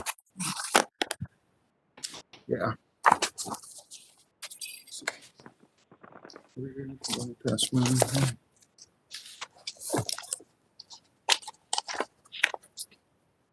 Right. The question there on page 5, the Q&A was Evergy successful in achieving the desired objectives that informed and guided the design of the demand response programs? Do you have a disagreement with under that cost effectiveness test that Mr. File describes that the company was successful? I would say that the cost effectiveness report that he's referring to there relies on an assumed avoided capacity cost value that has not been realized. Sure. And part of that is due to the implementation of the program. Okay. I'm going to start off kind of basic and build up. I hope you don't mind that, but just a couple of sort of a preliminary thing. Would you agree that, for example, the cost of Evergy's programmable thermostat program is not recovered through its fuel adjustment clause mechanism? The cost of the programmable thermostat program is not recovered through the FHA. Correct. Great. Okay. So, and would you agree that the MIA demand response programs, and again, this is a basic question, I apologize, but do you agree that the MIA demand response programs can be designed in different ways with different incentive structures, notice requirements, level of curtailment as examples? Yes. Okay. And do you agree that the MIA programs are capable of being designed in ways that prioritize certain objectives? For example, avoided cost of capacity or reliability or energy savings? Yes. Okay. Now, on page 8 of your rebuttal testimony, starting on line 6, you provide Evergy decision makers have not fulfilled their responsibility to derive tangible financial benefits that mirror the claimed avoided capacity costs. Did I read your testimony correctly there? You're going to have to give me a second to Absolutely. get there. Take your time. Which rebuttal testimony and which page and which line? This would be your rebuttal testimony in this case, I believe. And it's on page 8. Okay. Let me see. I've got the document. Give me a minute to get there. Yeah, no problem. What line specifically? Yeah, that's a good question because I don't have it.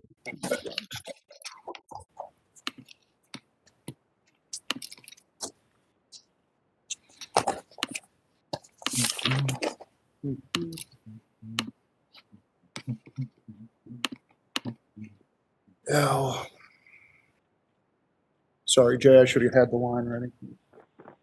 That's all right. Take your time.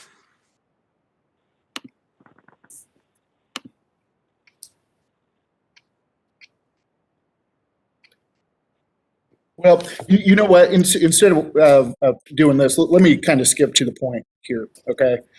So, do the LMP, your recommended disallowance, are based upon sort of arbitrage in the day-ahead LMPs and the reduction in Schedule 11 SPP fees? Okay. Do those disallowances mirror or equal the avoided capacity cost value? just to be very clear in my answer, Yeah. I don't recommend any disallowance as it relates to the FAC prudence review, which is this case. My recommended disallowances are more accurately reflected or more appropriate for the EO 2020-0227 case, which is where I recommended those disallowances. Okay.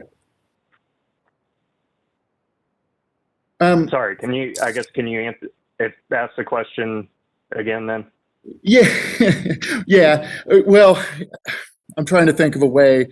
So what I'm trying to get at here is, in one point of your testimony, it says that, it calls for the company to find tangible financial benefits for the customers that mirror what the company's claimed avoided capacity cost values are. Subject to check, would you agree that that's your basic position? What I stated, and I think I've found the point that you're looking for, is that the Evergy decision makers have not fulfilled their responsibility to derive those tangible financial benefits. Yes. That mirror the claimed avoided capacity cost value. Yes. Gotcha. Yes. Okay. So your position is they have not done that, and then but for you believe that there should be a disallowance of, oh man, I'm huge amount of echo all of a sudden. Yeah, I got that on my end too. So sorry. That there should be a day ahead, that there should be a disallowance for day ahead LMP prices and a reduction in Schedule 11 SPP fees. What I've identified within the context of the MIA case are areas that Evergy failed to even attempt to derive benefits that they could have by implementing their demand response programs. Okay. And the failure to attempt to achieve those benefits was imprudent. Gotcha. So let me ask you, do you disagree that the primary design objective of Evergy's MIA programs was to reduce annual system-wide peak load?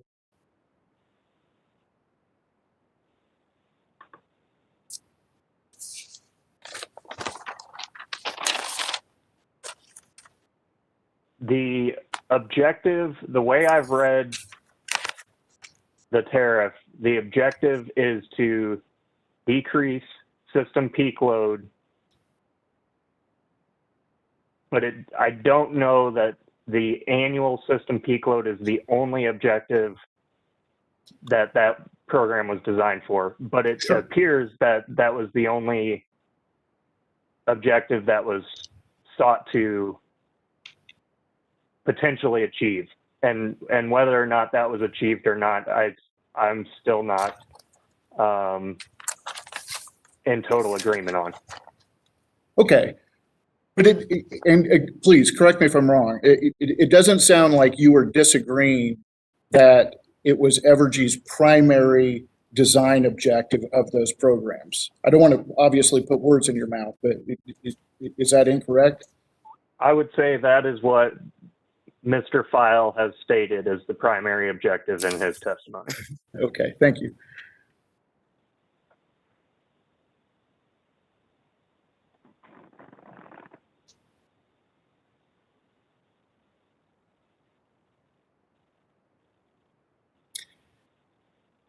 Let me ask you, so you in numerous places, kind of a theme behind your testimony is that the company should have sought and did not receive, quote, tangible financial benefits for customers. Can you provide how quickly customers under this standard must recognize tangible financial benefits, in your opinion? Yeah, it's a good question. I'm glad you've asked.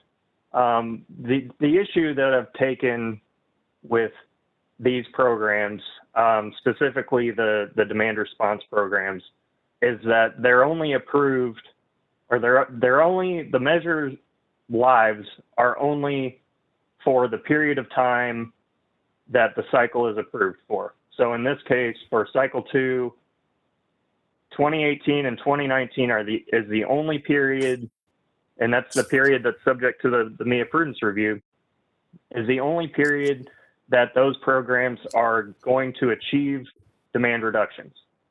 And in this case, Evergy failed to derive those benefits for customers within that time period. And that's why I've recommended the disallowance. So is so is the answer 1 year? I mean, they're approved every year, right?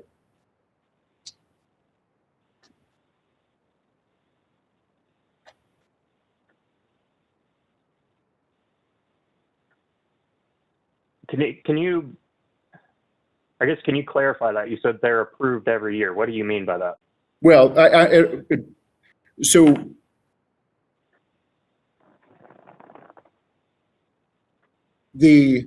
every time that there's a MIA cycle, and maybe it's not every year, maybe it's longer than that. I honestly don't know. How often are the MIA programs approved? So far, my recollection is that it's been, for the most part, 3-year cycles. Okay. And there's been some exception in there. So is your position that in order for that customers must receive tangible financial benefits within that 3-year period? I think my response would be that if customers don't receive tangible financial benefits from demand response programs within that time period, that they never will, absent additional payments in subsequent cycles, and therefore those benefits can't really be attributed to this period. Okay. So would you disagree that a reduction in annual system peak loads may provide customers with benefits into the future beyond 3 years? Is that accurate? Can you rephrase, or can you restate that? Sure. So do you disagree that a reduction in annual system peak loads may provide customers with benefits in the future more than 3 years into the future? Does that make sense?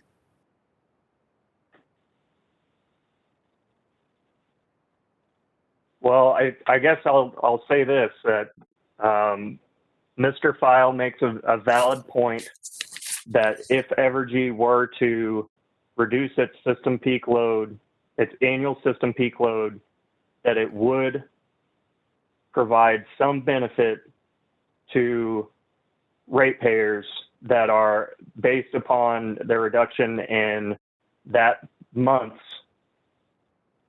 reduced peak for the SPP Schedule 11 fees.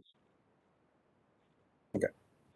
But absent a capacity need, customers are not saving the cost to build supply side generation to meet SPP resource adequacy needs. Is it staff's position that Evergy has not in any way at all reduced costs of day-ahead LMP or Schedule 11 SPP fees through the implementation of its MIA programs to date, somewhat regardless of how lacking you think that implementation may be? I have not made any claims regarding the other MIA programs in this case, other than the demand response programs.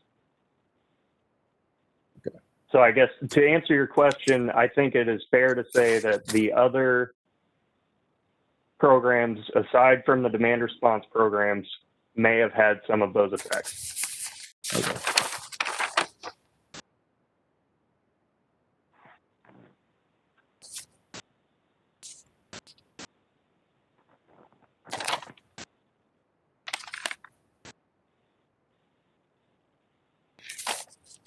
would you agree that capacity is not built evenly every year? That some years that there's more capacity built than other years?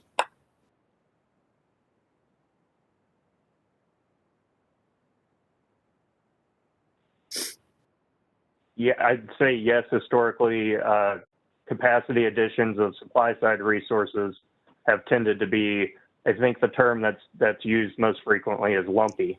Yeah. Additions. Yeah.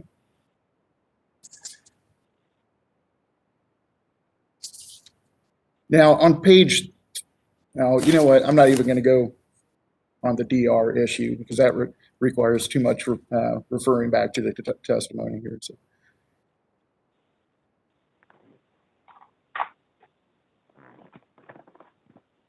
Well, on page 11 of your rebuttal testimony, you refer to a customer's ability to override an event if they don't like it. They don't like the temperature. Is that accurate? Now, I believe I'm referring to page 11 of your rebuttal testimony in this case.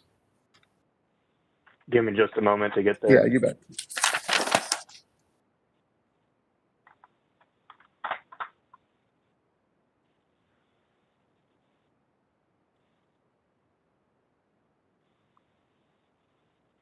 You said page 11? Yeah, line 6, it looks like.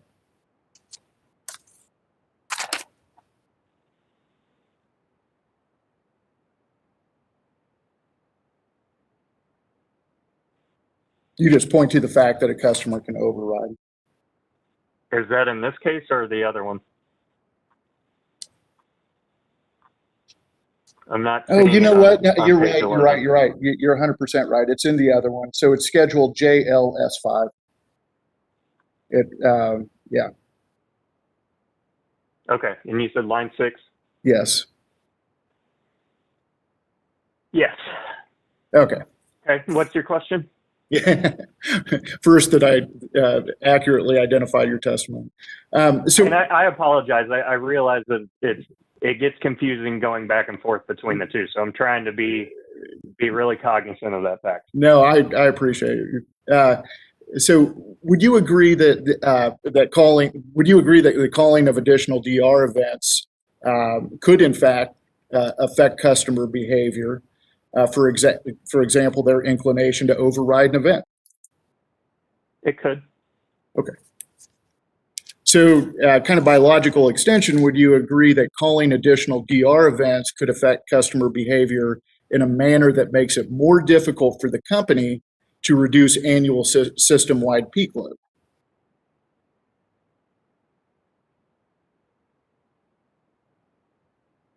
Can you repeat that? I apologize. Sure. No. Would you agree that calling additional DR events could affect customer behavior in a manner that makes it more difficult for the company to reduce annual system-wide peak load? It's possible, but I haven't seen evidence that shows that is actually the case in Evergy service territory. The company's witness, Mr. File, provides a chart on page 13 of his rebuttal testimony in this case.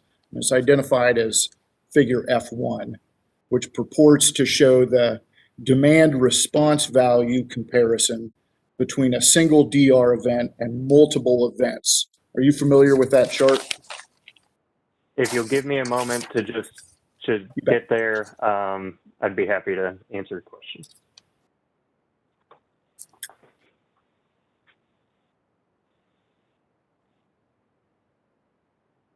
And could you give me the page number again? Yeah. Page 13. Page 13.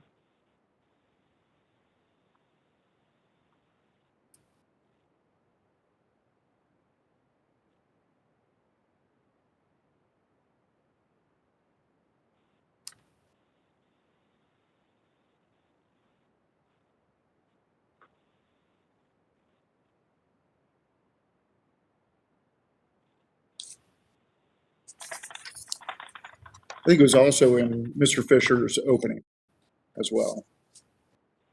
Okay, I'm there. Okay. So are you're familiar with that chart? You've seen it in his testimony before? Yes. Okay. Now, I understand you take issue again with the cost effectiveness as a measuring yardstick, but do you agree with the idea that demand response events are subject to the law of diminishing returns?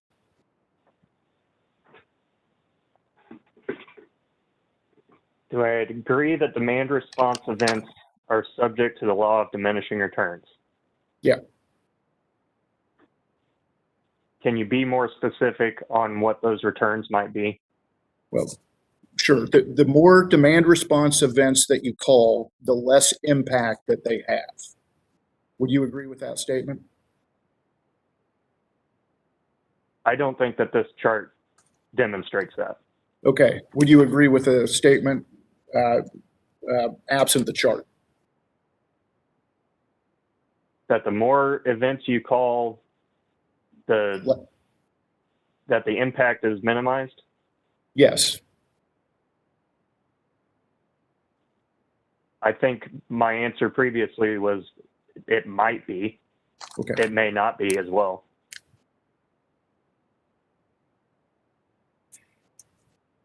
Do you have any experience in predicting day-ahead locational marginal prices? I do not.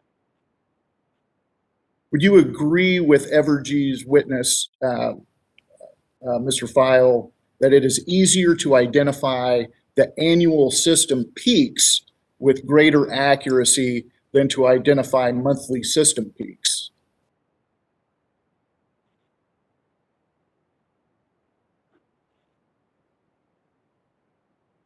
I don't think the difficulty of a task precludes the company from attempting to achieve the outcome.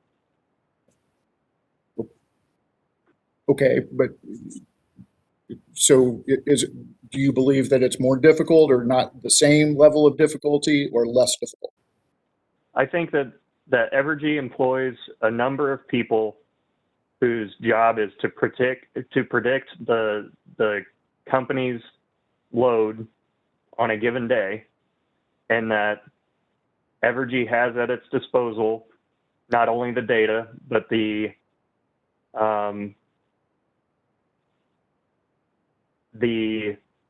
institutional knowledge that it could use to attempt to do so. Okay. Do you have any experience in predicting either monthly or annual peak load? No, I do not. Do you agree that day-ahead LMP prices can be affected by entirely unforeseen events unrelated to weather, like transmission outages? Yes.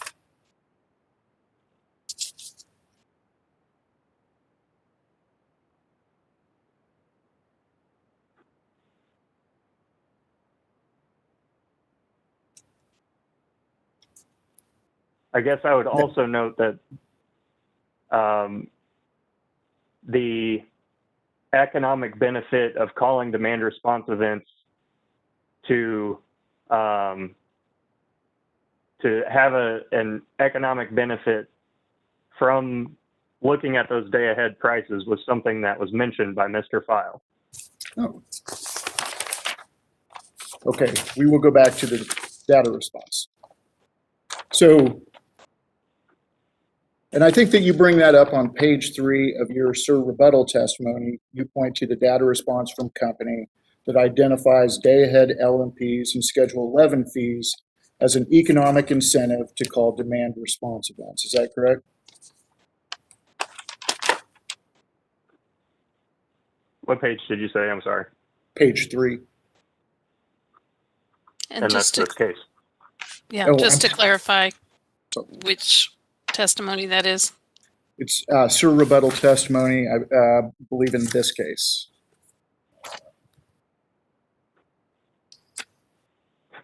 So I think just taking a glance at it, it may be the other case. Okay. If it's page 3. Thank you. So it'd be the 0227 rebuttal that I wrote.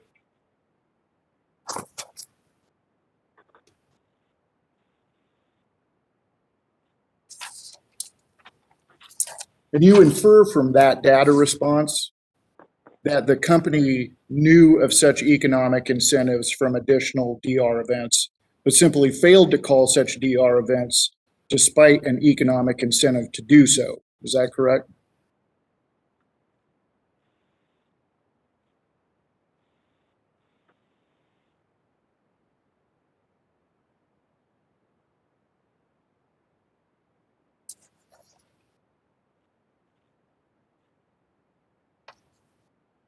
You mentioned that I inferred something. Is there something specific that you're looking at on that page?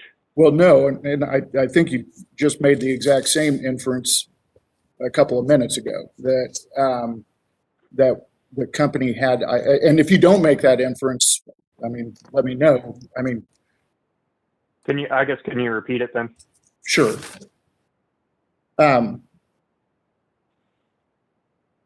You infer from this data response that the company knew of such economic incentives from additional DR events, but simply failed to call such DR events despite having that economic incentive to do so.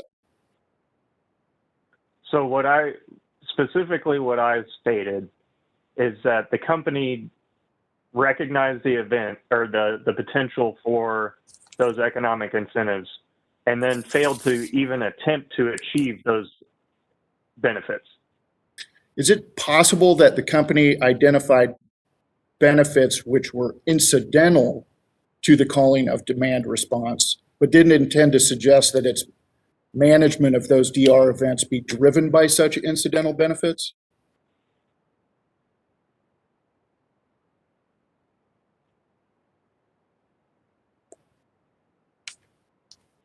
I'll have to ask you to repeat that again. Sure.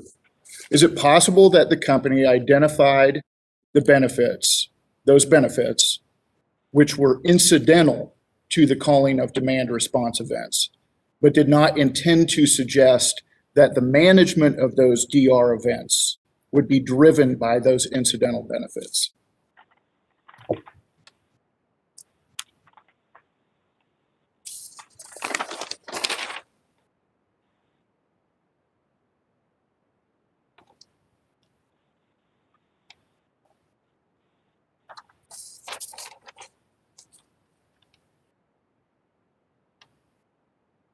Yes, it's possible. Thank you. Now, you determined the specific opportunities, and I'm using your words there, upon which you calculated your recommended disallowance by looking at historical day-ahead LMP market data and historical SPP Schedule 11 fees. Is that correct? Can you restate that? Sure. You determined the specific opportunities upon which you calculated your recommended disallowance by looking at historical day-ahead LMP market data and historical SPP Schedule 11 fees. Is that correct? I estimated the impact of the failure to attempt to achieve those benefits. Based upon that historical data and those historical Schedule 11 fees? Is that correct? Again, the impact was, or the impact estimate was based on historical data, but the decision not to attempt to achieve those benefits did not look at historical data. Gotcha. So, and I understand that you're not a lawyer, but I want to read you section 393.1075.3, which is the MIA statute. It shall be the policy of the state to value demand-side investment equal to traditional investments in supply and delivery infrastructure and allow recovery of all reasonable and prudent costs of delivering cost-effective demand-side programs. Subject to check, did I get that statutory language right?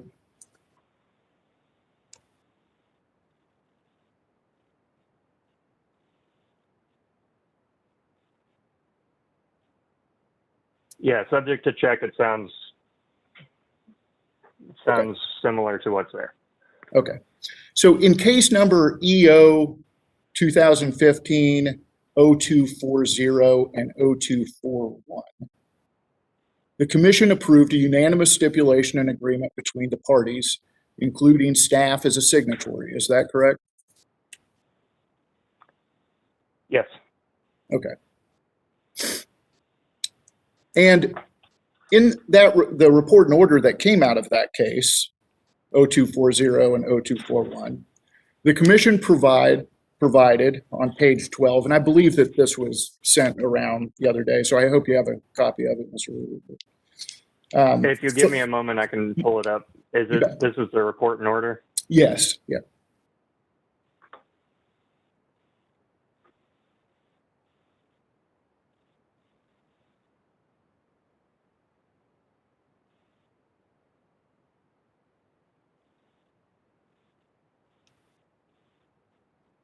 Okay, and this is, I think the file name was Report and Order 3-2-2016. Is that right? I'm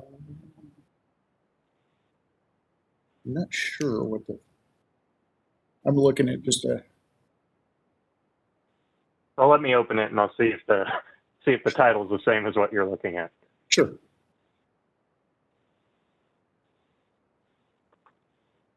What is the title of the one you're looking at, Mr. Harden? Well, I'm actually not looking at it. I just wrote it down in my notes. I'm sorry. Okay. It's the report and order from that case. And which case again? EO 2015 0240 0241. Oh, okay. Just wanted to double check.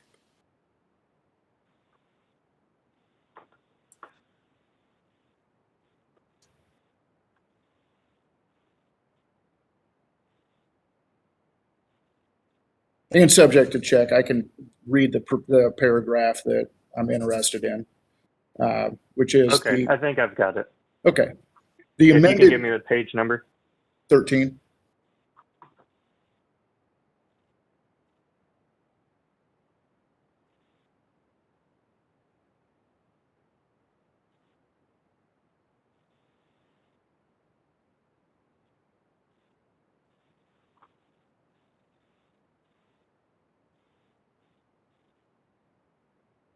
It reads,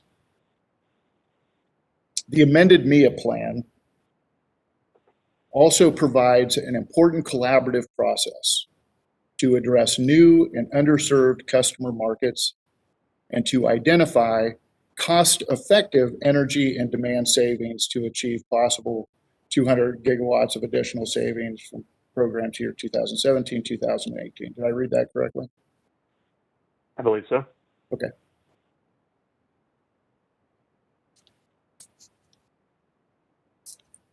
Now, as part of that report and order, the commission approved this stipulation and agreement, which has also been provided.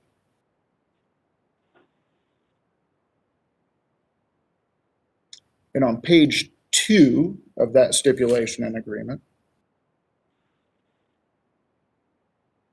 I believe it's under section 3,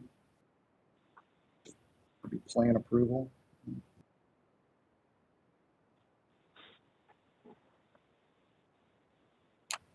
It provides,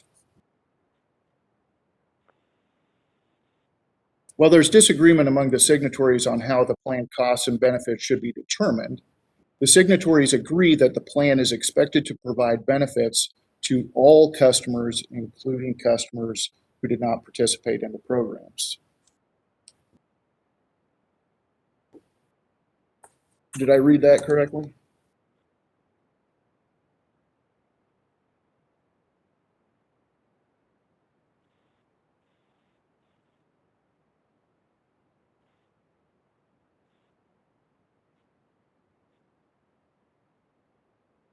I believe so, yes.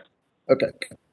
And this expectation, which is articulated in the stipulation and agreement, was based upon those programs being cost effective as defined by and calculated pursuant to the MIA rules. Is that correct? So that expectation, my understanding, is based on an expected avoided capacity cost that was provided by Evergy within that case. Okay. Whether or not that avoided capacity cost was ever subsequently realized by ratepayers is another question entirely. Okay. Well, can you point to any transcript or proceeding or discussion where the expectation articulated in Section 3 of that unanimous stipulation and agreement was defined as tangible financial benefits as opposed to cost effective?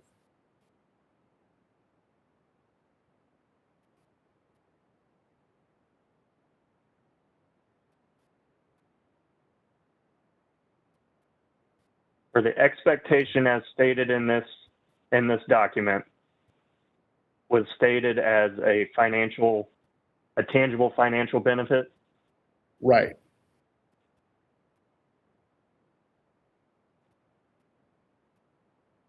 I'm not aware. Okay. Do you know of any statute, rule, or commission order that sets forth a definition of tangible financial benefit?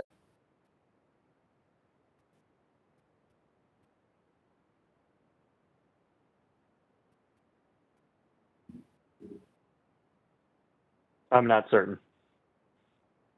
Okay. Do you know of any statute, rule, or commission order that sets out tangible financial benefit as the standard by which the MIA program or its management should be assessed? Your Honor, this is Clyde with the OPC. I've been hesitating to do this, but I'd kind of like to object at this point because I do not see the relevance of this line of questioning as it's been going on for a while in relationship to the FAC case. This seems to be predominantly geared towards the prudency of the MIA program at this point, and seems to have been that way for a while. Just how is this related to the FAC? Mr. Harden, would you like to respond? Sure. So at the very beginning, and I will also give everybody a little bit of good news that I am done with my cross-examination, and that was it. So, but I will. Go ahead, though, with your answer, please. The very first question that I ask, all of these are based upon the assessment that by the failure of Evergy to attempt to maximize day-ahead locational marginal price costs, as well as Schedule 11 SPP fees, that those are that those would be energy savings. Energy savings, I'm assuming, so all of them relate back to the FAC to the degree that Mr. Lupert said on question number 1 that that all of those would flow through the FAC mechanism. So that's the best I got. Okay, I will overrule the objection and allow it. And do we have a pending question? Or had he already answered your question? He has. And thank you very much, Mr. Lupert. Thank you. Okay, are there any commissioner questions before I begin on the compilation of questions I have? Your Honor, the OPC would like Yes. to do cross. Oh, I'm sorry.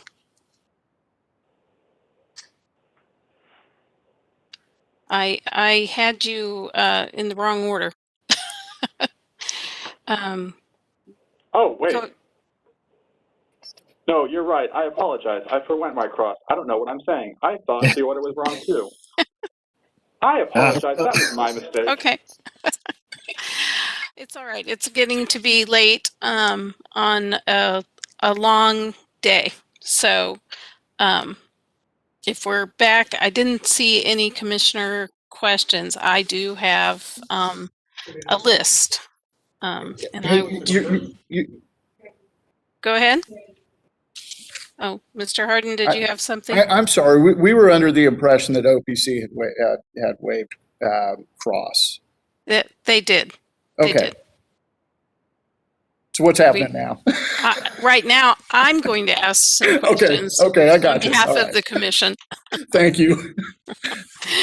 All right. So let me get myself gathered up here. And Mr. Lubert, I apologize if any of this gets repetitive or no longer applicable. But let me just start. Mr. Harden pointed you to originally, and we got kind of sidetracked, to page 3 of your rebuttal testimony in this case, where you say on line 15, while some of the potential benefits that Evergy failed to attempt to achieve would have flowed back to customers through the respective companies' fuel adjustment clause, the decisions or lack thereof in some instances were the result of Evergy's implementation of the MIA programs, and it goes on. But by that original part of that statement, you're saying that some of these benefits that might have accrued if they had made the full if they'd maximized the capacity of the DR program, those are costs that would flow through the FAC, correct? I'm sorry, you mentioned maximizing the capacity of the DR programs. Can you? Well, if they had, I'm sorry, if they had, if Evergy had made all the potential calls that it could have, instead of just the ones that it did, there may have been, the commission may find that there were benefits that could have flown back or flowed back through the FAC. Those would have been costs that would have gone through the FAC. Yes. Okay. And I'm if sorry if I butchered that. And no, that's fine. If I can clarify, my recommendation to include these disallowances within the context of a MIA prudence review is partially because the demand response program costs are recovered through the DSIM, and the programs are implemented imprudently. And so therefore, I would say an adjustment is more appropriate through the DSIM than through the fuel adjustment clause. Okay, thank you. I'm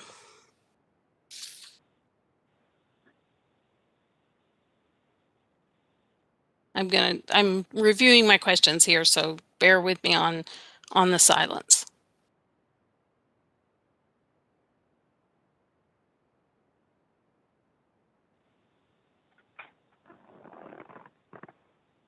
Okay.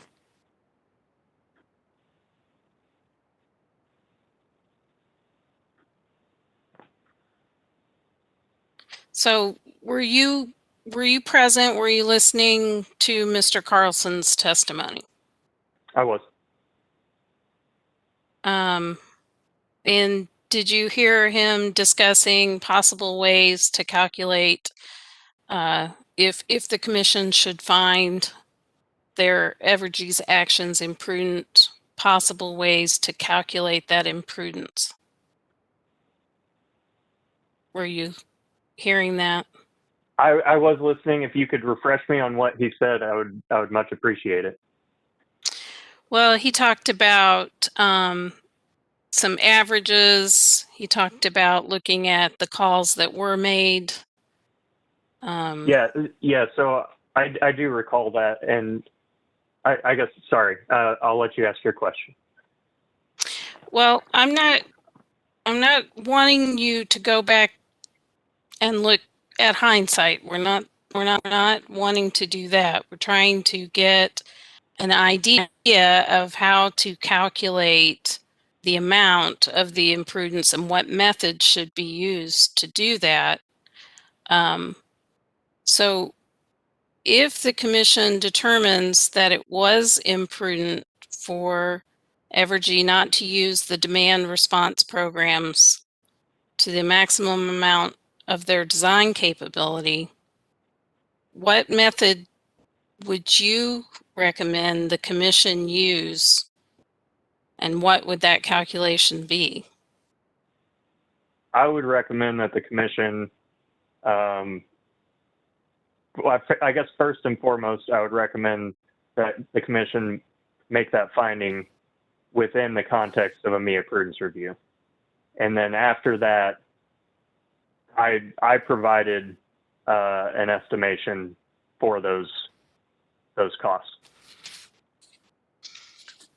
Okay, and just can you give me a short recap of your method that you used in that calculation? Yes, I can. If you'll give me just a moment, I'm sure you've had similar experiences, but I just got booted from my remote desktop. So if you'll give me a moment to get back on, I will try to give you the 1,000-foot view. That would be great. And take your time, and I will try to gather myself up as well.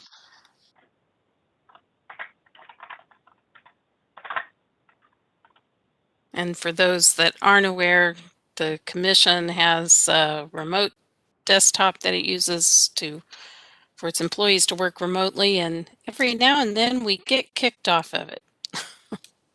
So I'm sure Mr. Lubert was trying to find documents through his work computer.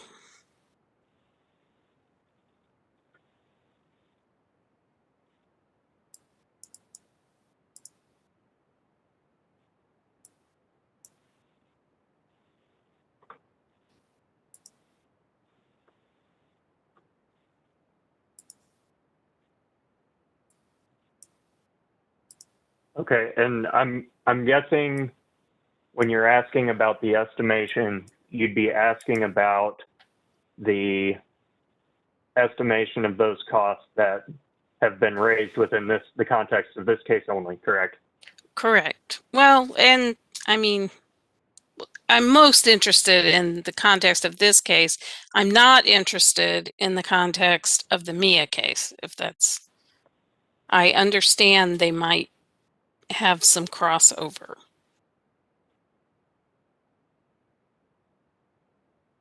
Did that clarify or did that make it worse?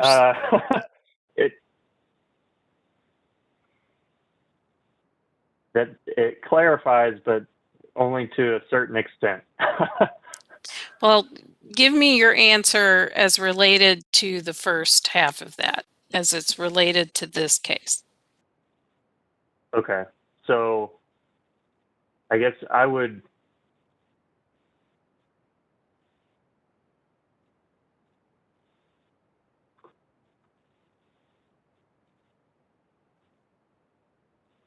Are you still there? Yeah, I'm here. I'm trying to get Okay. my workbook to open and it's not cooperating very well. That's fine.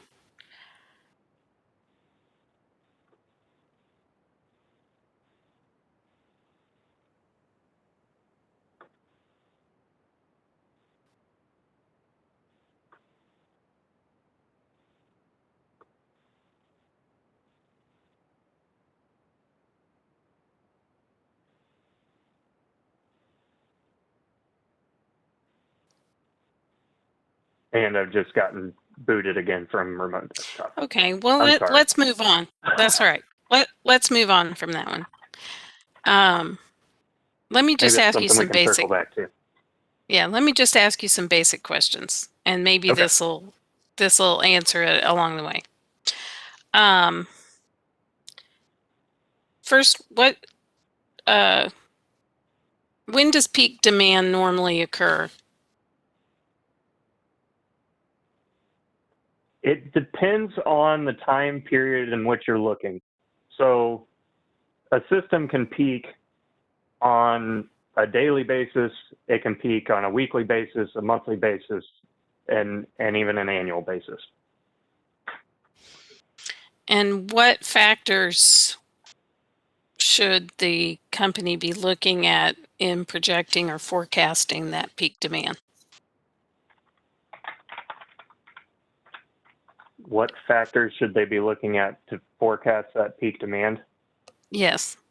There are a few kind of off the top of my head, but the points that Mr. Carlson made regarding how a peak is forecasted seem reasonable to me. And if you would like more detail than that, I can certainly give you more. That's fine.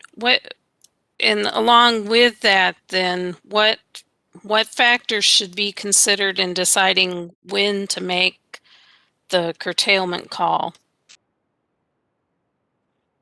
So, in my view, Evergy should be optimizing the benefits that it can derive from the implementation of the demand response programs to financially benefit its ratepayers and maximize those financial benefits.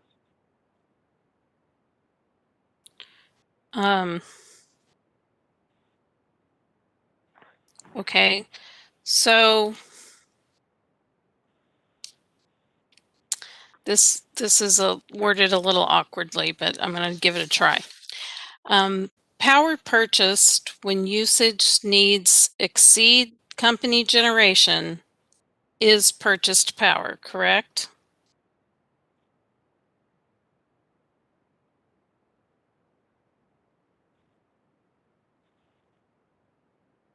Can you repeat that? Yeah. Power purchased when usage needs exceed the company generation is purchased power, correct?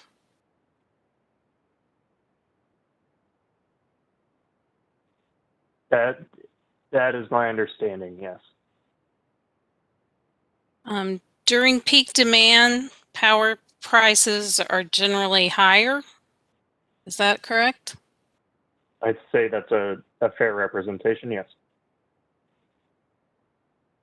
So when a utility's power needs exceed its generation during peak demand period, a utility with a demand response program can call an event and thereby reduce the amount of expensive power it must buy, correct? I believe so.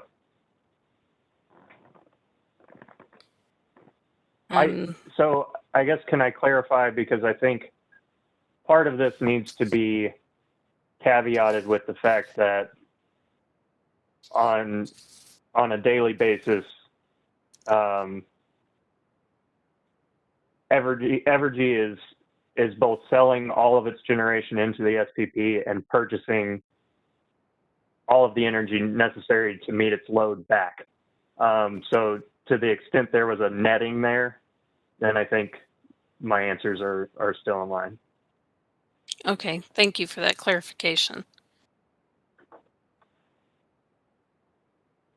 So Evergy's demand response programs that allow it to call an event in which it will cycle participating customers' air conditioning units temporarily to reduce demand during peak periods would, in that regard, allow it, if there's a net difference like you're talking about, reduce its purchase power costs. All else being equal, yes, I believe so. And do you agree with Ms. Mantle's opinion that Evergy should have called more curtailment events? Given the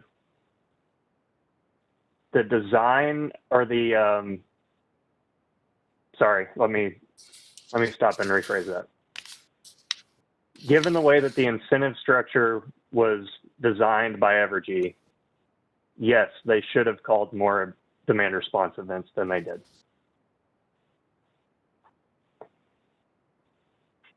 And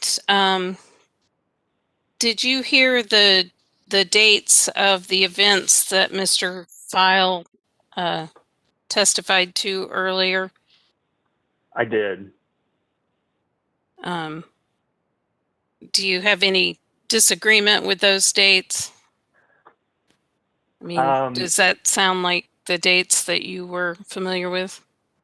Well, and this probably goes back to my testimony in the MIA Prudence review case.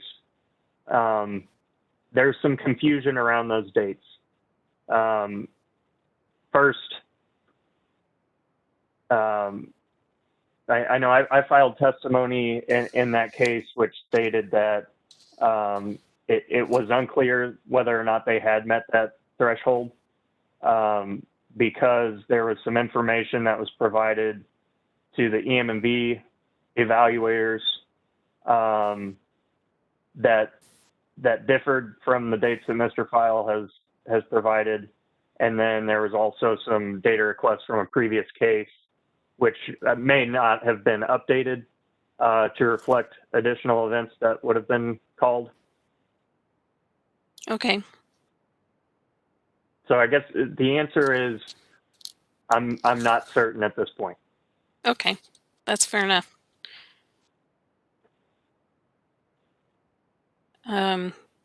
Do you have any knowledge of what the particular conditions were, like temperature, weather, that kind of things happening in the market for those days that events were called? Is that the kind of thing that you've looked at? No, I'll say I don't, but I will say that it's concerning to me and to staff that type of information isn't readily available for the company to be able to explain. You know, they're operating programs with budgets of millions of dollars, and the fact that they don't have a protocol in place to say this is when we will call something is pretty deeply concerning.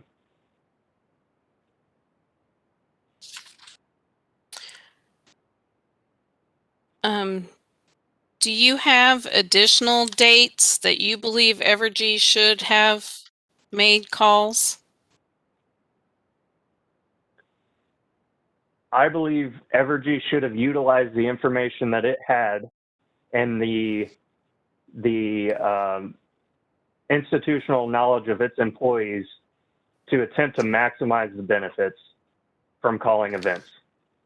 I will not sit here and tell you that I could predict based off the information available to me what those dates would have been. Okay.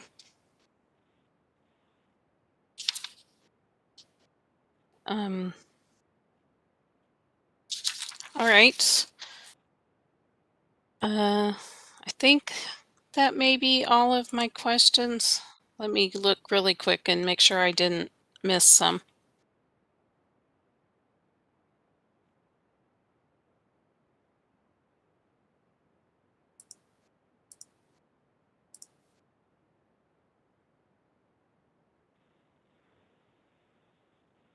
Oh, just another kind of general question. Can a utility company have or design a demand response program independent of an approved MIA program? Yes, and Evergy, prior to getting cycle 2 approved, did operate a program. I believe it was called Empower, which was a curtailment program, which was outside of the scope of a MIA program. And what benefits do you see that the company has to design a program within a MIA program rather than offering it as an independent one? first and foremost, they get to recover the costs of that program very quickly through the approval of a demand-side investment mechanism. Secondly, they get a sizable earnings or chance at a sizable earnings opportunity through the approval of a program. That I don't believe they would have that same structure in place outside of EMEA. Okay, and I apologize for skipping around, but I've got just a couple more. You may recall the company witness, Mr. File, asking about, or was asked about the number of demand response events called. Can you determine or recall if the number of 5 events was the necessary number to meet the cost effectiveness of 1 for the program? Did that make sense? I would say that Evergy had the ability to derive more benefits for its ratepayers by calling more events with an attempt to target certain time periods and failed to do so. And by deriving additional benefits, it would have made the programs, if nothing else, more cost effective. Okay. If the number of events was increased to more than 5, then you're saying that the demand response program would it have an even greater cost effectiveness factor? The way that, sorry, and I apologize, but I'm going to kind of explain this more fully. The way that Evergy designed the programs resulted in a large portion of the cost of the program to be paid out upfront with minimal additional costs to call events for the demand response incentive program to be paid to those customers that achieved savings during an event, and little, if any, incremental costs to call additional events for the thermostat program. So to the extent that you could call more events at little to no cost and achieve additional financial benefits for your ratepayers, it would be more cost effective. Okay. Okay, I think that's all the questions I have. We are coming up on 5 o'clock pretty quickly. So I'm going to ask the attorneys just how much more they think they have for Mr. Lubert. Will there be substantial further cross-examination from public counsel? Do you have a lot of... I have what I hope to be a rather small amount. I genuinely hope that I can get it done fairly quickly. Okay, and Evergy, what's your estimate? Very little. Okay. Will there be substantial redirect from staff? I wouldn't say substantial. It'll be. I think it'll be shorter than what we've in the line of questioning so far. But I do have a few redirect questions. Okay. Well, let's go ahead then with, I was debating about taking a break and reconvening, but it's getting late and we're all getting tired. So let's get as much done as we can and then break for the day. So let's go ahead with further cross-examination from public counsel. Thank you, Your Honor. Good evening, Mr. Lubert. I'm going to try and keep this as quick as possible so we can all get home today at a reasonable time. First of all, you were asked a question by the Commission as to what factors should be considered when deciding whether to call a demand response program. And in your answer, you said something to the effect of maximizing financial benefits. Do you recall that? Yes.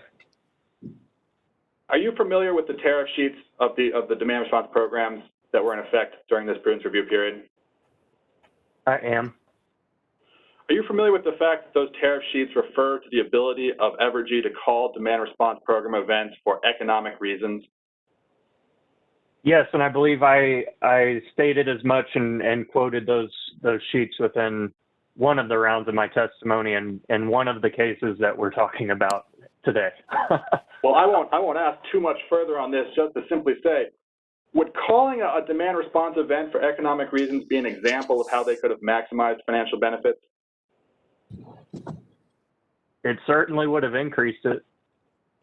And you were here here during the testimony of Brian File, or I should say, Evergy witness Mr. File earlier today? I was. And did you recall him testifying how Evergy did not call any demand response program events for economic reasons? I do. And is that kind of an example of why you're saying that they failed to maximize those financial benefits? Yes, and frankly, they haven't failed to maximize it. They've failed to even attempt to maximize it. All right, my other issue, and frankly, you already kind of did a good job of cleaning this up. There was a conversation regarding purchased power, and you went back and clarified and explained that Evergy is buying all the energy that it provides to its consumers on a daily basis. Do you recall that? Yes. And so any time where the cost of that energy that they're buying is positive, it costs them money to purchase it, would you agree that a reduction in the amount of energy they're buying is going to reduce their cost? To the extent that the cost of an incremental demand response call does not exceed that, I would say that is true. The other thing that you would have to be careful to look at would be what the impact might be in another hour, but that is an analysis that I would expect to have been done. And that's it for me. Like I said, I'll keep it short. Thank you, Mr. Kleiser. Evergy, do you have further cross-examination? I just have one question. I believe that in response to a question that you asked, Judge, the issue of incremental costs of calling additional events came up. Mr. Luber, are you basing that conclusion that of what the incremental costs of calling additional events would be on? Are you basing that off of any studies or data responses, or what are you basing that off of? Can you be more specific to which program? Well, I'm going to say the DRI and the thermostat program.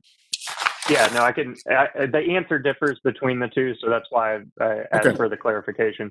For the demand response incentive program, I'm basing my statement that the incremental cost of an additional event is small in comparison to the overall cost of the program based off of the contracts that Evergy signed with the participating customers.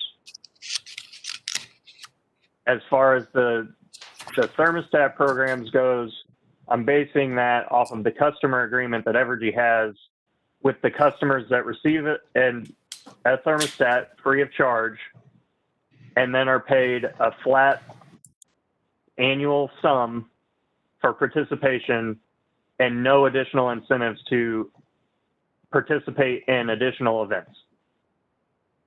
Okay. Up to that maximum. Okay, thank you. I have no further questions. Okay. Mr. Pringle, do you think you can do it in 6 to 15 minutes? I'm feeling good about 10. I think I can do it in 10. Okay. Well, in that case, we'll continue on. Thank Go you, ahead Judge. with your redirect. All right, Mr. Luber, over the course of your testimony, we've kind of made it clear the intermingling of these prudence reviews, and I just really want to clarify your disallowances. How many disallowances have you proposed for the FAC prudence review? For the FAC prudence review, I have not recommended any disallowances. I believe that the disallowances I recommended in the MIA prudence review case are more appropriate in that case, and will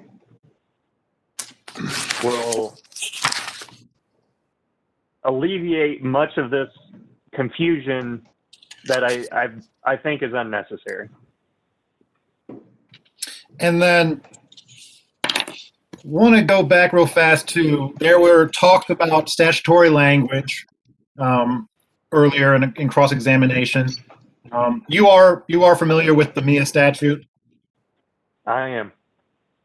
And you were present when I was cross-examining Mr. File? Yes. Do you recall when I asked about the portion of the statute where it states, recovery for such programs shall not be permitted unless the programs are approved by the Commission, result in energy or demand savings, and are beneficial to all customers in the customer class in which the programs are proposed, regardless of whether the programs are utilized by all customers? Do you recall that? I do. Now, I'm going to ask you the same question I asked Mr. File. Would calling more events have benefited non-participating customers incrementally more?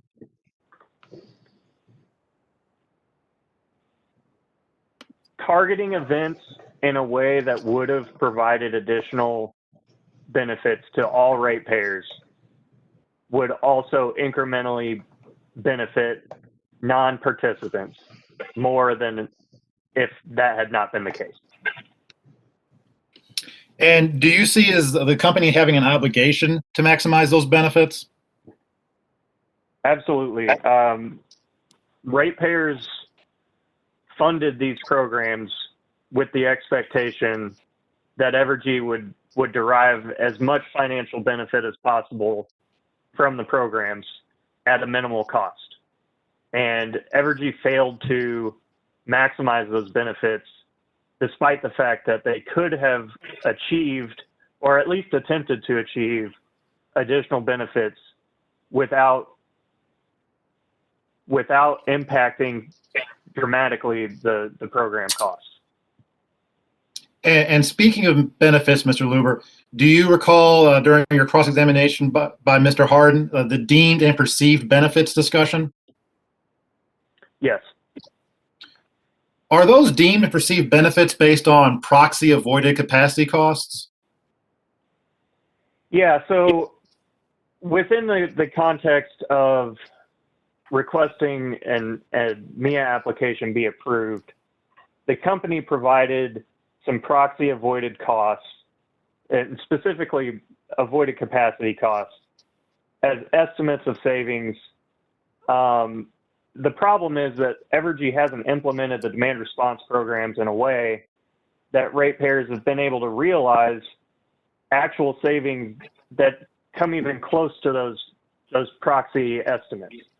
And so to the extent that we're talking about a prudence review, and I'm going to say this in the context of a MIA prudence review, because I'm not recommending anything in this case, but in the context of that case, we should be looking at the actual benefits and the actual costs. And you've also talked a lot about the implementation. Can you elaborate more on how important a proper implementation is? Yeah, so I think that's why we're here today, is that we've got a couple of programs that Evergy got funded by ratepayers. They got paid a handsome earnings opportunity, or stand to potentially get a handsome earnings opportunity for implementing the programs, and then failed to implement the programs in a way that really benefits the customers the most that it can. And that's why implementation of the program is so important. It had Evergy designed the programs in a way that it was a small upfront incentive to customers, and then each time they were going to pay, or each time they were going to call an event, they would have to pay an exorbitant amount. That would have driven up program costs, and I don't think we'd be here today arguing that they should have done that. But what they did is they designed two programs that a majority of the costs were sunk costs in the beginning, and then failed to call events up to its self-prescribed maximum to derive benefits.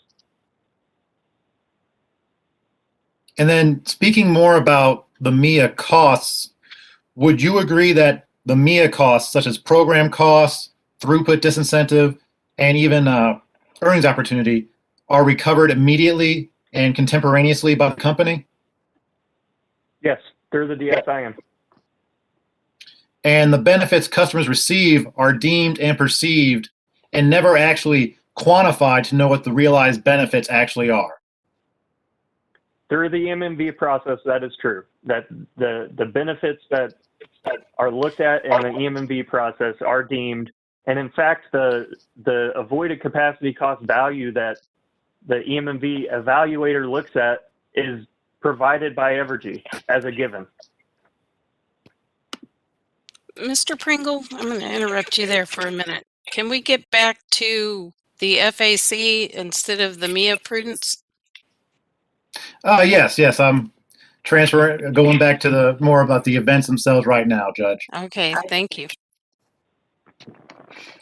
And then going back to a little more of Mr. File's testimony earlier, Mr. Luber, do you recall the discussion between Mr. File and Commissioner Roop on the Cycle 2 extension step that included language of the company calling the 5 events in 2019? I do. And was it your understanding that 5 was a max?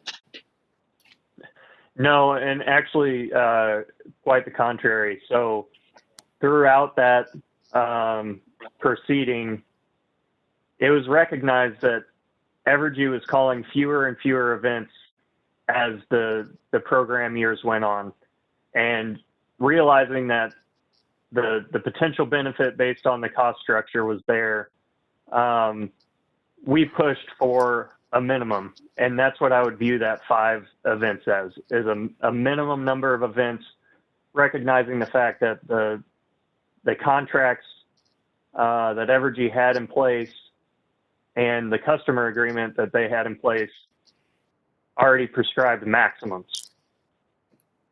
And then so you would agree that with pushing that 5, staff was actually trying to encourage the company to achieve even greater ratepayer benefits through more events? Yes. And it's likely that had the company called even more events, ratepayer benefits would have been even greater. Ideally, Evergy would already have protocols in place that would seek to maximize benefits through called events. Unfortunately, I'm not sure that was the case, but it doesn't alleviate the need for Evergy to try to target those periods of time when the benefits could have been realized. And those are why I recommended the disallowances that I did, recognizing that there is a potential, if you can reduce the system peak in a given month, you could provide a benefit of a reduced Schedule 11 SPP fee. And again, those were disallowances not in the FAC prudence review, but disallowances in the MIA prudence review. Right, and they've been, I'd say, somewhat carried forward into this case. And to kind of just wrap up here, Mr. Luber, to the best of your knowledge, what happens to costs that are identified through an FAC prudence review? Costs that are identified in an FAC prudence review? Yes. I guess that, go ahead. Because for the disallowances that are proposed in an FAC prudence review. Well, if an adjustment was ordered within the context of a FAC prudence review, those adjustments would be reflected within the FAC.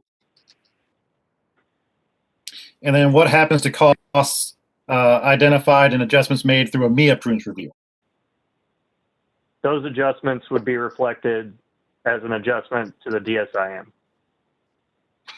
And the demand response issues we've been discussing today in the context of the FAC prudence review, why would they be better? Why Why would they be better addressed in a MIA prudence review? Well, I think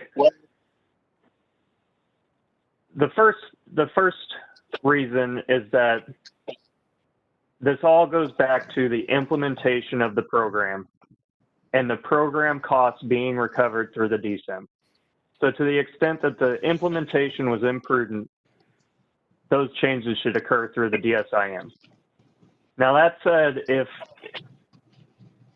an adjustment occurs through the FAC, that might lead, or it's likely to lead to an additional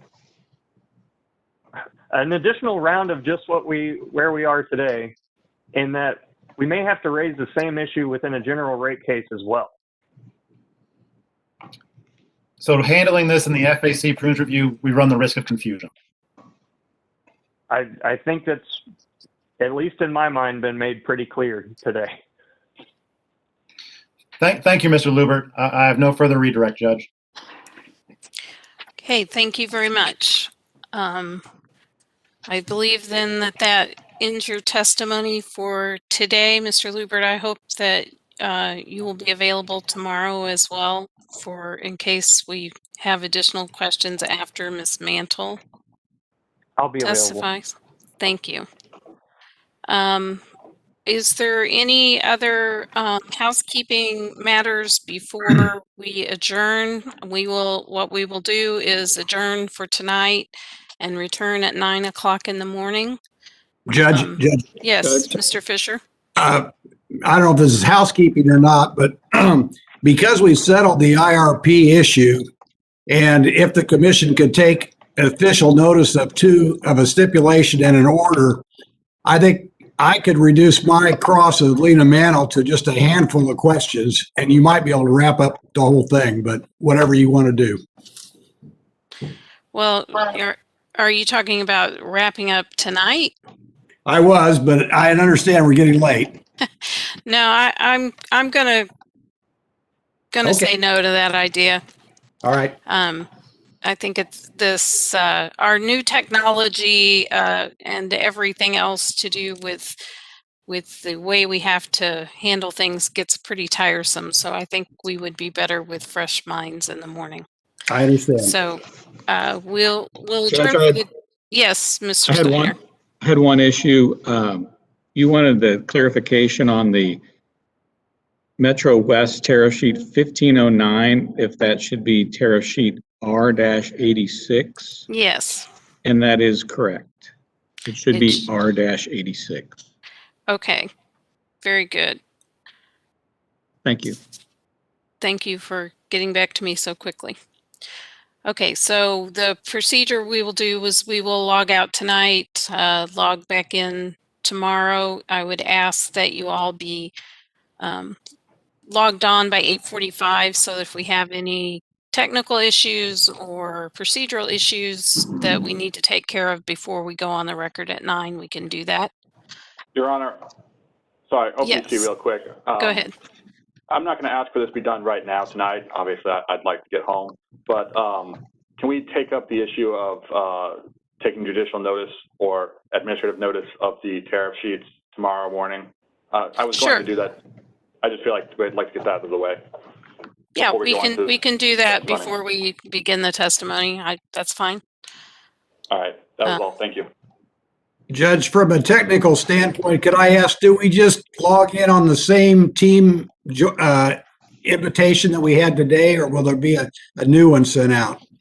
I believe that it will be the same. Okay. If I find out different after this, I will email you all. Thank you. Hey, Judge, Okay. it's Jackie. It is the Yes. same. It should be the same invite for both days. Okay, thank you. So, and I want to say thank you to my assistant, Jackie Keeley, for handling sort of the technical behind the scenes, and to the commission's IT staff, specifically Jay Hoffman, who's been in the background all day today, making sure that we run smoothly. So, and I appreciate you all bearing with the technology. And if there's nothing else, I don't see anything further. We can go ahead and adjourn. We can go off the record. We'll see you all tomorrow morning. And Bev, I do apologize for keeping you so long. That's okay. Judge, the court reporter, Lisa, will be back with you tomorrow morning. Okay, thank you. They have me assigned somewhere else. Well, we will miss you. I know you will miss us. I'll see you Friday noon. Okay. Okay, thank you.